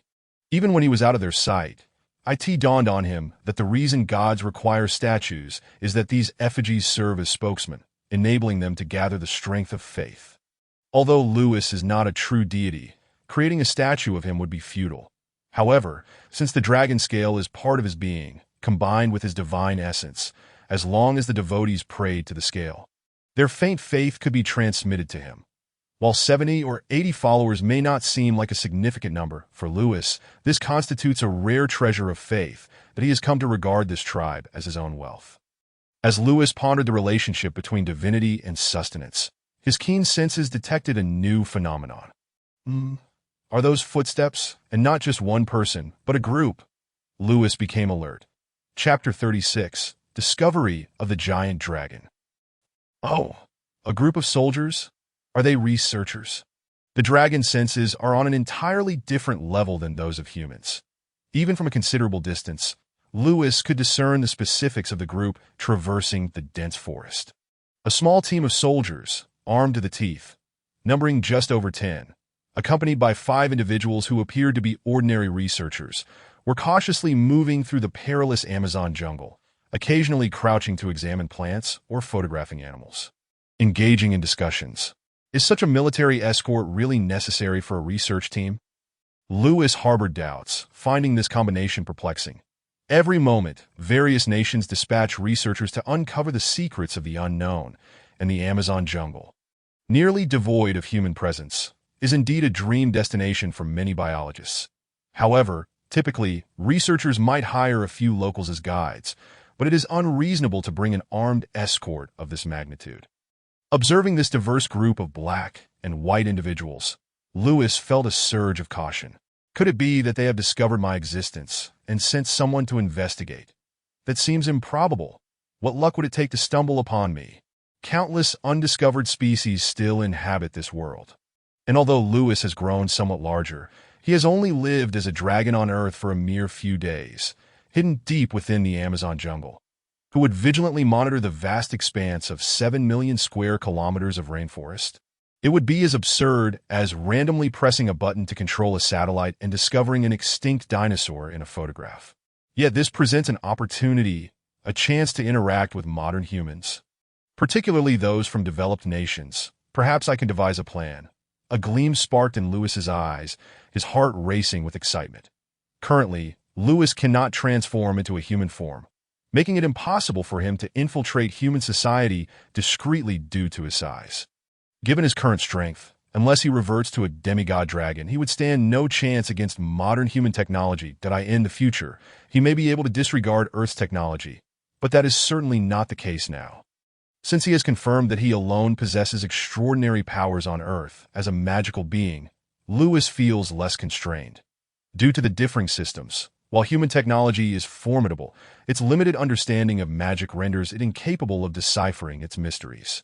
This is akin to someone who cannot even perform basic arithmetic attempting to study advanced mathematics. Without foundational knowledge of magic, one cannot unravel its secrets or functions. Moreover, on this side of Earth, there is no need for a permanent locator device. According to the intelligence, I can leave Earth and return to the realm of Saint Sornal at any time. This is indeed the best escape mechanism. Armed with newfound confidence, Lewis's boldness surged.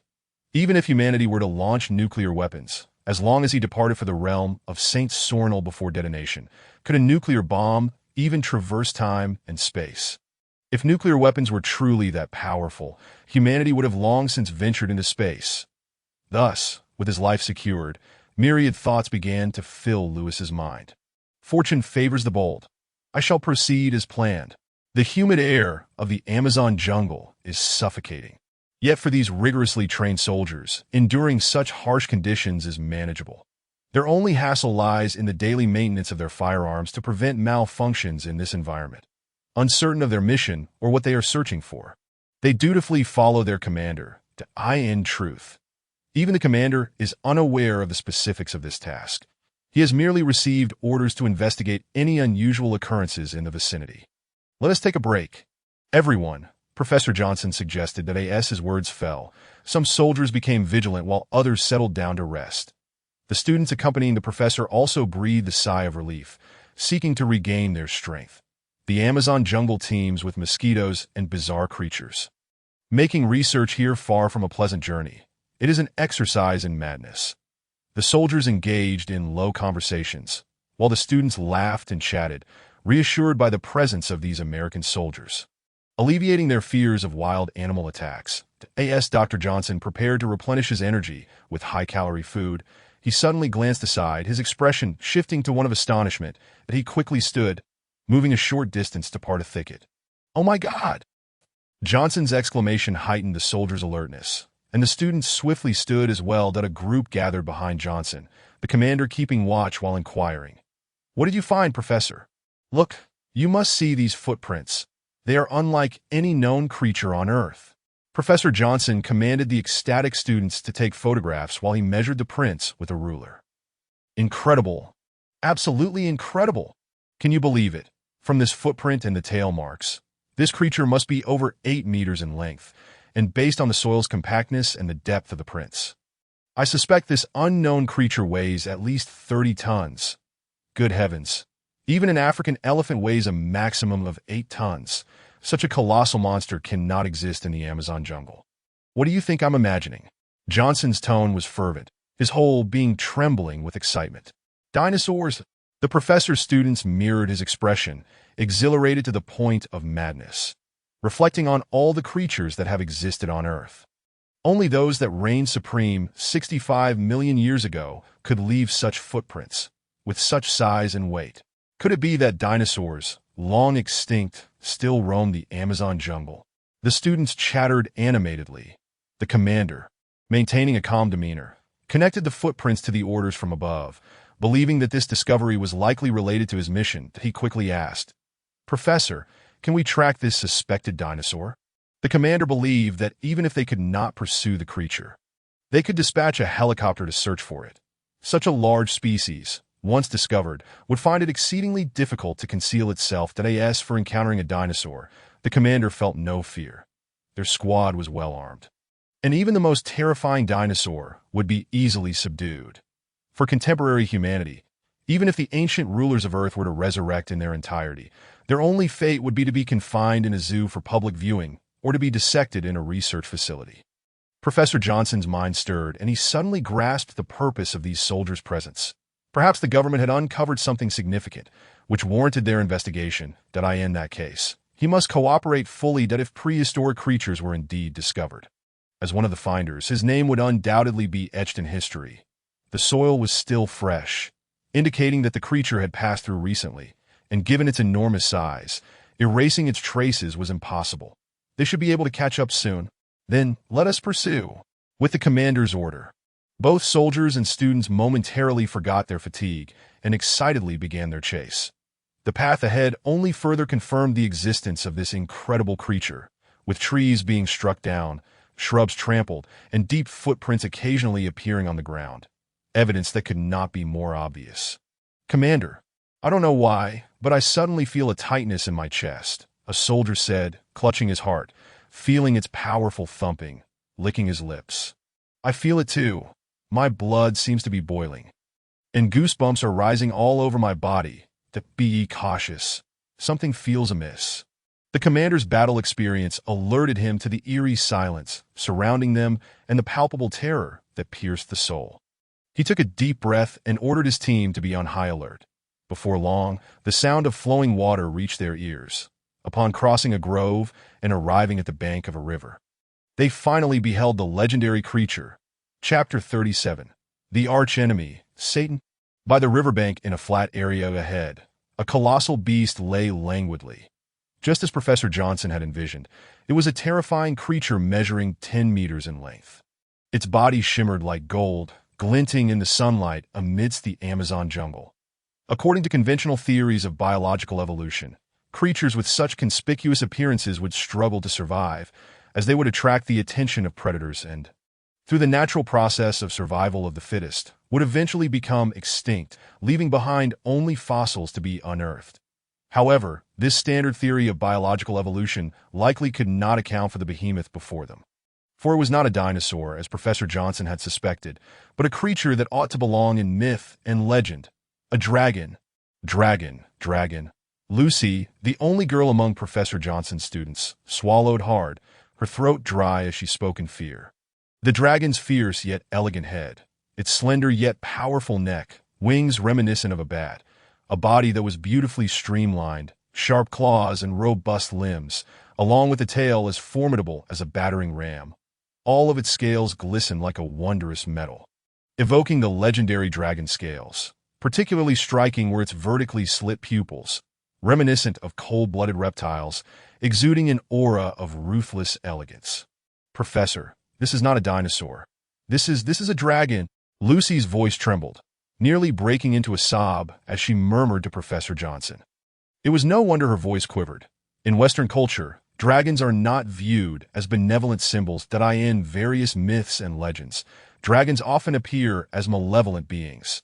The earliest tales of dragons originate from the myths of Mesopotamia and Babylon. In the Enuma Elish creation tablets, the great dragon Abzu and Tiamat created the gods that if at that time dragons symbolized procreation and divinity, thereafter they became predominantly seen as the enemies of the Lord, influenced by Greek mythology and Christianity. In many legends, dragons became guardians of treasures, symbols of greed, and embodiments of absolute evil. A dragon. It is truly a dragon. Oh God, could it be that ancient myths are real? Does this world truly harbor such creatures as dragons? Were the writings of ancient peoples not mere fantasies, but reality? Professor Johnson muttered in shock, followed swiftly by a surge of elation. A dragon. This was a dragon. What significance does the discovery of dinosaurs hold in the face of such a mythical creature? Encountering the legendary dragon felt akin to witnessing both angels and demons, as if validating the truths of ancient myths. Compared to Professor Johnson and his students, the rigorously trained soldiers regained their composure more swiftly. Yet their faces displayed astonishment and disbelief, instinctively tightening their grips on their weapons, with many soldiers switching to tranquilizer darts, powerful enough to sedate an entire herd of elephants. Hey, Chief, is this our target? Are we really here to hunt a dragon? Are we to become dragon slayers today? A soldier named Byrne remarked, his expression a mix of excitement and fear. The soldiers realized that in the presence of this dragon, their trained resolve was crumbling as primal fear surged within them. Fear akin to a rabbit facing a lion, a genetic imprint of the hierarchy of the food chain. Yes, this must be our target, the commander affirmed. They were assigned to investigate this area and had stumbled upon the dragon. How could this not be the objective? Wait, look at the dragon's head, Professor Johnson suddenly exclaimed. Previously, everyone had been too caught up in their excitement and trepidation to notice certain details. As their racing hearts began to calm, Professor Johnson finally sensed something amiss. They all turned their attention to the dragon's head, and indeed, atop it rested an exceptionally ornate crown, radiating an unbelievable artistic flair. The crown gleamed in pure gold, matching the color of the dragon's body, which had been overlooked until now. That crown, it must be man-made, Professor Johnson murmured, but his expression quickly shifted to one of terror. Satan? The Bible records a vision from heaven, of a great red dragon with 7 heads and 10 horns, and upon its 7 heads were 7 crowns. Professor Johnson's words caused the faces of those present to turn pale. Although the dragon before them was golden and possessed but one head, the crown undeniably evoked thoughts of the Lord's enemy. The commander was the first to recover, attempting to reassure Professor Johnson while also trying to comfort himself and his subordinates. Professor, do not panic. Regardless of whether this dragon possesses invulnerability as legends suggest, or if it indeed has powers beyond comprehension, it would surely succumb to modern weaponry. Perhaps dragons truly existed in ancient times, and people exaggerated their capabilities because they could not combat them. The commander's comforting words eased Professor Johnson's spirits considerably.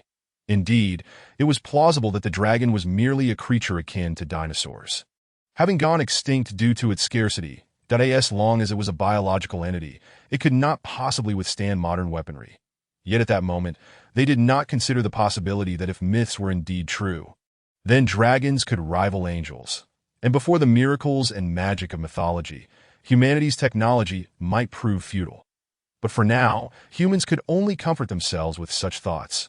Suddenly, the colossal dragon rose from its resting position, unfurling its wings, casting a shadow over the land. As the dragon stood, they beheld its astonishing enormity, swallowing hard in disbelief. Humans! The dragon opened its mouth, emitting a series of strange syllables, unlike any beastly roar. They were unaware that this was the purest form of dragon language. Professor Johnson paused, unable to comprehend the meaning of those syllables, yet recognizing from the rhythmic tones that it was indeed a language, which implied, "It can speak." With Professor Johnson's startled exclamation, the commander felt a fear rising from the depths of his soul, yelling, "Open fire!" The tranquilizer darts that could incapacitate an entire herd of elephants were launched toward the dragon. Chapter 38. The Terror of the Dragon. Knowing they were to venture into the Amazon rainforest, this combat team had prepared tranquilizers capable of instantly sedating any large animal. Theoretically, the needles of the tranquilizer darts were extremely fine, and with the force of the firearms, they could penetrate the skin of any creature on Earth. Even if dinosaurs truly existed again, under humanity's tranquilizers, they would only have the possibility of falling into a deep slumber. Humanity had long since claimed dominion over the Earth. No other creature could reclaim it. Such was the prowess of human technology, unless a monumental natural upheaval occurred. The commander, after issuing the order, felt a wave of tension dissipate in his eyes. Even if this truly was a dragon, and even if it had just spoken in human tongue, what did it matter? The tranquilizers they deployed were potent enough to incapacitate an 8-ton African elephant. And they had unleashed not one, but more than 10 darts that moment. The commander found himself fearing not for the beast's demise, but rather for its survival against the effects of the tranquilizers, pondering that bringing back a living dragon would surely be more exhilarating than a lifeless one. Ding, ding, ding, ding. Soon enough, the commander's worries began to fade, for the tranquilizer darts, which should theoretically pierce through any animal's hide, met the dragon's scales with a sound akin to striking steel. Not only did they fail to penetrate its armor, but they left no trace upon the dragon's formidable hide. The dragon lowered its head to inspect the fallen darts, its ancient serpent-like eyes still exuding a cruel and merciless glare, devoid of any emotion. Suddenly, the dragon unfurled its wings, lifting its head high, under the bewildered gaze of the combat team and Professor Johnson. A radiant glow surged from its neck, and then the dragon opened its mouth, exhaling a flame imbued with a faint golden hue. Whoosh! It was as if a tempest had swept across the land. The fire erupted from the dragon, carving a deep chasm in the earth beneath it. The combat team, caught off guard by the dragon's unexpected long-range attack, barely had time to react before 3 members were engulfed in the inferno. Their anguished cries echoed as the flames surged forward, continuing their wrath until an entire grove was reduced to ash. Only then did the blaze subside. The 3 team members who were directly hit were utterly obliterated, their bodies resembling remnants cast into a crematorium, reduced to mere cinders. Even the firearms they clutched had melted into distorted pools of iron. Wisps of white smoke rose from the charred trees, which appeared to have been turned to charcoal. Faint golden flames flickered upon the soil, which was not flammable, yet the fire danced upon it, indicating that this was no ordinary flame, at the very least not akin to anything known to humanity, though flames vary in color at different temperatures. None had ever heard of a fire with a delicate golden glow. The only girl in the squad, Lucy, let out a terrified scream, but her cry failed to stir the wildlife around them. In fact, the surroundings were eerily silent, all creatures having fled long before. Dragon breath? Is that the legendary dragon's breath? The other students screamed in unison, their minds racing to the fabled term, dragon breath, despite having fantasized about dragons and magic. And imagining a dragon soaring through the skies, unleashing flames upon a city, none of them wished to find themselves directly beneath its maw. Oh God, forgive my past irreverence. What manner of being is this? How can it emit such high-temperature flames without harm? What are its innards composed of? Professor Johnson muttered, clutching his head, utterly confounded by the spectacle before him, as if his entire worldview had been shattered. While some creatures in this world could emit powerful electrical currents capable of killing humans, who had ever witnessed a being that could unleash golden flames, turning humanity to ash and forests to desolation? This was no mere creature, but a true dragon from the annals of legend. All personnel, live ammunition. At that moment, the commander was unable to mourn the loss of his team, under the dragon's piercing gaze. His legs trembled, and he could only bellow hoarsely. The remaining team members scrambled to reload their magazines, not due to a lack of training, but rather the primal fear that surged within them in the presence of the dragon. Simultaneously, someone sent out a distress signal. Quick fire! Rat-a-tat-tat. A flurry of bullets erupted, capable of rending human flesh with ease. Yet in the blink of an eye, the soldiers had expended their entire magazine, much like the earlier tranquilizer darts. These 5.56 millimeters rounds proved utterly ineffective against the dragon's scales, even more terrifyingly so, as they struck the scales as if they were mere cotton. Typically, bullets ricocheting off steel would spark and fly far. Yet these rounds, upon meeting the dragon's hide, seemed to lose all force, falling impotently at its feet. Though the commander could not fathom the mechanics behind it, he understood that the dragon's scales could absorb kinetic energy. Miserable insects! Lewis roared, embodying the arrogance befitting a dragon, that he continued to converse in Draconic, a language the American soldiers could not comprehend, yet it became abundantly clear that this dragon possessed intelligence and the ability to speak. Unlike the foolish protagonists of novels, Lewis would not squander his strength by engaging in pleasantries with lesser beings. He refused to portray himself as weak or naive. Moreover, having once been human, Lewis harbored no trust for humanity. Before he became invincible, even capable of withstanding nuclear weapons, these humans would undoubtedly seek to capture him for research. Thus, Lewis had no intention of negotiating with them, instead opting to demonstrate his might. Making it known that he was not to be trifled with, he even harbored plans to instill a sense of dread regarding the myths of magic in nations across the globe. In an instant, Lewis unleashed his predatory instincts, dashing forward. "Oh God, this dragon is so fast," was all one team member could utter before Lewis's claws tore through him, severing his body into several pieces, leaving a gruesome scene of entrails scattered upon the ground. "You monster!" In their abject terror, the soldiers, driven to madness, continued to fire upon Lewis while hurling high-explosive grenades. Boom! Bullets, explosions, and shrapnel flew, yet upon striking the dragon, they seemed to encounter nothing but fluff. The immense energy was utterly nullified, rendering humanity's rudimentary weaponry useless against the dragon. Thus unfolded a Hollywood-style massacre within the depths of the Amazon jungle. While 3 Apache attack helicopters approached the location from which the distress signal had originated. Chapter 39. This dragon speaks English. The grand illusions of Hollywood are but fabrications. The valiant American soldiers, armed with outdated weaponry, relying on sheer will and an indomitable spirit to vanquish aliens and save Earth, exist solely within the realm of cinema.in reality. Whether alien or monstrous, these beings would not be so foolish as depicted in films, when endowed with intelligence and power. How could ordinary human weapons ever pose a threat? The standard issue of the U.S. military proved utterly ineffectual against the legendary dragon. Bullets, grenades, and even mounted howitzers failed to inflict any damage.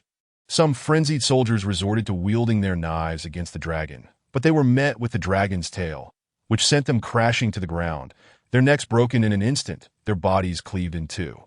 Yet, it would be remiss to suggest that this elite squad had accomplished nothing. At the very least, their barrage had left the dragon's golden scales somewhat tarnished, likely requiring a thorough cleaning. The battle was brief. as the dragon's speed was astonishing, a stark contrast to its massive form. Its overwhelming might, impervious body, and incredible velocity rendered any semblance of suspense non-existent, in truth, after evolving through its intellect. Lewis's genes had undergone significant optimization. Even among the dragons of the St. Sorner world, there existed a vast disparity in physical prowess. He was no ordinary dragon. The tyrant civilization's designation of him as the ultimate strategic weapon was not without reason. "Professor, what do we do now?" a trembling student asked Johnson, his voice quivering with despair. His composure was commendable compared to others, who wept and quaked in fear. The dragon's combat was primal, brutal, and merciless. Few of the American soldiers remained intact. Those initially incinerated by the dragon's breath were perhaps the most fortunate, while the remainder met their ends via the dragoness claws, tail, or crushing footfalls, none experiencing a swift demise. Bodies lay shattered, entrails strewn about, blood staining the earth and rivers crimson. Due to the nature of human nerves, some who were severed in two did not perish immediately, their agonized wails echoing, reminiscent of the torturous executions of history. These students, sheltered within their ivory towers, had never before witnessed death, and to be confronted with such a gruesome spectacle was nearly beyond their capacity to endure. They understood the legendary dragon was impervious to weapons. Yet why did this dragon defy even modern firearms? I have no idea what to do. Although I am a biologist, I have never learned how to survive in the presence of a dragon. Professor Johnson trembled in fear. He understood the methods of surviving in the wilderness against various fierce beasts. Yet none of them included a creature as formidable as a dragon. After dispatching anyone bold enough to fire upon him, Lewis swung his claw, flinging off the blood that stained it, his cruel vertical pupils turning towards Professor Johnson and his companions. Lewis had no intention of killing them. Apart from their lack of aggression, these individuals were of use to him. Foolish mortals. This is the fate that befalls those who dare to show their claws to a dragon. Raising his head, Lewis spoke again in the dragon tongue. Not that he couldn't speak English, but he found it rather undignified to begin with it. He can speak. He possesses wisdom. Professor Johnson suddenly had an epiphany, swiftly kneeling before the dragon, exclaiming, "Great dragon, we did not mean to intrude upon your domain. We are merely a group of researchers, with no connection to the soldiers who attacked you." Regardless of whether the dragon understood English, pleading for mercy was undoubtedly a wise choice, and it was imperative to dissociate themselves from the soldiers. Concepts such as human dignity and the dignity of a professor were utterly trivial in the face of death. The other students, mimicking him, hastily knelt as well, each pleading for mercy in voices laced with fear, their words sounding more like the annoying buzz of flies. Silence. Suddenly, Lewis spoke in English, his accent distinctly American rather than British. Professor Johnson and the others were taken aback, staring in disbelief at the dragon before them. "Oh my God! This dragon can actually speak English." Professor Johnson felt as though his worldview had been shattered. He realized he had wasted decades of his life. Why had he never studied mythical creatures as a biologist? Foolish mortals. Is this the best you can do with your language? Compared to the past, there has been no progress whatsoever. It remains as unpleasant as ever. Lewis remarked disdainfully, his tone dripping with contempt for the human race. As if they were nothing more than lowly insects, mere sustenance for him. This dragon speaks English?" the girl named Lucy murmured in disbelief, only realizing her voice as she quickly covered her mouth, glancing at the dragon in terror, fearing her words would draw its attention. English, the language of mortals, is but a simple spell of language comprehension for a great dragon to learn. Only you mortals would waste so much time on such useless languages. Lewis leaned closer to Lucy, exhaling a sulphurous, scalding breath. Merely the dragon's ordinary exhalation made her feel as though she were in a furnace, on the verge of being melted. She dared not utter a sound, trembling uncontrollably, the heated air causing each breath to scorch her stomach with pain, tears and snot streaming down her face. Language comprehension. Spell? Magic? The others were initially shocked by Lewis's words, but excitement quickly flickered in their eyes. For those living in an ordinary world, who hadn't imagined the existence of magic, who hadn't fantasized about becoming extraordinary, yet, almost immediately, They trembled and bowed their heads. They were merely captives of this terrifying dragon. Suddenly, the sound of wind and whirring rotors filled the air. The branches around them were swept aside by the gusts. Lewis raised his head to the sky and spotted 3 Apache helicopters approaching. "Humans always invent fascinating toys," he remarked, launching himself into the air, charging towards the 3 armed helicopters. D7 team, this is D9 armed helicopter squad. Please respond, please respond. The 3 Apache helicopters were racing towards the distress signal emitted by Team D7. The buzzing of the rotors sent the jungle's wildlife scurrying away, as they had never encountered such terrifying steel machines. Although the Apache helicopters had their shortcomings, their overall performance was unmatched worldwide, having accompanied American forces across various battlefields even in peacetime. The pilot, while navigating the helicopter, attempted to communicate with his comrades on the front lines, but all he heard in his earpiece was static. Glancing at the signal, he saw no issues. The transmission of information in modern warfare was crucial, and American military communication satellites were deployed globally. Even in the jungle, signal strength typically wouldn't pose a problem. FUXK. D7 team has responded. "I don't know what their issue is. Increase speed and remain vigilant." "Understood, sir." In the towering, lush Amazon jungle, visibility of the ground was virtually non-existent from the air. And despite their anxiety, the members aboard the 3 Apache helicopters could only proceed methodically. Suddenly, the officer who had been trying to contact Team D7 caught sight of a golden light out of the corner of his eye. Confusion flashed in his mind. The helicopter's alarm system hadn't gone off, indicating that the golden light was not a Stinger missile or RPG.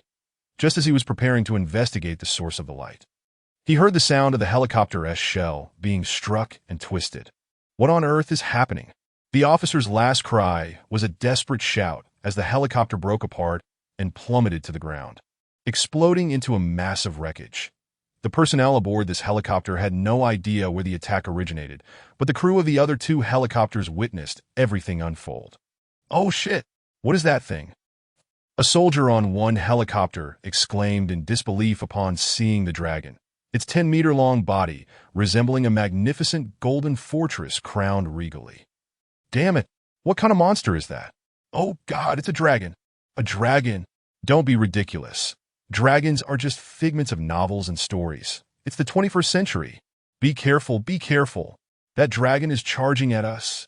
Damn it, could it be that Team D7 was annihilated by this monster?" "Open fire! Open fire! Don't let it get close." The humans screamed in terror at the sight of the 10-meter-long behemoth, the stark contrast enough to rattle their senses, especially as the dragon had already destroyed 1 Apache helicopter upon its appearance. Instilling fear in the remaining 2, though shocked and amidst chaos, they were still valiant American soldiers, seasoned by various combat experiences. Despite their fear, they readied their weapons to confront the dragon. Upon seeing the 3 armed helicopters, Lewis did not foolishly present himself directly to be attacked as if he were in his demigod dragon form. He would have no fear, even daring to confront a carrier strike group or penetrate an American military base. However, currently, he was merely a young dragon, and even with his genetically advanced intellect, he would never recklessly engage in a direct confrontation with technology. Thus, he opted for a stealthy approach, shooting upwards from beneath the helicopters, his tail sweeping to sever 1 Apache helicopter in half, effortlessly bringing it down. The other 2 Apaches quickly noticed him, swiftly adjusting their course and training their weapons on him. The Apaches were armed with Hellfire missiles and AGM-114 anti-tank missiles. And beneath their fuselage was a 30mm M230 chain gun capable of firing up to 1,000 rounds per minute, far superior to the M4's 5.56mm rounds, capable of tearing through steel with ease. Lewis could not guarantee his body could withstand an anti-tank missile or the high-velocity 30mm cannon, and while he might relish testing his body against them after another evolution, it was best to avoid being hit for now. Despite Lewis's agility, the helicopters had no chance of matching him in the air, much less hitting him unless they launched infrared or heat-seeking missiles. Yet Lewis had a better strategy to deal with the Apache helicopters. Fear Aura. Lewis activated the Fear Aura from his Dominion crown, an invisible radiance expanding rapidly from him. Enveloping a radius of 1 kilometer, in an instant, The Amazon jungle was filled with frantic cries of animals, birds taking flight, and insects fleeing in droves, as if heralding the end of the world. Those ensnared by the fear aura found their minds beset by vivid hallucinations, as if they were gazing into the abyss of hell itself. That an overwhelming dread surged from their hearts, causing the humans aboard the Apache helicopters to lose control of their bodies in an instant. The two aircraft began to tilt dangerously, while the M203 chain guns fired erratically, and rockets erupted chaotically from their launchers. Yet none were aimed at Lewis. Don't come closer. Please don't come closer." The cacophony of human terror was drowned out by a series of explosions, engulfing the Amazon rainforest in a tempest of fiery devastation wrought by human weaponry. The chain guns peppered the ground, sending mud and debris flying, creating a scene that appeared brutal, yet it did not inflict a single scratch upon Lewis. This exemplified the greatest weakness of Earth's technology, or rather, humanity's greatest flaw, that in the realm of Saint Sornel. The presence of specialized practitioners endowed with unique powers meant that while the fear aura was formidable, they possessed a degree of resistance. For those with resolute minds or higher-tier practitioners, the aura's effects were significantly diminished, if not rendered entirely ineffectual. However, before the humans of Earth, this ability was unleashed to its fullest potential. Earthly humans exhibited nearly no resistance to attacks on their souls and spirits, compared to the cataclysmic magic of their world. These psychic assaults posed a veritable catastrophe for them. The fear aura induced immediate madness upon activation. Yet as time elapsed, individuals gradually regained their senses, though the deep-set fear remained difficult to eradicate. Observing that the occupants of the two helicopters had succumbed, Lewis effortlessly soared towards them. Tentatively, he extended the claws on his dragon feet to touch the rotor of one helicopter, in a shower of sparks. The Apache spiraled downward, becoming yet another casualty in a sea of flames. Inspecting his claws, he found no significant damage, and with a satisfied nod, he opened his maw, targeting the last Apache-armed helicopter. Eager to test the special abilities he had acquired from his recent evolution, a dazzling display of electrical energy flickered within his mouth, coalescing under some peculiar force field, culminating in the expulsion of a beam of light stretching a kilometer long. Damn the Department of Defense! They never informed us that we were not merely up against a fleeing regime, but a colossal dragon. This was the final, desperate cry of the American soldiers aboard the helicopter, who could never have anticipated experiencing a scenario straight out of a Hollywood blockbuster. Regrettably, they were not the protagonists, but mere fodder in an instant. The electrical beam pierced through the last Apache helicopter, resulting in a violent explosion. The formidable weapon that had once dominated countless battlefields was effortlessly swept aside by Lewis. The ability to unleash an electromagnetic cannon from his maw represented the pinnacle of his evolution, granting him formidable offensive power, the very essence of an electromagnetic cannon. Chapter 41. Domination of Humanity. The electromagnetic cannon emitted from Lewis's mouth bore no relation to magic. It was pure technology. The intelligent core utilized its residual energy for his evolution. It not only optimized the dragon's genes, endowing Lewis with speed and strength far surpassing that of an ordinary young dragon, but its primary enhancement lay in this electromagnetic cannon. The biological technology of the Tyrant civilization was indeed formidable. Lewis's body had undergone no mechanical alterations, only biological modifications. Within him, at the organ responsible for expelling dragon breath, the energy of evolution had reconstructed a new organ capable of generating a powerful magnetic field. This field, leveraging the Lorentz force of the electromagnetic field, accelerated metal projectiles, creating a kinetic weapon advanced even by contemporary Earth standards. The electromagnetic cannon was already under development in modern Earth civilization, having undergone test firings, though it remained somewhat immature for practical combat. As a kinetic weapon, the electromagnetic cannon boasted immense range and lethality that in Lewis's estimation, nothing on Earth could withstand its might. Not even aircraft carriers would escape unscathed that if assessed within the power hierarchy of Saint Sornel. The lethality of the electromagnetic cannon equated to that of a legendary-level spell. Without prior protection, even a dragon would be torn asunder by a single shot. While this weapon might hold little efficacy against incomprehensible deities, It could obliterate even legendary tier beings if they were caught off guard. Excluding the presence of deities, should a conflict arise between the worlds of Saint Sornal and modern Earth civilization, the latter's weapons of mass destruction could annihilate those legendary entities. Conversely, the various psychic and soul-based magics of the Saint Sornal world could inflict catastrophic casualties upon Earth. The emphases of magic and technological civilization diverged entirely. Lewis, in his current existence, epitomized the synthesis of the strengths of both systems, mastering the myriad unfathomable spells of the magical realm, while wielding the devastating lethality of technological civilization as his trump card that I in this moment. He fully grasped the significance of the tyrant civilization's so-called ultimate strategic weapon. By integrating terrifying technological weaponry into the inherently robust physique of a dragon, and utilizing divine status to counteract the divine powers of his foes, he could effortlessly obliterate adversaries with technological might when they found themselves bereft of their greatest abilities. This was the direction of Lewis's ultimate evolution.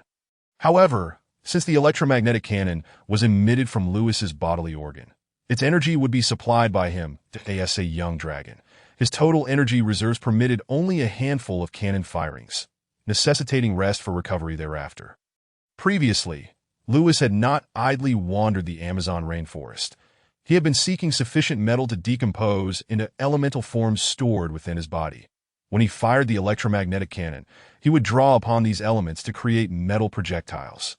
As the primary lethality stemmed from the kinetic energy of the expelled metal, with electromagnetic force serving merely as propulsion.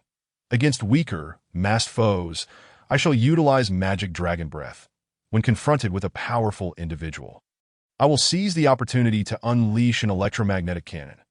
Thus, I shall possess another means of self-preservation. Lewis contemplated, aware that ascending to demigod status would be his ultimate trump card, yet he required sufficient power to instill fear even in mundane circumstances. The evolution-derived electromagnetic cannon was precisely what he needed at this juncture. Imagining the sensation of unleashing a legendary spell in the magical realm would surely terrify a multitude. Regrettably, with my current stamina, I could only fire 3 or 4 electromagnetic shots before needing to rest, Lewis mused. Though he did not let despair take hold, he had only just begun his evolution. As he progressed further, his physical strength and energy would increase, perhaps allowing him to unleash successive electromagnetic shots. Especially now that he had access to the electromagnetic cannon, one day he might wield even more potent technological weaponry. The thought of expelling a plasma cannon in the future was tantalizing. He could take down even a spaceship with a single shot. However, despite acquiring a formidable means of attack, Lewis had made little advancement in defense.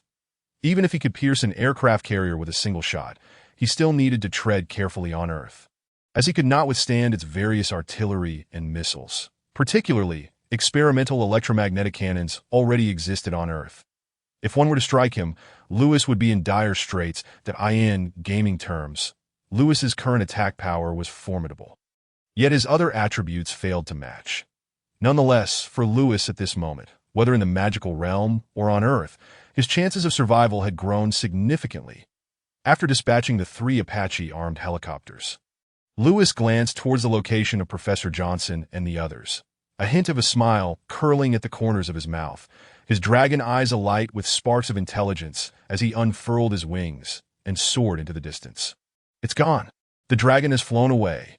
Upon witnessing Lewis disregard their presence and take flight, the students' legs weakened, collapsing to the ground as they gasped for breath, their hands pressed against their chests, the sensation of life slipping beyond their control, of being mere ants before the might of the dragon, nearly shattered their hearts. Professor, let's South leave this place quickly. I want to go back to America. I want to go home. The Amazon rainforest is too terrifying. One student whimpered, addressing the motionless Professor Johnson. Did everything that just transpired get recorded? Professor Johnson suddenly inquired, his voice remarkably calm, devoid of the fear and tension he had exhibited in the face of the dragon. However, due to their overwhelming fright, the students failed to detect anything amiss in the professor's demeanor. Why, yes, we recorded everything, Professor. Lucy panted heavily, nodding fervently to a field research team. They consistently kept their recording devices active. Excellent. Now, please transmit the footage to me. We must upload it online before leaving this jungle. Otherwise, these images will undoubtedly be confiscated by the American government. Johnson stated, "The existence of the dragon is a monumental discovery, one we cannot allow others to remain oblivious to. If we do not disseminate the footage we have captured, the American government will undoubtedly suppress the information and covertly seek out the dragon." Professor Johnson stood with his back to his students. And had anyone been positioned before him at that moment, they would have observed that his demeanor had transformed entirely, as if he had become a different person. This was yet another spell of the crown of dominion. Dominate humanity. At that very moment, chaos erupted within the Pentagon. Chapter 42. The Shock of America. Inside a confidential operations room at the Pentagon, a flurry of activity ensued. Remember your confidentiality agreements, everyone. If anyone dares to leak this information, we shall see you in a military tribunal. The American Secretary of Defense occupied the central position, his hands resting on the edge of the table, his serious countenance scrutinizing each individual in the operations room, his gaze sweeping across the room, instilling a palpable sense of pressure. Yet upon closer inspection, one would discern that the Secretary's expression did not reflect the calm he projected. His brow twitched. Beads of cold sweat formed on his forehead, and deep within his eyes lay confusion and concern about this world. "Yes, sir." The others in the operations room hastily rose to salute, but they too wore expressions of bewilderment. Although some of the younger individuals displayed a hint of excitement, at the forefront of the operations room was a massive screen. In modern warfare, soldiers, particularly those with special assignments, carry personal cameras to relay live footage back to the command center. The Secretary of Defense had been summoned to this operations room by a panicked subordinate to witness a live broadcast from the Amazon rainforest. Trembling, he lowered his head once more to scrutinize the tablet in his hands. Replaying the events that had just transpired in the Amazon rainforest, fixated on the video where a dragon roared, effortlessly dispatching an elite squad and 3 Apache helicopters, he bitterly remarked, "This can't be a film. Can it? Surely it isn't some sort of prank show. Sir, everything you see is real. It is neither a movie nor a variety show, nor a mere dream," a subordinate whispered beside the secretary. "This is the Pentagon. What prank show would dare to come here? Then who among you will enlighten me as to what this creature truly is? How can it breathe fire and emit that strange beam of light? Who can inform me if the place I am currently standing is indeed Earth?" The Secretary of Defense muttered in a daze. Questioning, "Sir, that is a dragon," a young subordinate cautiously responded. "I am aware it is a dragon, but why on earth would there be dragons? Are these not creatures that exist solely in myths and legends?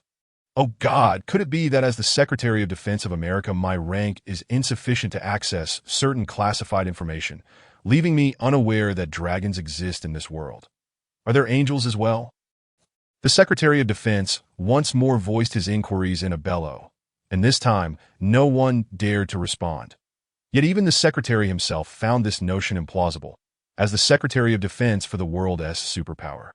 There should be no secrets withheld from him, not even regarding the so-called Area 51, which he was well versed in. However, he absolutely did not know, nor did America possess, any classified files documenting the existence of mythical creatures in this world. Huff! After exhaling, the Secretary regained his composure and swiftly commanded, "Quick, mobilize all personnel in Brazil to the location of the dragon's appearance to search for anything unusual before other nations become aware. I want to know every inch of soil where the dragon has manifested. Redirect satellites to locate where this dragon is hiding in the world." Upon receiving the order, the personnel sprang into action. As the elite of the Defense Department, after a brief moment of shock, they returned to their composed selves, becoming proactive. Seal the video and classify it as top secret. Additionally, retain a copy for me. I must present it to the President. The Secretary of Defense issued yet another command, pressing a button on the table to notify the White House. "I need to meet with the President immediately. It's an urgent situation, very urgent. Regardless of what the President is currently doing or what meeting he is attending, he must cease all to hear my report." Grabbing his coat, the Secretary of Defense hastened out, while at that very moment, vehicles awaited in the Pentagon garage, ready to depart. The efficiency of the Defense Department was remarkable. It wasn't too long before the Secretary of Defense arrived at the White House. Striding briskly into the President's office, Upon entering, he noticed the Secretary of State was also present, and he nodded to her before swiftly approaching the president's desk. "Hey, my Secretary of Defense, what urgent intelligence do you have?" "I was just engaged in a discussion with those legislators regarding the proposal to erect a great wall along the Mexican border. You must understand that those legislators are utterly clueless. They have no idea of the significance of establishing a barrier." The over 70-year-old American president sat behind his desk, initially voicing a complaint, and although his tone was somewhat comedic, it revealed his vigorous spirit. However, upon seeing the Secretary of Defense as exceedingly serious expression, the president quickly stowed away his smile, his countenance darkening. He waved his hand, dismissing all but the Secretary of State from the office. "All right, my Secretary of Defense, now tell me what exactly has transpired," the president inquired, rubbing his temples. "Before I proceed, I would like to ask, Mr. President, does America have any stipulations or laws that restrict certain classified information to the president alone, information that even the Secretary of Defense cannot access?" The president paused, reflecting before replying. "America does not have such stipulations in matters of classified privilege." The president and the Secretary of Defense hold equal standing. The Secretary of Defense sighed with relief and handed over a tablet. "Then please take a look at this video recently captured in the Amazon rainforest. I must stress that everything here is real, not special effects or a film." The president curiously activated the video, and the Secretary of State leaned in closer. Initially, both maintained a relaxed demeanor while watching. But gradually, the expressions of the president and Secretary of State grew grave, their eyes filled with shock and disbelief. Before long, the video concluded, and silence enveloped the president's office. Suddenly, the Secretary of Defense reached out to clasp the president's hand, beside which lay a mobile phone. My apologies, may I ask, can I tweet about this?" The president sheepishly chuckled.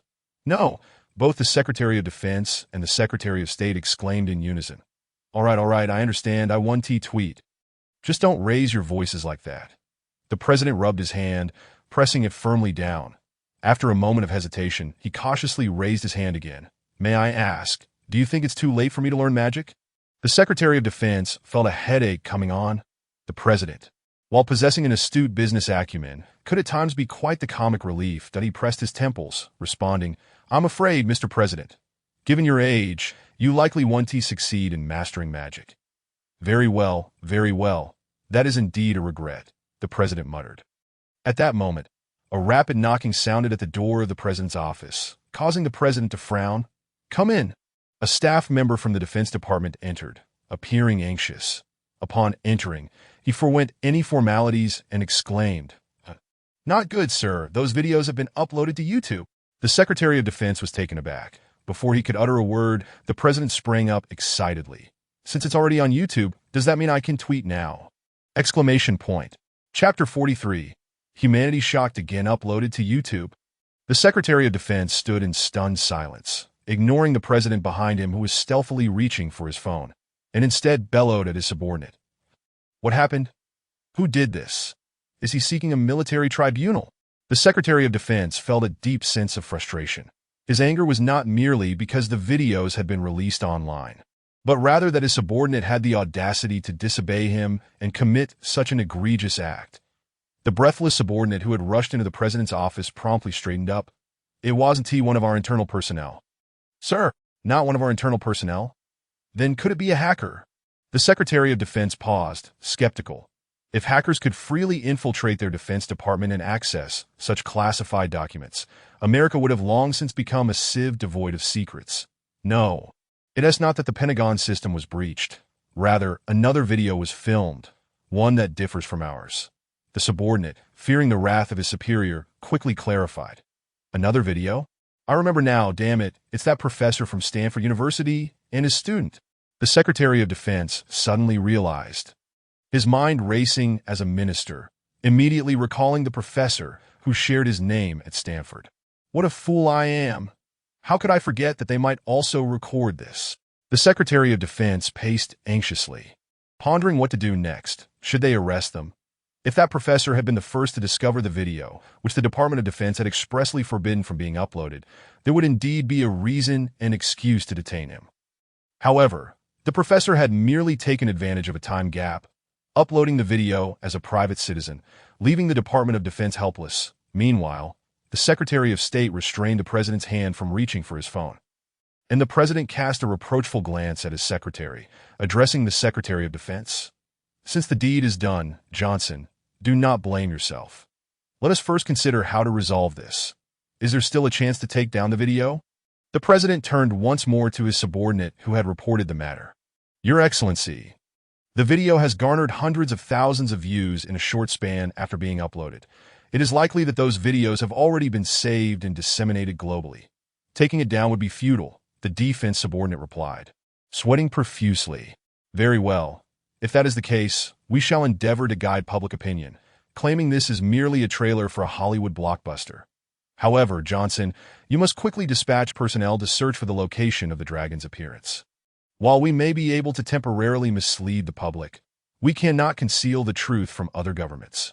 At this moment, the president finally assumed the demeanor befitting his office, issuing commands with clarity and precision. Yet, unbeknownst to all, the president secretly hoped for these events to unfold rapidly, as it would provide him with ample material for boastful tweets. How splendid it is to be the President of America. Privy to all secrets at the earliest opportunity. Even when he steps down, he would possess a wealth of bragging rights. Thus pondered the president. Understood, Your Excellency. I shall take immediate action. The Secretary of Defense, recognizing the urgency, saluted the president and departed briskly with his subordinates. Secretary of State, do you know, as a child I once dreamed of the existence of magic, aspiring to be a superhero. Growing up, I thought it was merely a fantasy of childhood. Yet now it seems that dream might just become a reality. After dispatching that team of American soldiers and helicopters, Lewis made his way in the opposite direction of the indigenous tribe, moving without concealment, like a heavy tank navigating through the jungle, toppling every tree in his path, leaving a deep mark upon the Amazon rainforest. Lewis was not naive. He recognized that with the might of the American superpower, he was likely being tracked, perhaps even under satellite surveillance. Given the clarity of modern military satellites, his action should have been exposed to America by now. However, being in low Earth orbit, the distance was such that Lewis could not perceive it. Nor did he wish to inquire whether the intellect could sense in truth. Lewis had little trust in this intellect, despite its claims of being linked to his life and having his best interests at heart. Such assertions were merely self-serving. Until Lewis had evidence to the contrary, he could not place his faith in it. Moreover, the fact that it had facilitated his rebirth and transformation only fueled his wariness. Only a fool would harbor absolute trust, especially when this intellect had explicitly stated it was for weapon modification. Who could ascertain its ultimate intentions? Perhaps it sought to mold him into a weapon and exert control over him. Those foolish protagonists who joyfully accepted systems without question failed to consider the origins of these so-called systems. What if they were part of a devil's game? While they reveled in the benefits provided by the system, they might find their souls manipulated, ultimately becoming the property of demons. Such naivete, in Lewis's view, was akin to a sheltered flower, utterly oblivious to the treachery of society. Of course, Lewis still required the intellect's assistance to evolve and grow stronger. Thus, he would not outright reject it. However, he would only trust half of what it said, critically evaluating each statement and drawing his own conclusions. Never entirely relying on its words, that no one could guarantee that this intellect would not lie or harbor malice. If it truly wished him well, that would be ideal. If it bore ill intentions, Lewis would be prepared that a gentleman does not stand beneath a precarious wall, and while he did not consider himself a genius, he certainly did not see himself as a fool.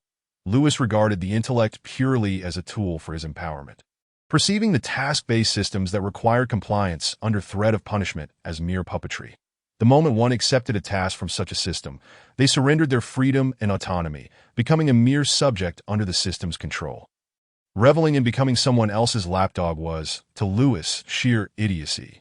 This location seems satisfactory, quite far from the indigenous tribe, Lewis declared, finally coming to a halt after traversing several hundred kilometers. His retreat from the tribe was strategic, for he wished to utilize those indigenous individuals to experiment with the power of belief, and he could not afford interruptions. With a thought, he shed one of his scales, allowing it to fall to the ground, then carefully extracted a magical scroll from the crevice of his dragon's scales.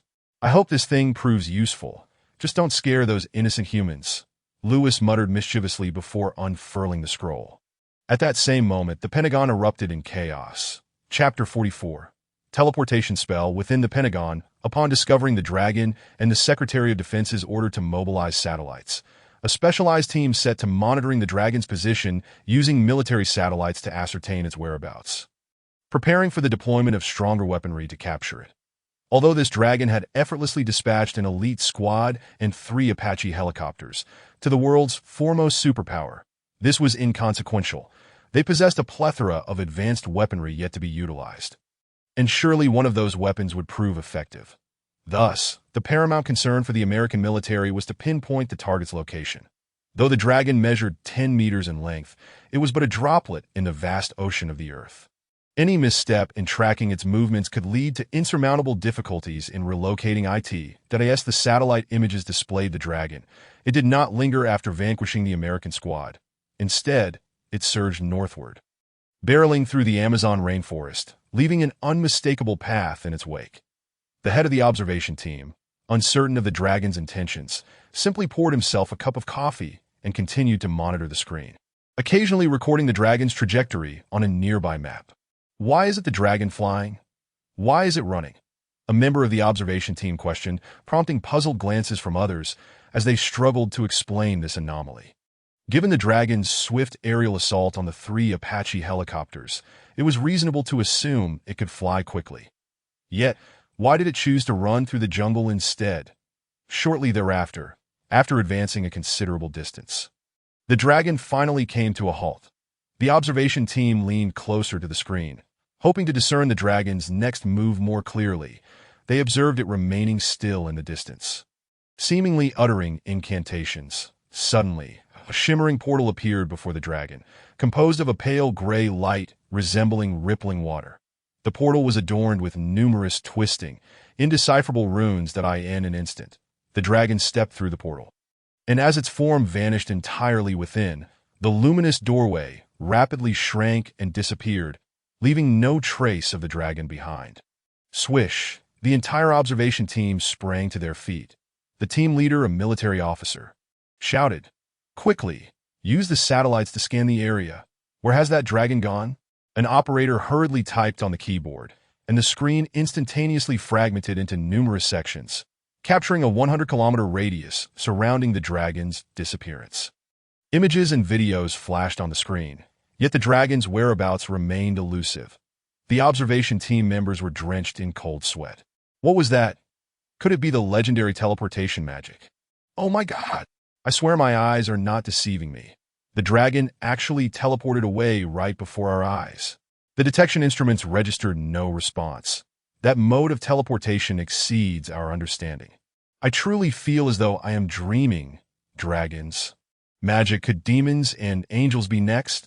The observation team erupted into a cacophony of discussions, with one individual retrieving a cross from his collar to pray, seeking forgiveness from God for past impieties, hoping for divine absolution. "Sir, here are the satellite images magnified. Please take a look." An operator presented the enlarged image of the portal, the clearest depiction captured by the satellite, allowing them to barely discern the runes. "Seek out theologians, mystics, and historians, and have them transcribe these runes for me. Let us discover who recognizes their true nature. Additionally, do enlist the help of linguists, for it may very well be a form of language." The leader of the observation group reacted with remarkable swiftness, issuing commands without delay.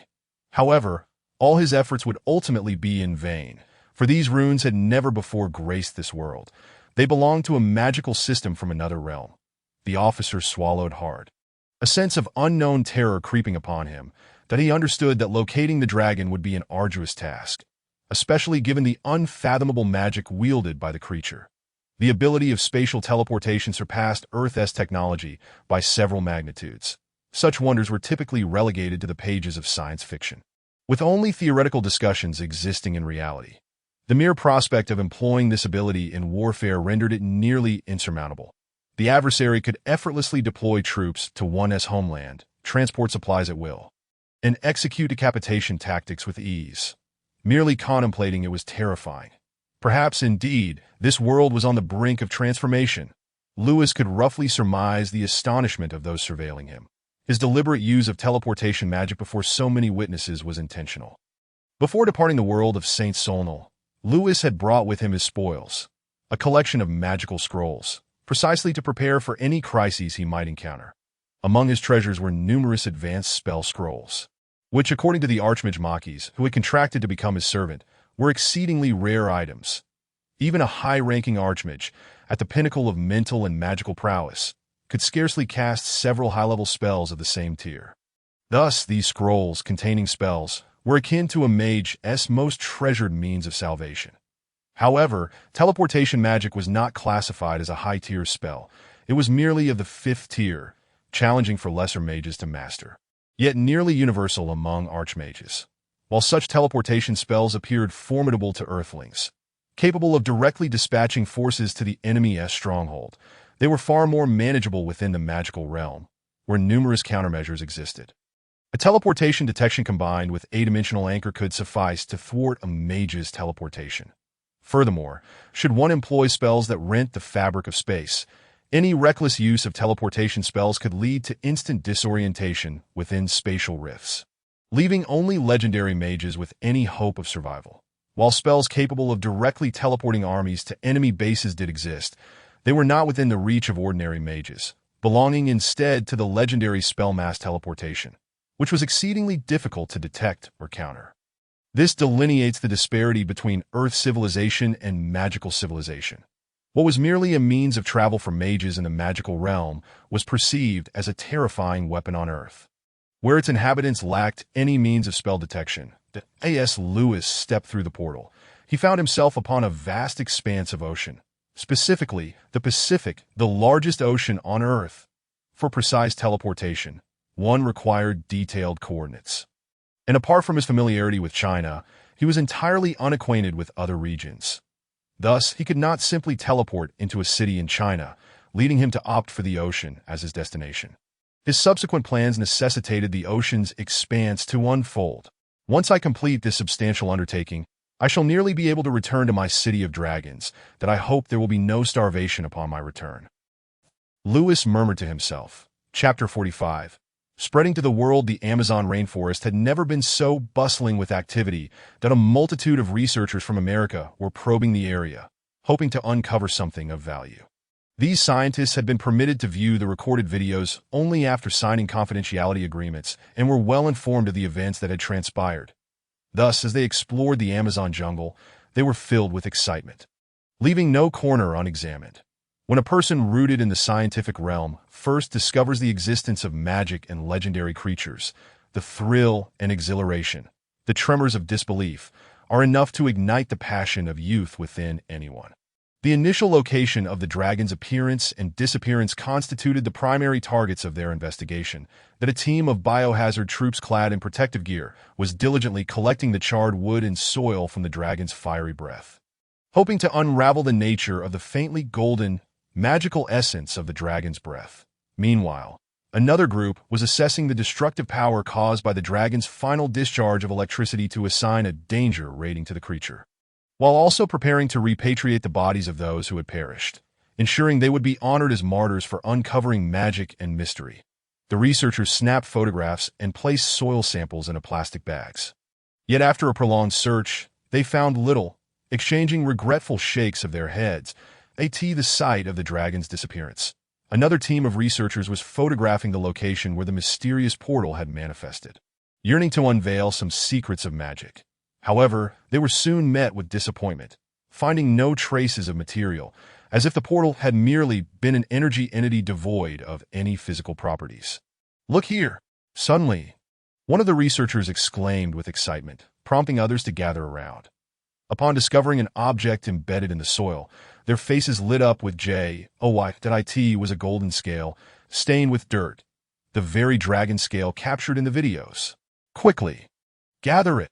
Researchers in protective gear knelt down, carefully using tweezers to lift the scale, placing it into a sealed safe.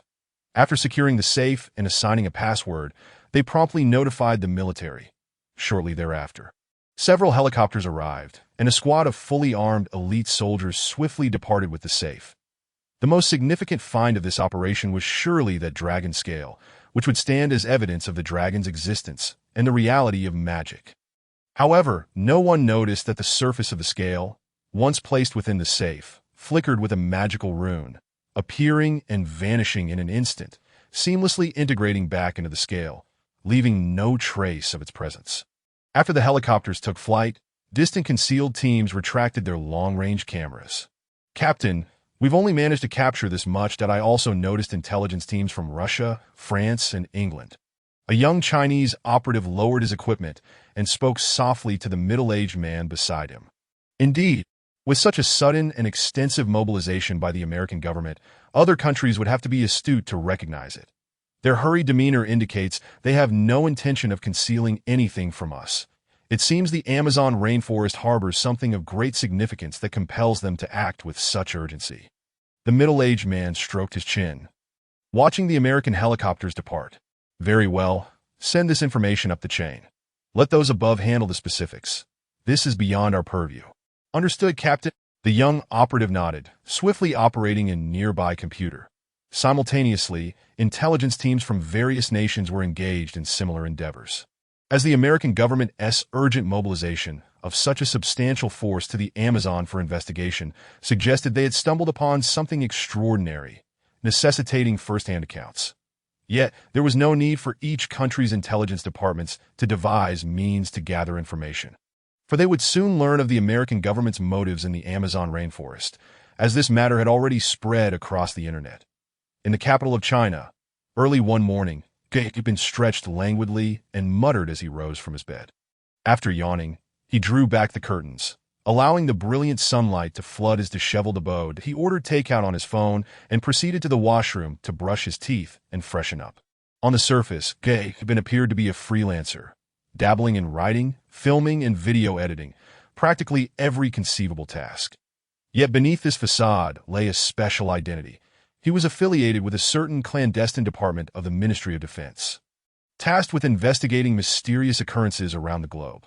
While this department sounded grandiose, akin to a high-stakes organization like SH.I.L.D, dealing with supernatural events daily, in reality, it was merely a nominal establishment with a handful of personnel and scant operational funding. Effectively a paper tiger.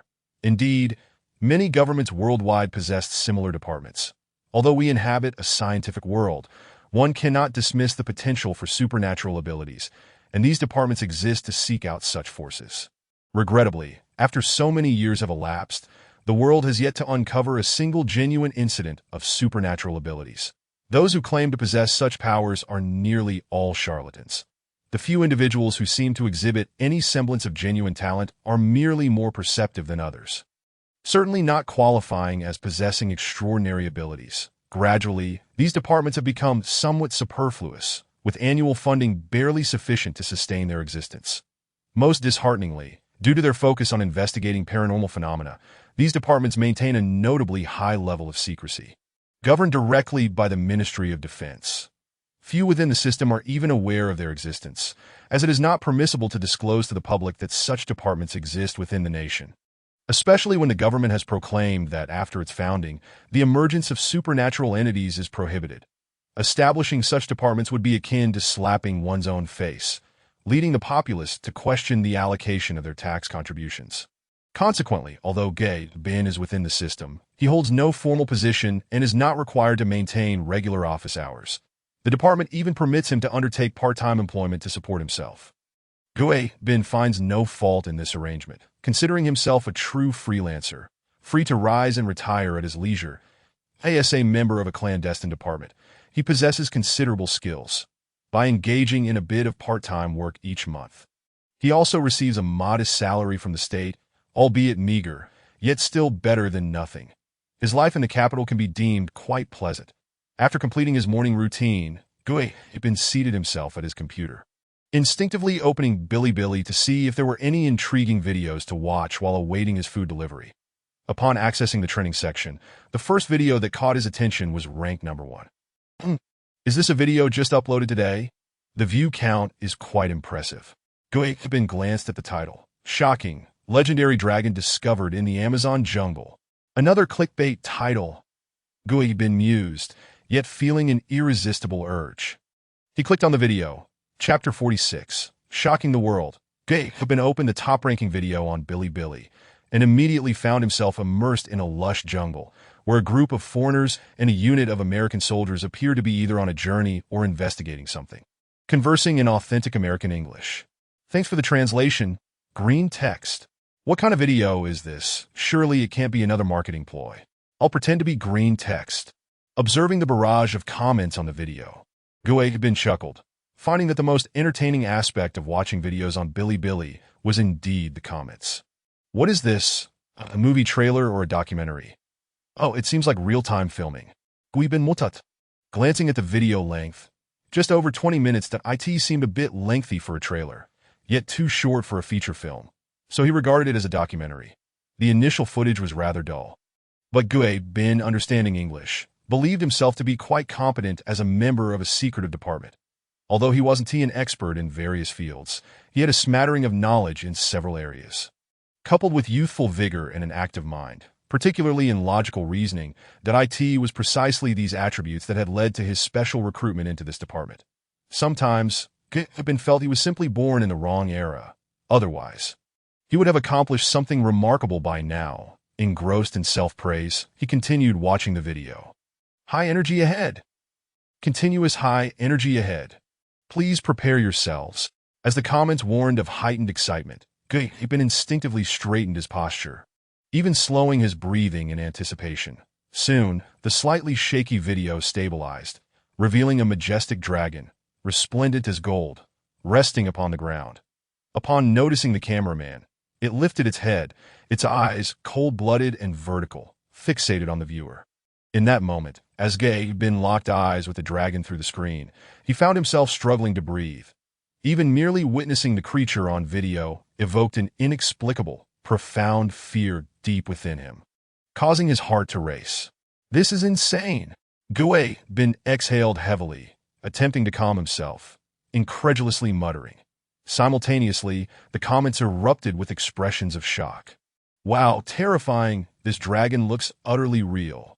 At that moment, I felt true fear, akin to a prey animal encountering a predator. As a human, I nearly lost control. This CGI is incredible. Which company produced this? Has Hollywood reached this level? So lifelike. This dragon is entirely golden. Now that's a dragon. Observing the flood of comments, Gui bin clenched his fists, his eyes flashing with disbelief and astonishment, for this doesn't appear to be post-production at all. As someone with exceptional post-production skills, Gui bin could discern numerous details about the video at a glance. For instance, it was evident that this video was an original, untouched by any post-production editing. The cameraman's amateurish technique was apparent from the lighting, indicating it was genuinely handheld footage, not a cinematic technique. To create such a dragon model in a video without any post-production would be beyond the capabilities of even the most advanced studios today, especially when the dragon began to move. The fluidity of its motions and the myriad details of its body made it appear as a living creature, rather than an animated effect. Modern technology could not achieve such realism. Many shared Gui bin's sentiments. And while some attempted to explain in the comments, others scoffed, asserting that if it wasn't CGI, could one truly suggest that dragons existed in this world? Such rebuttals left them speechless. Subsequently, as the dragon approached the cameraman, revealing its imposing and fierce visage and speaking in human language, the comments erupted further. The dragon spoke. Green text, please translate what this dragon is saying. Translate? Please, that language is entirely unheard of. It doesn't exist. Perhaps it's the dragon's own tongue. This was an unintentional revelation of the truth. What the hell? It spoke English. That American accent is spot on. 66666. All those years of English study seem wasted. I can't compete with a dragon. Mom, I want to learn English from the dragon. What the heck? Fluency in languages? Is that magic? No supernatural beings allowed after the founding. The comments occasionally provided amusement. Despite the tension, the humorous banter alleviated the atmosphere. Next, resembling a movie plot, the overconfident American soldiers launched an assault on the dragon, resulting in a brutal massacre. The video was heavily censored, as it would never pass scrutiny otherwise. However, the glimpses of crimson liquid behind the censorship revealed the reality of bloodshed. The dragon's rampage surpassed any Hollywood spectacle, as it was far too authentic. The soldier screams, the spurting blood, and the visceral carnage adhered strictly to the laws of physics, leaving no room for deception or flaws. It wasn't until the dragon dispatched 3 Apache helicopters and soared away that the video concluded. Fuck! Dragon breath. That was definitely dragon breath. Can someone explain what that beam of light the dragon exhaled was? 7777777. Just now the dragon flew a perfect 7 shape. There is a hidden meaning in that. As the video concluded, the comments dwindled, as if everyone was enraptured by the slaughter. Watching the footage felt akin to witnessing a dragon's massacre of humanity, leaving them drenched in cold sweat, until a comment appeared across the screen, sending chills down their spines. I'm a Chinese expatriate living in Brazil. Today, the local newspaper reported that numerous American troops, along with helicopters and tanks, have arrived at the edge of the Amazon jungle.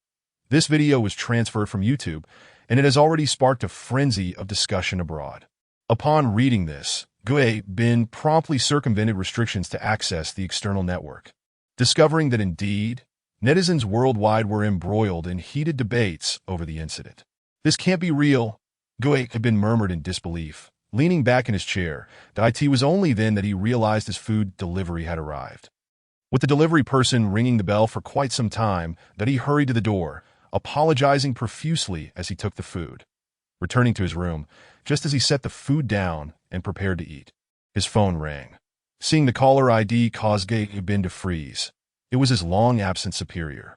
Could this be related to that video? He pondered, pressing the answer button. Without preamble, his superior simply stated that, Gui Bin, put aside everything you are doing and report to the Bureau immediately. Chapter 47. The whole world is searching for the dragon. Bin cast a pitiful glance at the takeout he had just ordered. Though his stomach growled with hunger, given his superior's directive to abandon all tasks for an immediate assembly, he had no choice but to suppress his hunger, don his clothing, and swiftly exit his home. After hailing a taxi by the roadside, Gui had been made his way directly to the municipal government. Seated in the back of the cab, he began to close his eyes and rest at a remarkably astute individual. He could not help but wonder why the leader, whom he saw only once every 6 months at this mundane office, had summoned him on such short notice. That it was evident that this urgent call was undoubtedly related to the colossal dragon video he had recently viewed. Gui Bin felt a surge of excitement, though he could not guarantee the authenticity of this incident. It might well be a deceptive ploy orchestrated by the American government to distract the public. Nevertheless, it was likely the closest he had ever come to encountering a supernatural phenomenon since the establishment of this mysterious department within the Ministry of Defense, that he took a deep breath. Attempting to calm his racing thoughts, myths and magic still held a sense of wonder for Gui Bin, a young man in his 20s, as they represented the most cherished fantasies of his youth. Before long, the taxi arrived at the municipal government. It was rather unfortunate that their department, consisting of only a handful of personnel, had no actual base.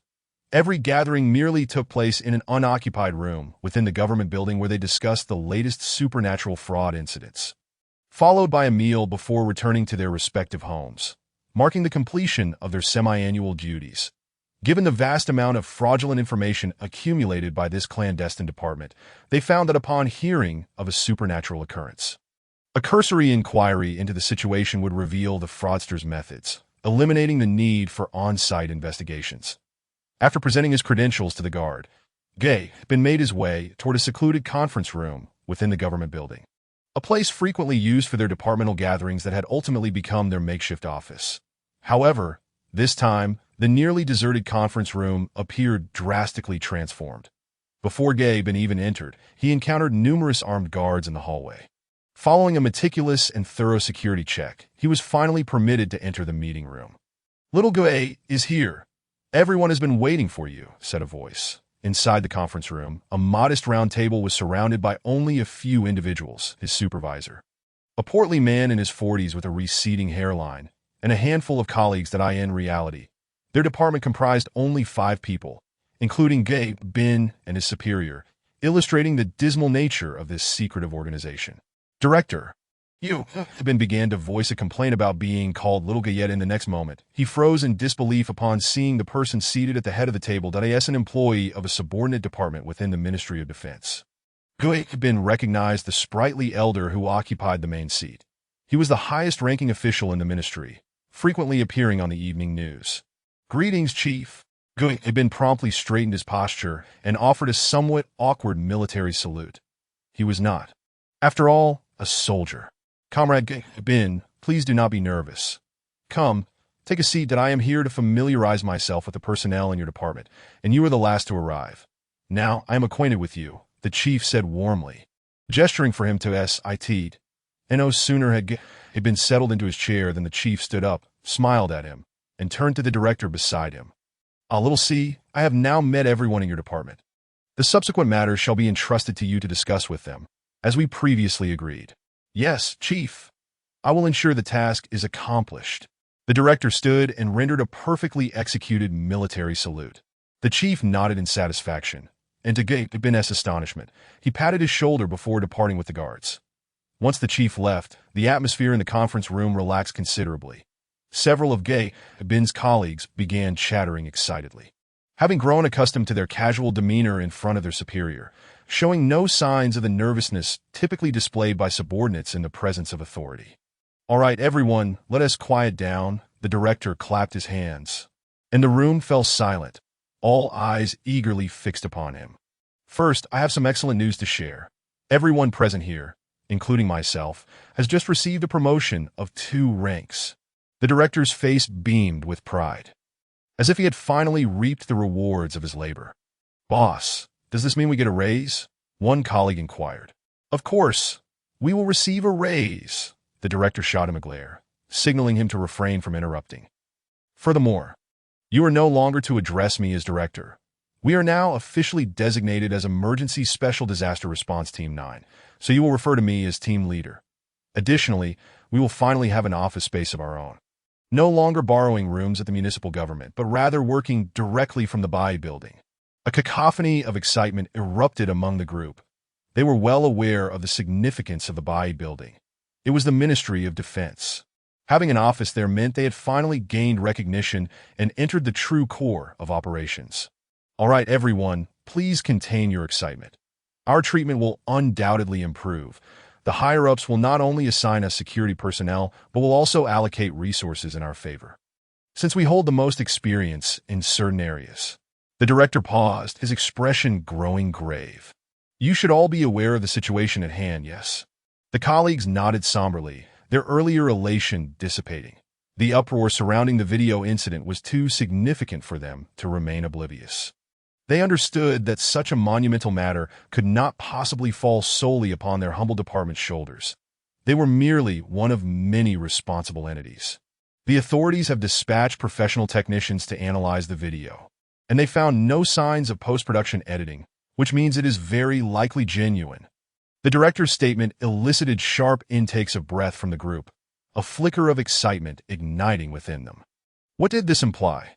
It suggested that dragons existed, that magic was real, and delving deeper, that the myths and legends they had long cherished might indeed hold truth. Before we discuss the next steps, let us first sign this new confidentiality agreement. The director placed a stack of documents in front of each individual.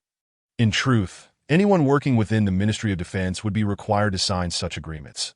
However, the contents varied according to rank, and it was evident that this new agreement would entail significantly stricter confidentiality clauses. I must clarify that once you sign this agreement, should you disclose any information to outsiders, you will be charged with leaking state secrets and face a military tribunal, the director warned with a serious expression. Nevertheless, his team members did not dwell on his words. After a cursory glance at the confidentiality items, they eagerly affixed their signatures. After all, this was a rare opportunity to engage with the hidden truths of their world. How could they possibly let it slip by? Excellent. Now that everyone has signed the confidentiality agreement, let us review these photographs, the director announced, projecting images onto the wall using a projector. This is a photograph taken by personnel in Brazil. Pay close attention. The director flipped through his computer, revealing images of American troops clad in biohazard suits, alongside helicopters and tanks scouring the Amazon jungle, until finally stopping at a photograph depicting a locked box being escorted onto a helicopter by American soldiers. This is an image captured by our military satellites in the Amazon jungle. Observe. There is a clear track extending over 100 kilometers, resembling the path of a heavy tank. Thus, it is evident that a large creature has indeed appeared in the Amazon, and a small American unit has engaged it in combat. Therefore, the likelihood that the video circulating online is authentic exceeds 90%. The colleagues stared intently at the projected images, their breath catching in their throats. Team leader, the locked box being protected by the American troops, may very well contain remnants of that dragon. Guebin interjected, his heart racing. Indeed, that is the speculation from the higher-ups. However, the specifics are known only to the Americans, who may have obtained more critical information ahead of us, the director replied, taking a drag from his cigarette and exhaling a cloud of smoke. Other nations are likely pursuing similar inquiries. And we have already allied with Russia, the European Union, Japan, and other significant international powers to pressure the American government into disclosing detailed information regarding this incident. Guebin found the director's remarks entirely reasonable, in a situation potentially involving the secrets of supernatural forces. Even America's allies would undoubtedly oppose them. Only through a united front could they exert pressure on the global superpower to share its intelligence. Over the past 30 years, our country has experienced tremendous economic growth, becoming the world's second-largest economy. However, we still lack sufficient political clout. This incident presents us with an opportunity to unite other forces, even America's allies, to confront them, thereby enhancing our international standing. We might even position ourselves as the leaders of this coalition. While it may seem somewhat unseemly to take such a high-profile stance at this juncture, this opportunity is far too precious to squander that I suspect this is precisely what the higher-ups are contemplating, regardless of the outcome. It will be advantageous for us, effectively killing multiple birds with one stone. Hearing the director's words, Guebin gazed at him in astonishment, as if discovering for the first time that his seemingly lackadaisical superior possessed such political insight. Ladies and gentlemen, prepare yourselves for a busy schedule ahead. Your leisurely days are behind you. This afternoon, report to your new work location that if this incident proves authentic and is not merely a ruse by the Americans to deceive the world, then the landscape of our reality is about to change dramatically.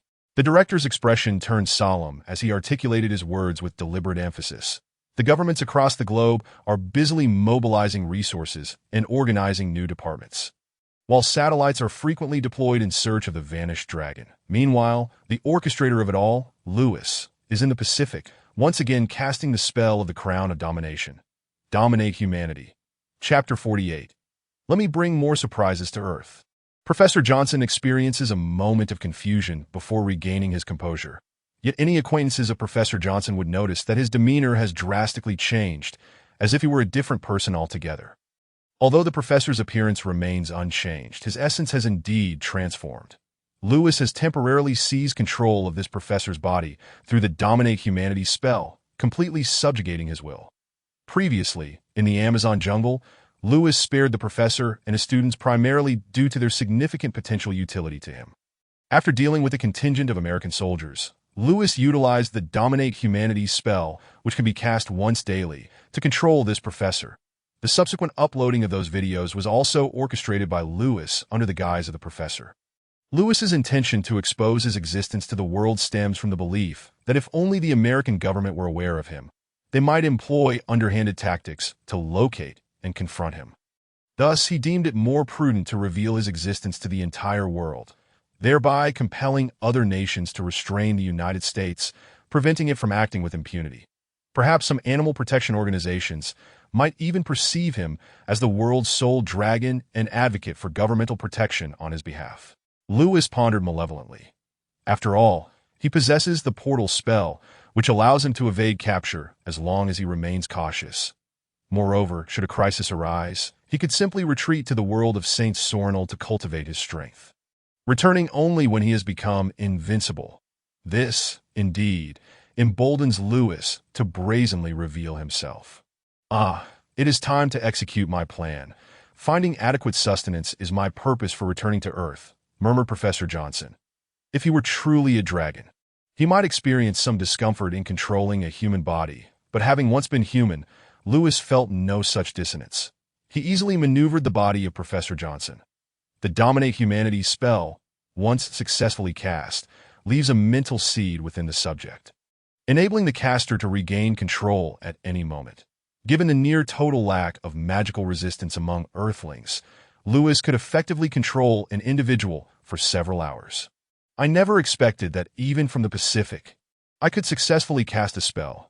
Magic truly is a wondrous phenomenon, capable of transcending such distances, Lewis mused, before manipulating the professor's body to power on the computer. The Dominate Humanity spell has numerous limitations. For instance, it can fully control only one individual and not a group. Additionally, the initial casting of the spell is limited by distance, requiring the caster to be within a certain range of the subject. Furthermore, while controlling the subject, the caster cannot access the subject's memories or habitual behaviors, instead acting according to the caster's own habits. This is why the spell is considered esoteric in the world of Saint Sornal, as few choose to study it.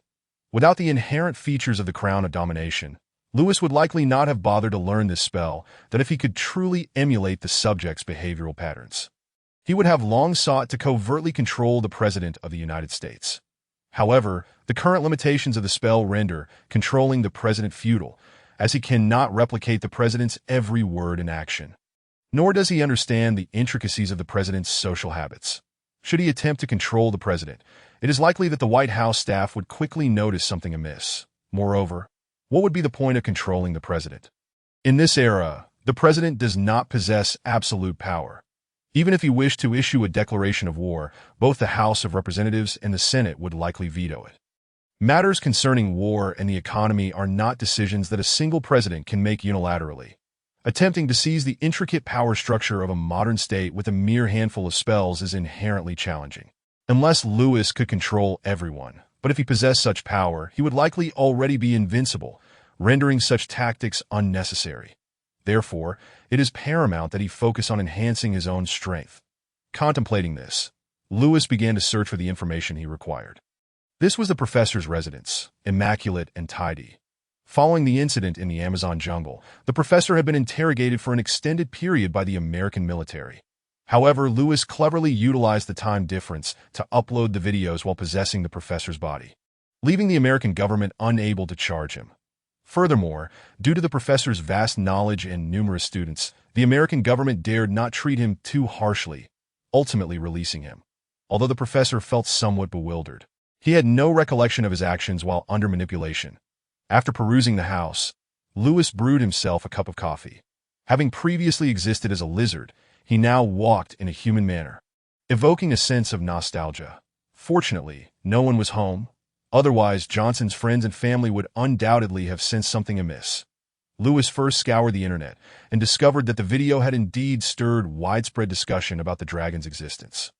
Even in America, protests had been initiated, urging the government to disclose information. However, the American government completely disregarded these demonstrations, vehemently denying the existence of the so-called dragon, labeling it as a fabricated hoax. In response, Lewis merely chuckled derisively, choosing to focus on fulfilling his own objectives. When various supernatural events begin to proliferate, he is eager to witness how the American government will continue to deny the truth. I wonder how many scientists will be driven to madness when the scientific worldview they have held since childhood crumbles before them, Lewis mused, relishing the thought of the chaos he would unleash. Even Lewis himself could scarcely believe how swiftly he adapted to his new identity, though he retained certain human habits and thought processes. He had wholly embraced the mindset of a dragon, that he now perceives himself as a genuine dragon, an entity of higher status, a predator at the apex of the food chain, that he is no longer the frail human with a mere century of life. Yet human intelligence possesses its merits, and Lewis now embodies both human wisdom and dragon strength. Found it. No wonder he's a Stanford University professor. His network is truly extensive. Fortunately, I don't need to meet anyone in person. A simple phone call using the professor's voice will suffice. Otherwise, a face-to-face meeting would likely raise suspicions about the professor's mental state, Lewis exclaimed, delighted as he perused the contacts on his phone, which contained numerous phone numbers. Thanks to modern smartphones with facial recognition and fingerprint identification. Had it required a password, Lewis would undoubtedly have been unable to unlock the professor's phone. Let the surprises begin. I shall bring forth more wonders for the people of Earth. Chapter 49. Playing with America at my fingertips. In the Sonoran Desert of Arizona, America, lies one of the largest and hottest deserts in North America, spanning an area of 300,000 square kilometers. Beneath a certain section of this desert, there exists a colossal, nationally classified mysterious laboratory. Just as depicted in Hollywood films, this laboratory is heavily guarded, with surveillance and protective measures permeating the entire facility. The stark white walls and blinding lights render the institution devoid of any shadows, leaving first-time visitors feeling unnerved by the overwhelming pallor. Armed guards stand vigilant, while researchers clad in protective gear bustle about one of the most secretive research institutions in the United States. It hosts numerous significant research projects and harbors items of enigmatic origin acquired by the American government. In a room enclosed on all sides, a transparent cabinet is prominently displayed, with various high-tech mechanical arms operating nearby. As several biologists engage in discussion with a soldier, how is the research on the dragon scale progressing? The president and the secretary are awaiting the results. The soldier inquired, standing tall. The research is progressing smoothly. However, it will take some time to yield results, as we have only this single piece of material that we cannot afford to employ overly aggressive research methods. If we accidentally damage it, it would be disastrous. However, it is truly astonishing. The genetic sequence, hardness, and pliability of this scale are unbelievable that if you had not informed me that it is a biological component, I might have suspected it to be some form of synthetic metal. This is definitely not something an ordinary Earth creature could possess, one biologist exclaimed fervently. The soldier rolled his eyes, muttering under his breath that this was hardly news. After all, the scale originated from a dragon. So how could it possibly belong to an ordinary Earth creature?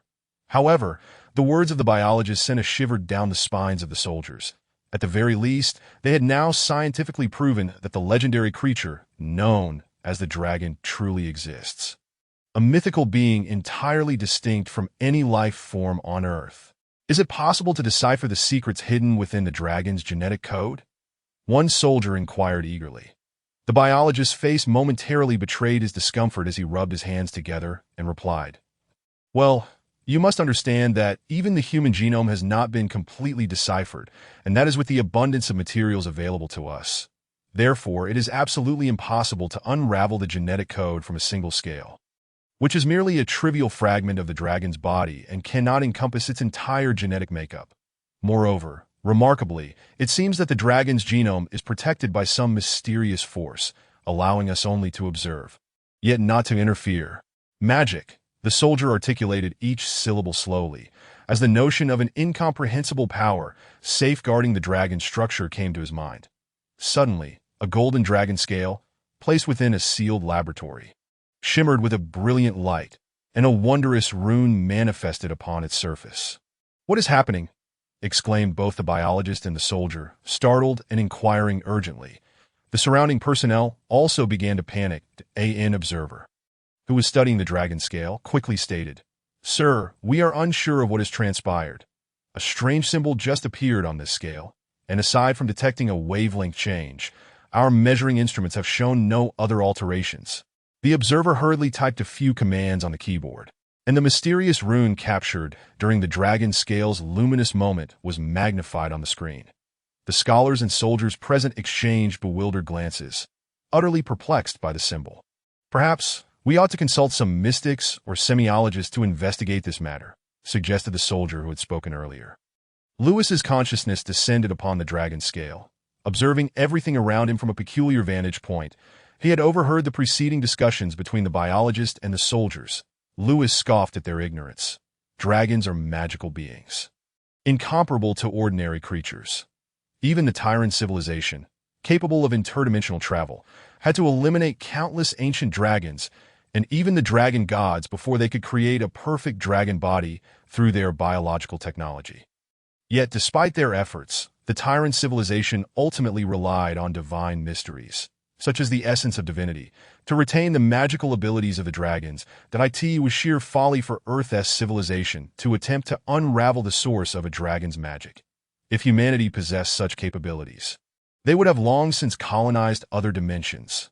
In truth, the dragon scale was intentionally left behind by Lewis, that if any government were to discover the existence of such a mysterious entity as the dragon, they would undoubtedly search the vicinity, and the conspicuous scale left by Lewis would surely be found if the searchers were diligent. That as Lewis anticipated, the American government obtained the dragon scale and brought it in for research.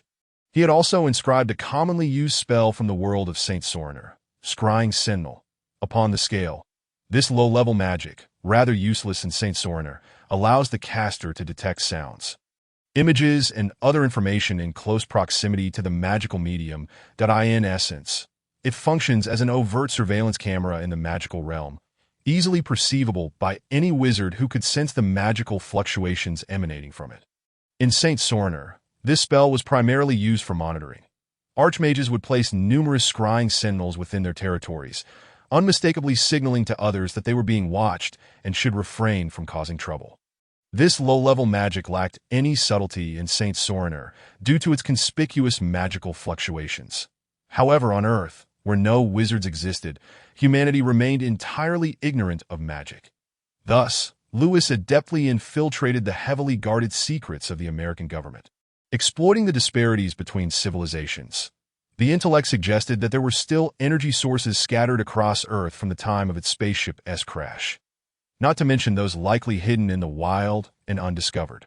Should a national government uncover such enigmatic resources, they would surely be stored in the most secretive research facilities for investigation.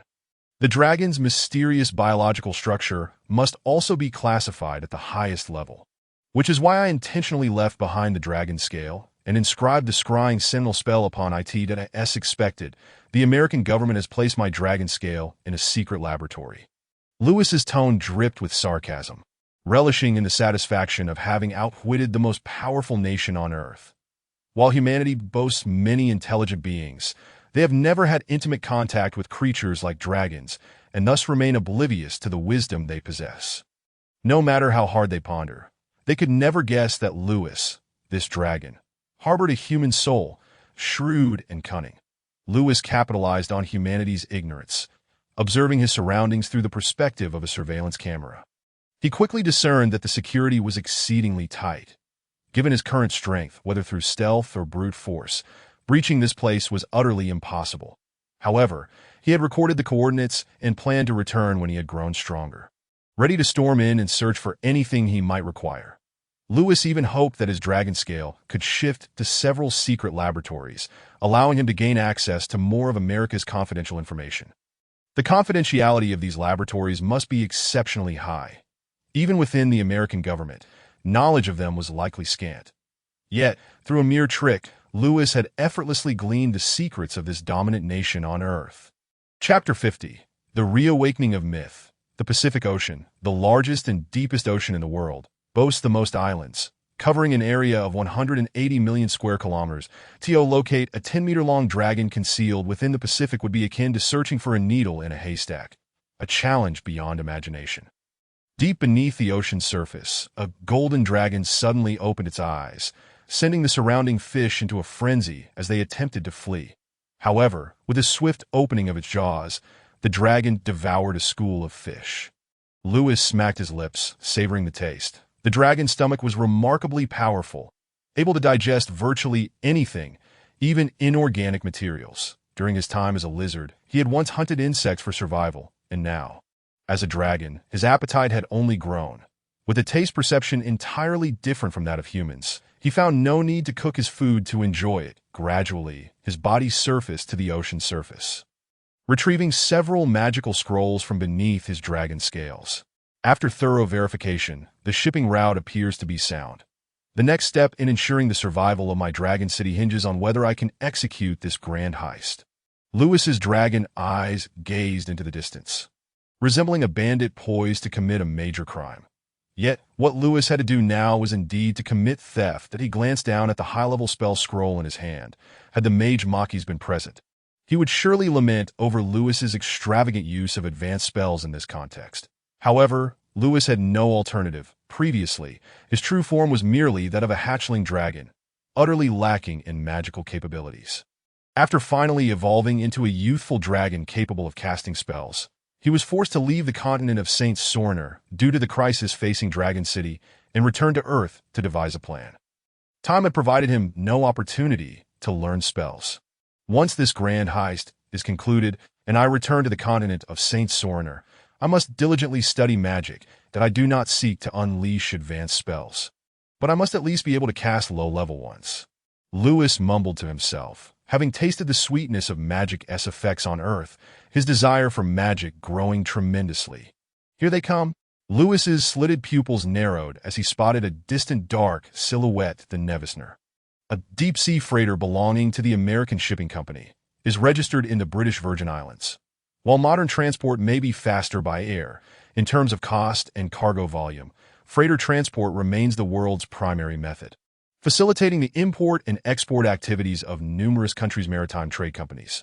Based on tanker classifications, this vessel is categorized as a VLCC, with a deadweight of between 200,000 and 300,000 tons, taking approximately a month to travel from North America to Asia, delivering its cargo to ports there. This time, the Nevisner was transporting grain. The United States is the world's largest grain exporter, nearly exporting 100 million tons annually, constituting about one-fourth of the global total. American agrarians, possessing vast tracts of land and employing fully mechanized farming techniques, produce grains not only for domestic consumption, but also for export to bolster their incomes. Consequently, farmers in the United States are akin to wealthy landowners. The primary grains exported include corn and soybeans, though wheat and beef also constitute significant export commodities. Asia, Africa, and even Europe are home to numerous grain-importing nations, forming an essential component of American exports. Humanity's iron creations traverse the ocean, rendering even the colossal whales of the sea minuscule in comparison. Upon the deck of the Nevisner, several sailors chatted idly, enjoying the sea breeze that in the past. Maritime trade was an exceedingly perilous endeavor. A moment's inattention could lead to catastrophic disasters at sea, often resulting in death. However, in modern times, natural calamities can generally be anticipated and navigated around, making human-made disasters, such as piracy, the most treacherous threats. The Pacific Ocean has long been the traditional domain of the United States Navy, and it is not akin to the perilous waters of the Caribbean, the Strait of Malacca, or Somalia. Encountering pirates in the vast expanses of the Pacific is virtually impossible, and in comparison to the Atlantic's ferocity, the Pacific's waters tend to be far more tranquil. Thus, transoceanic trade in the Pacific is a remarkably comfortable endeavor, save for the considerable distances involved. Hey, did you see that? The video that caused such a stir a few days ago, apparently. The U.S. military discovered a creature resembling a dragon in the Amazon rainforest, a sailor remarked, nibbling on some fruit as he jested with a colleague nearby. Had they been sailing for a month as they had in previous times, such news would have driven them to madness. Yet with modern technology, while a month spent gazing out at the sea might induce a certain restlessness, the existence of the internet allows even those at sea to stay connected, albeit with somewhat diminished signal strength. How could I not know? I even contacted my family to clarify the situation. You all know I'm from New York. Apparently, there are numerous protests in Washington, D.C., demanding the government disclose information. As if those politicians would ever make such information public, one sailor scoffed. My family has told me to be cautious, claiming the world might be dangerous. What am I supposed to be wary of? Should I be afraid of a dragon surfacing in the Pacific? Perhaps your family meant for you to be wary of sirens at sea. Beware of their enchanting songs, lest you find yourself utterly depleted and transformed into a mere husk. For I assure you, your girlfriend would not attend your funeral. Ha ha ha! The sailors erupted into laughter, exchanging ribald jokes. Hey fellas, don't dismiss it. If dragons truly exist, if those myths hold any truth, I would genuinely like to encounter a mermaid. Oh, that would be a mermaid, my friends. Even if it led to my demise, I would accept it. Have you lost your mind? How many times have you traversed this route? And have you ever seen a mermaid? That's not the point. Look, even dragons have appeared. Is it so far-fetched to believe in mermaids? The voice persisted in its defense. Since the dragon's disappearance from the Amazon rainforest, it had not resurfaced, and for ordinary people, it held little impact on their lives. Most regarded the so-called dragon as mere fodder for conversation, and by this time, some had begun to doubt the authenticity of the video. After all, why had no other news emerged despite the passage of so many days? The sailors continued to chat and laugh, relishing their rare moments of respite, boasting about their beautiful girlfriends and recounting tales of charming encounters at bars. Suddenly, one sailor sensed something amiss. He gestured to the surroundings and exclaimed, "Guys, don't you find this environment rather strange?" The others looked around, puzzled. Instead of the expected azure sky and boundless blue sea, they witnessed a mysterious transformation to their eyes. It was as though they donned bifocals. The nearby ocean remained unchanged, yet the distant horizon appeared distorted and hazy, as if the very fabric of reality had been rendered into a mosaic. "What on earth is happening?" a sailor gasped. But no one could provide an answer. They had experienced fierce storms and encountered ferocious schools of sharks. Yet this bizarre distortion was unlike anything they had ever witnessed, as if they had stumbled into an unknown realm. "Let us find the captain and the first mate. We need to ascertain what's going on." Panic flickered across the sailors' faces as they prepared to retreat into the ship's cabin. Suddenly, the cruise ship shuddered violently, akin to a sudden break, and the immense inertia sent the sailors tumbling to the ground, accompanied by a chorus of curses and exclamations of ouch. Struggling to regain their footing, the air was thick with complaints echoing throughout the cargo vessel. "Quick look at the stern of the ship." A hoarse cry of terror pierced the air, shattering the tension and bringing fear into stark relief. There, at the ship's aft, a colossal vortex had manifested, appearing to hollow out the ocean and revealing a terrifying abyss beneath. A gaping black hole that seemed poised to consume all, transforming everything into utterly mad sustenance. From this immense whirlpool, dozens of elongated, sinuous tentacles rose towards the sky, their ghastly green hue interspersed with inky blackness, writhing like serpents in the air. The tentacles dripped with a viscous, putrid substance, reminiscent of the appendages of a monstrous octopus. "Monster! Monster! Quick, retreat to the cabin." "Why has the vessel stopped?" "Hurry, set sail. That creature is coming. It's approaching." The cries of panic, screams, and hoarse shouts plunged the cargo ship into chaos. Chapter 51.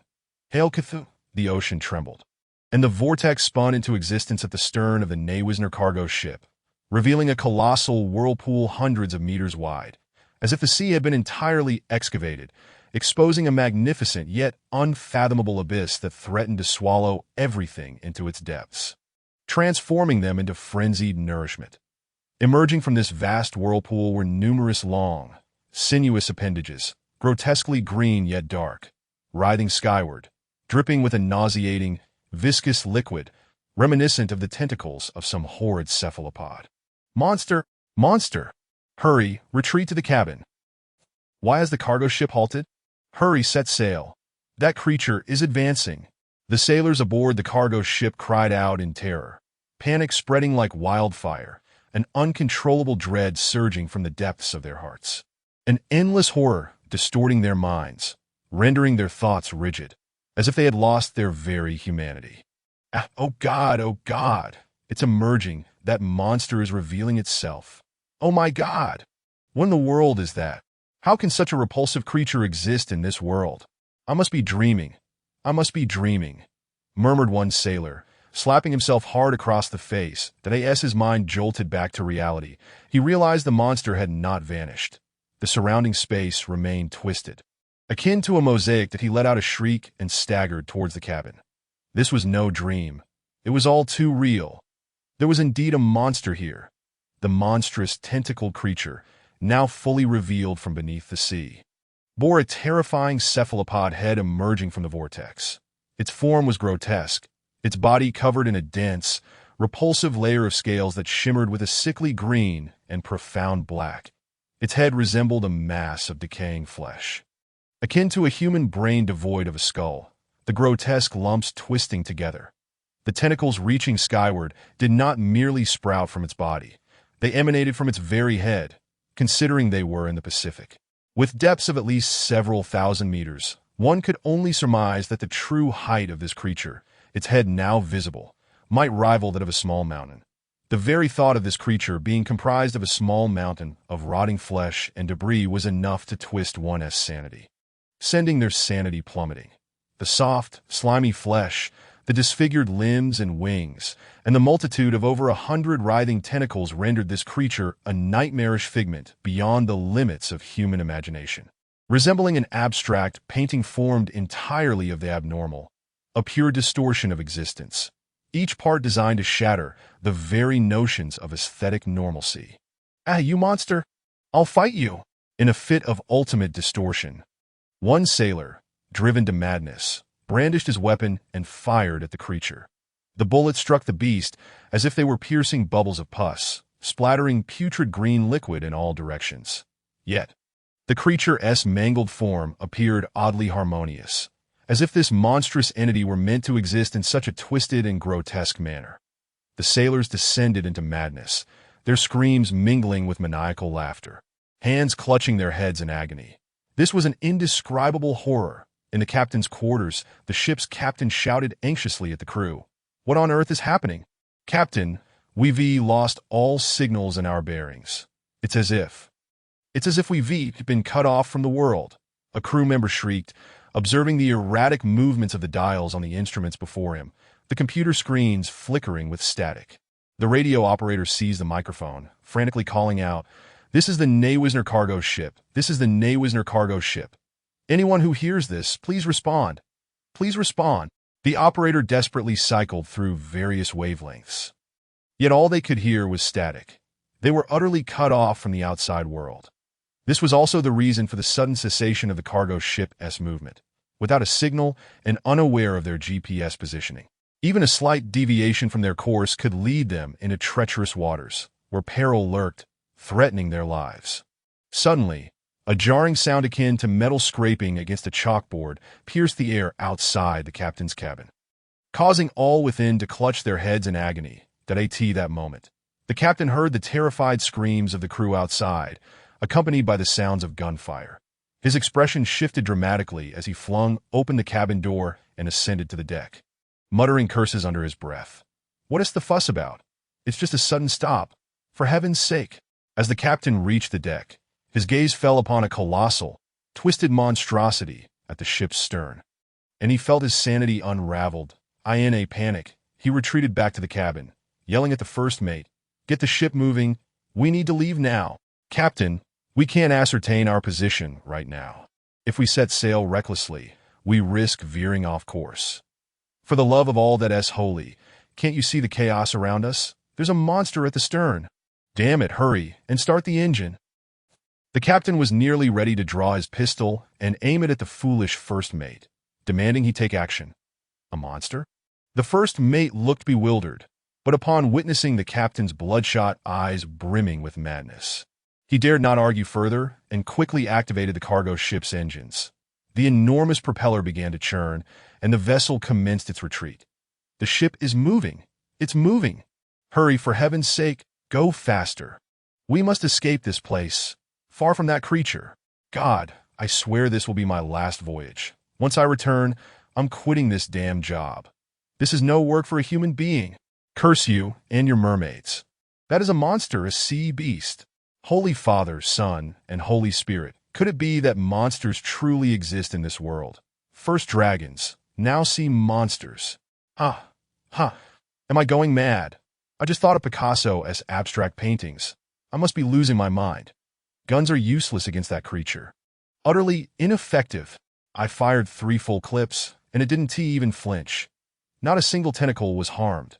We need cannons. We need 400mm artillery. We need cruise missiles. We need nuclear weapons.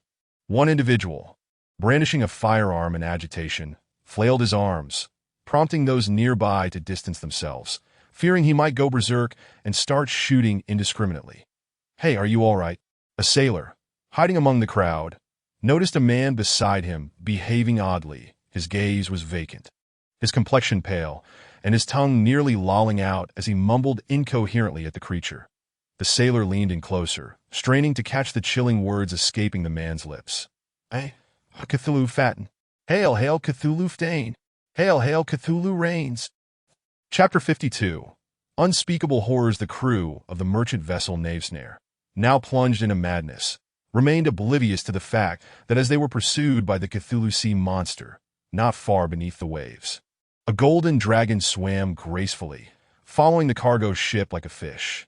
It seems the plan is proceeding smoothly. Listening to the terrified cries of the crew aboard the ship, Lewis exhaled a sigh of relief, a sinister smile creeping across his draconic visage.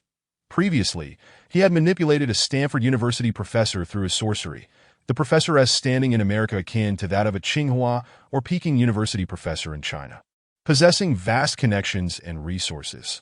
Those who had access to his contact list were invariably affluent or influential individuals. Thus, leveraging Professor Johnson's identity, Lewis easily communicated with the contacts listed in the professor's phone, gathering the information he required. According to the renowned theory of 6 degrees of separation, one is never more than 5 connections away from any stranger. Lewis was uncertain of its validity for ordinary individuals. But for someone of the professor's stature, he needed only a couple of intermediaries to acquire ample data. For instance, he swiftly obtained information regarding the shipping routes of a grain transport vessel, utilizing the professor's status to facilitate the process. Lewis had yet to conduct a population census in his Dragon City, but based on his aerial observations during the city's destruction, he estimated the population to exceed 100,000. Acquiring sufficient food to sustain such a population, preferably with a long shelf life, posed a significant challenge. Even if Lewis managed to infiltrate the continent by controlling a wealthy individual to amass provisions, such efforts would leave traces, and gathering a large enough supply would take considerable time, something Lewis could not afford. Thus, he pondered that hijacking a grain transport vessel would be the optimal solution. The vast Pacific Ocean, being the largest ocean on the planet, lies far from North America, Asia, or Australia. In such a location, as long as Lewis conducted his operations discreetly, he would leave minimal traces, allowing him greater freedom to maneuver. However, hijacking a cargo vessel required skill. While Lewis could unleash electromagnetic cannons to penetrate the ship with ease, what he needed was the grain on board. Sinking the vessel would be counterproductive, as that would deprive him of the very resources he sought. To secure the intact ship and its cargo, he would have to rely on his magic. The spell's Maze and True Illusion were 2 advanced incantations he selected from his collection of scrolls that the Maze spell, as its name suggests, creates a labyrinthine effect by distorting and confusing the surrounding space, rendering it impossible to escape while allowing the caster to control the maze's exits. This spell is typically employed to trap enemies or safeguard significant items, as the spatial distortion nullifies any teleportation magic within its confines. What Lewis needed was to create an isolated microcosm, preventing the cargo ship from establishing contact with the outside world, thus enabling him to drive the crew away with terror, thereby seizing an undamaged vessel laden with provisions. It is important to note that transporting food is no simple task. It is a meticulous undertaking. The maze spell appeared effective, as the disordered space hindered signal transmission. And unless one employed quantum communication technology, it was unlikely that conventional electromagnetic waves could penetrate these spatial barriers. After confining the cargo ship within this space, Lewis employed the True Illusion spell to conjure the visage of Cthulhu. Indeed, the horrifying octopus-like creature perceived by the crew was but a phantasm, an unfathomable terror that Lewis himself had fabricated. The more one knows, the quicker one meets their demise. However, this high-level illusion had its distinct characteristics. For instance, it would react when attacked, creating the illusion of being alive. Only such a nearly lifelike illusion could completely deceive the onlookers. If I were to transform into a demigod dragon and master the realm of emerald illusions, I might even be able to materialize a corporeal Cthulhu. Lewis mused, though the thought of wasting precious divine energy to create an actor seemed excessive. Employing illusion was far more efficient. The Cthulhu conjured was merely a performer. When news of the sea monster's emergence spread across the ocean, it would divert attention from the dragon, preventing the world from fixating solely on him. In fact, Lewis contemplated creating more monsters, fostering the illusion that all mythological creatures had returned to life. Only in this way could he blend in among the mythic beings, enhancing his safety. This was Lewis's multifaceted strategy. Lewis continued to trail the cargo ship, which was now utterly ensnared within the confines of the maze spell. Doomed to circle endlessly within that space that the fear aura spell from the Crown of Domination remained active, for a mere illusion of Cthulhu would not suffice to shatter their sanity completely. Lewis lacked the true abilities of Cthulhu. However, bolstered by the fear aura, Lewis also employed the mass suggestion spell, implanting the idea in the crew's minds that they were facing an unspeakable horror, coupled with the presence of a distorted, abstract octopus-like figure trailing behind them.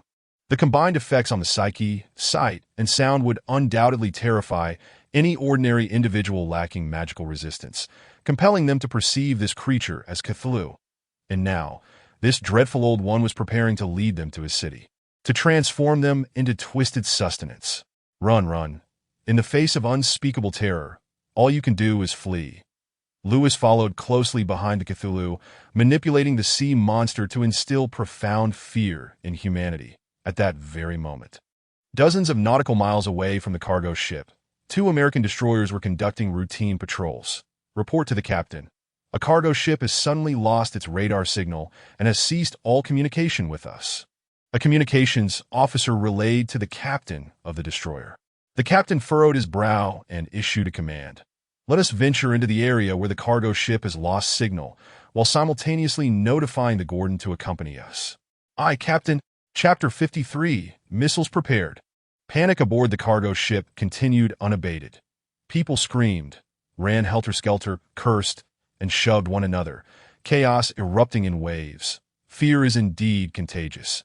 Even the strongest among them, in this environment of despair and terror, succumbed to the frenzy of others' frantic cries, becoming part of the horror. Yet it cannot be said that this was absolute. In such circumstances, some individuals, driven by a fierce desire, managed to retain a semblance of rationality that a sailor, trembling as he clutched his phone, though internally gripped by terror, desperately filmed the scenes aboard the cruise ship, capturing the nightmarish visage of what seemed to be a Cthulhu-like sea monster, along with the madness unfolding on the cargo vessel. As long as I upload these videos online, I'm bound to gain a plethora of views and subscribers. I could become an internet sensation, couldn't I? I could earn money. I shall never set sail again. This place is too frightening that as he spoke, this burly man began to sob, yet the yearning for wealth compelled him to continue filming. It was evident that everyone yearned for riches, like dragons coveting treasure. Inside the captain's cabin, the captain of the navigational cargo ship was bellowing. What is happening? Why does it feel like our ship isn't moving? We're still stationary. Due to the distortion of the surrounding space, without any reference points, human perception was utterly incapable of discerning whether they were in motion, akin to traversing the cosmos. The harrowing screams of Cthulhu, piercing through the membranes of their minds, the frantic cries of the crew, and the monotonous environment surrounding them made the captain feel as though his brain were being torn asunder. Despite the cacophony around him, he felt as if he were ensconced in Silent Hill. Captain, our ship should be moving. It ought to be moving, yet no matter how we attempt to navigate, we cannot escape. It's as if we're spinning in place, or perhaps this region of the sea is moving with us. The first mate had already succumbed to tears, snot and sobs mingling as he spoke. Though the signal here could not reach the outside world, within this space, their electronic signals could still communicate. Thus, the first mate, through the surveillance cameras in the captain's cabin, glimpsed the condition of the entire ship. Though he had not witnessed the horror of Cthulhu firsthand, merely observing that sanity-shattering creature through the lens was enough to drive him to the brink of madness. Veins bulging on the captain's forehead, his sanity slowly unraveling. He watched on the monitor as the horrific creature's tentacles clung to the cargo ship, as if searching for something. The crew had crowded towards the bow of the ship, despite the vessel's immense size. Such a congregation could lead to perilous situations. Indeed, trouble had already arisen. A stampede had occurred, with some crew members having been thrust overboard and plunging into the ocean, where, even in the absence of monsters, their fate was almost certainly sealed, as the frigid waters would rob them of all warmth and life. The captain knew he must make a decision. In madness, humanity would dare anything, even without the creature's intervention. In the absence of reason, humanity would likely turn upon itself in a desperate instinct for survival. This was not without precedent. Confining a group of individuals within a sealed space would inevitably lead to self-harm or mutual slaughter as time progressed. This was the price of lost rationality. Abandoned ship. The captain inhaled deeply, gritting his teeth as he enunciated each word. He understood that with this decision, his career as captain would come to an end. Yet there was no alternative that in the face of death, who would willingly sacrifice their life for the cargo ship. Captain, is abandoning ship truly effective? Shouldn't we be safer aboard this cargo vessel? The first mate stammered in protest. The captain struck him sharply, yelling, "You fool, look at those who have fallen overboard." The captain gestured towards the screen displaying the crew members plunging into the sea. Shouting, "See, that creature has shown no interest in those who have fallen. This indicates it may not be concerned with humanity, but rather with something aboard this cargo ship, that I don't care about you anymore. If you wish to die, then go ahead." As the captain raged, he sprinted towards the deck. The first mate paused for a moment, then cried out, "Wait for me, Captain! Wait for me!" Just as he prepared to pursue the captain, a flicker of conscience halted him. He picked up the nearby microphone and announced a broadcast. "This is the captain's cabin of the Navisneral. The captain permits crew members to abandon ship for survival. Did I repeat? Permission granted to abandon ship." After finishing, the first mate dared not linger and hurried after the fleeing captain. The crew members who heard the broadcast were momentarily frozen. Some wore expressions of hesitation. They were not fools. They began to ponder whether it was safer aboard the cargo ship or if escaping in a lifeboat offered a better chance of survival. However, some were action-oriented, promptly lowering the lifeboats and leaping aboard, paddling away with wooden oars. Soon, the crew aboard the ship noticed that those fleeing in lifeboats seemed to be ignored by the terrifying creature, which appeared to have no interest in them. Its focus remained solely on the cargo ship, with hundreds of tentacles already affixed to the vessel's stern, as if intent on capsizing the entire ship. Panic surged as people realized they might have a chance at survival. Seeing the captain and first mate flee first ignited a primal instinct for survival among the crew, that in a frenzy. They began to jostle one another, clamoring for the lifeboats. "Get away, you bastard! I was here first. If you dare touch me, I'll shoot." In the throes of despair and terror, humanity's instincts drove them to forsake all ethical considerations. Though the cargo ship had ample lifeboats, chaos erupted as individuals fought over them.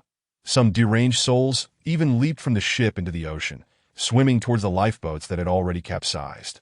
Prepared to paddle away into the distance, that in an instant, the vicinity of the cargo ship resembled a scene of dumplings boiling in water, with countless crew members fleeing. Ah, splendid. It would be even better if they all abandoned the ship, leaving the entire cargo vessel to me, that I'll check later to ensure no stragglers remain.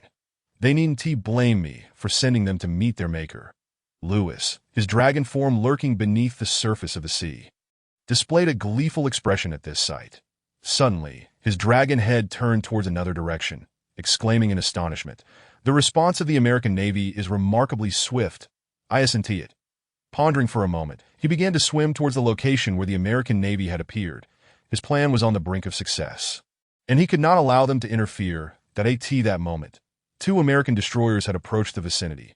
When the naval officers aboard the destroyers beheld the area ahead, shrouded in a mosaic-like haze, they erupted in incredulous exclamations that, "Oh my God! What is that? Could it be an alien invasion? Quick, notify the Pentagon, informing them we have discovered a mysterious event. There seems to be a monster in there. All personnel, battle stations, prepare the Tomahawk missiles." Chapter 54. The Old Ones. Upon discovering the 2 American destroyers, Lewis hesitated before swimming closer. His hesitation stemmed from a lack of familiarity with modern warfare weaponry. He was uncertain whether he would be detected by the destroyer's radar if he approached brazenly. Given his current form, he could not withstand a missile barrage, and he certainly could not outrun missiles that could effortlessly exceed the speed of sound. Thus, it was prudent to exercise caution. Ultimately, after deliberating, Lewis descended deeper into the ocean, and only after reaching several hundred meters below the surface did his courage begin to swell. Humanity's technology posed little threat to creatures of the deep. while destroyers undoubtedly possessed torpedoes and other anti-submarine weapons. Lewis, as a dragon, was far more agile beneath the waves. With the assistance of water pressure to mitigate his speed, evading such weaponry was akin to chasing phantoms. Fortunately, as Lewis drew nearer, it appeared the two destroyers remained oblivious to his presence, directing their attention solely toward the distant, blurred image in the water. Lewis felt a wave of relief wash over him. He activated the aura of fear from the crown of domination and retrieved 2 magical scrolls. My stock of magical scrolls is dwindling. I only have a few low-level spells remaining. These one-time use items are rather inconvenient. I should focus on learning magic to handle such matters myself in the future. Lewis lamented the depletion of his magical scrolls, yet necessity dictated that he employ such means to instill the indescribable terror of Cthulhu into the hearts of these destroyers.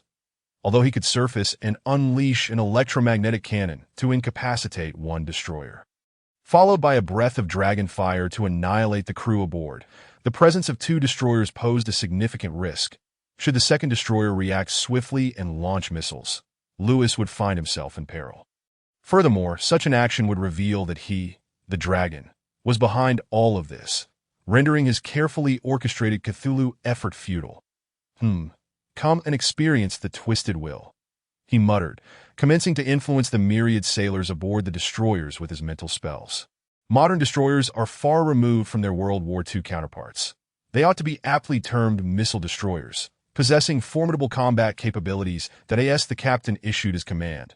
The hatch of the destroyer opened, revealing the missiles within. Although modern destroyers boast impressive firepower, it is essential to acknowledge that contemporary warfare can be succinctly described as a war of finances. The cost of a single Tomahawk missile exceeds $1 million, implying that launching 100 of them would amount to a staggering expenditure of $100 million. For instance, while Russia may possess a plethora of missiles, its capabilities in regional conflicts pale in comparison to those of the United States, chiefly due to its financial constraints. Enlarge the image, commanded the captain in the operations room of the destroyer. Immediately, the colossal screen magnified the image severalfold, allowing for a clearer view of the mosaic-like distorted space, within which appeared to lurk an exceedingly grotesque creature. The image was somewhat blurred, with low pixelation, yet at a mere glance, an uncontrollable sense of dread surged from the depths of their hearts, conjuring an image of a nightmarish, contorted octopus in their minds, as if the creature had infiltrated their very souls. Captain, I don't know why, but my scalp is tingling, and I feel an overwhelming sense of unease, one officer confessed. I share your sentiments, the captain replied. Swallowing hard, the esteemed leader of the United States Navy, he believed he would remain composed in the face of any monstrosity. However, for reasons unknown, even this creature, glimpsed through that peculiar distorted void, instilled an unshakable fear within him. The sailors aboard the warship were entirely unaware that they were under the influence of a fear aura, erroneously attributing their trepidation to the creature's mysterious powers, believing that merely witnessing it would evoke terror. Humanity truly is fragile. The captain sighed softly, his expression turning serious. Deploy a drone to investigate that region of the sea. It was evident that the distorted space was abnormal. As long as the captain retained his sanity, he would never permit the destroyer to venture directly into this moment. A drone served as the most prudent weapon. The side doors of the destroyer opened, and a military drone was propelled forth along its trajectory. The drone operator guided it straight toward the distorted space, while those in the command room watched the screen with anxious expressions. ZZZ. Upon contact with the distorted realm, the screen was instantly engulfed in a blinding whiteness. The drone operator reported, "We have lost control of the drone, Captain." "Yes, I see it," the naval officer said, clasping his hands behind his back to conceal their tremors, gazing through the front glass at the sea below, murmuring, "It seems that the distorted waters disrupt mechanical signals. The missing cargo ship is likely trapped within, along with that creature, which is truly concerning. Do you know what I am reminded of? The Bermuda Triangle." The captain's words drew the attention of the other officers, and a momentary silence enveloped the command room.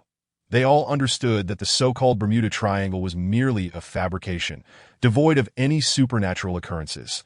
Yet the bizarre events transpiring in the waters before them undeniably evoked thoughts of Bermuda's legends. Once word of this reaches the outside world, this body of water may well be dubbed the Pacific's mysterious sea, the captain said with a self-deprecating smile. Just then, an urgent shout echoed from outside the command room. "Report!" "What is it? Come in," the captain exclaimed, his brow furrowing in apprehension.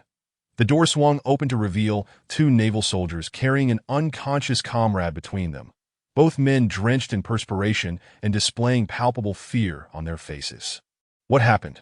Why is he unconscious?" the captain inquired. "Report, Captain. This individual—" He was on the deck staring at that creature, repeatedly shouting, "Hail, Cthulhu! He's an enthusiast of the Cthulhu mythos. We were so frightened that we knocked him out," the trembling soldier explained. The captain did not chastise him for incapacitating his fellow soldier. Instead, his expression shifted to one of anger as he bellowed, "Absurd! What do you mean by Cthulhu? Are you suggesting that creature is an elder god?" Despite his fierce tone, the captain could not shake the indescribable fear that gripped him, and upon hearing the name Cthulhu, the horrifying image of the creature became even more vivid in his mind, leaving him visibly shaken and inclined to believe. "Has the Pentagon made contact yet?" "We have reached them, Captain. However, they have instructed us to hold on. This incident is significant and requires consultation with the President and the Secretary of Defense," the communications officer reported, nearly in tears. "Oh dear. I wish to avoid any encounters with Cthulhu or hearing about Nyarlathotep." Back on American soil, the Pentagon was in a state of turmoil.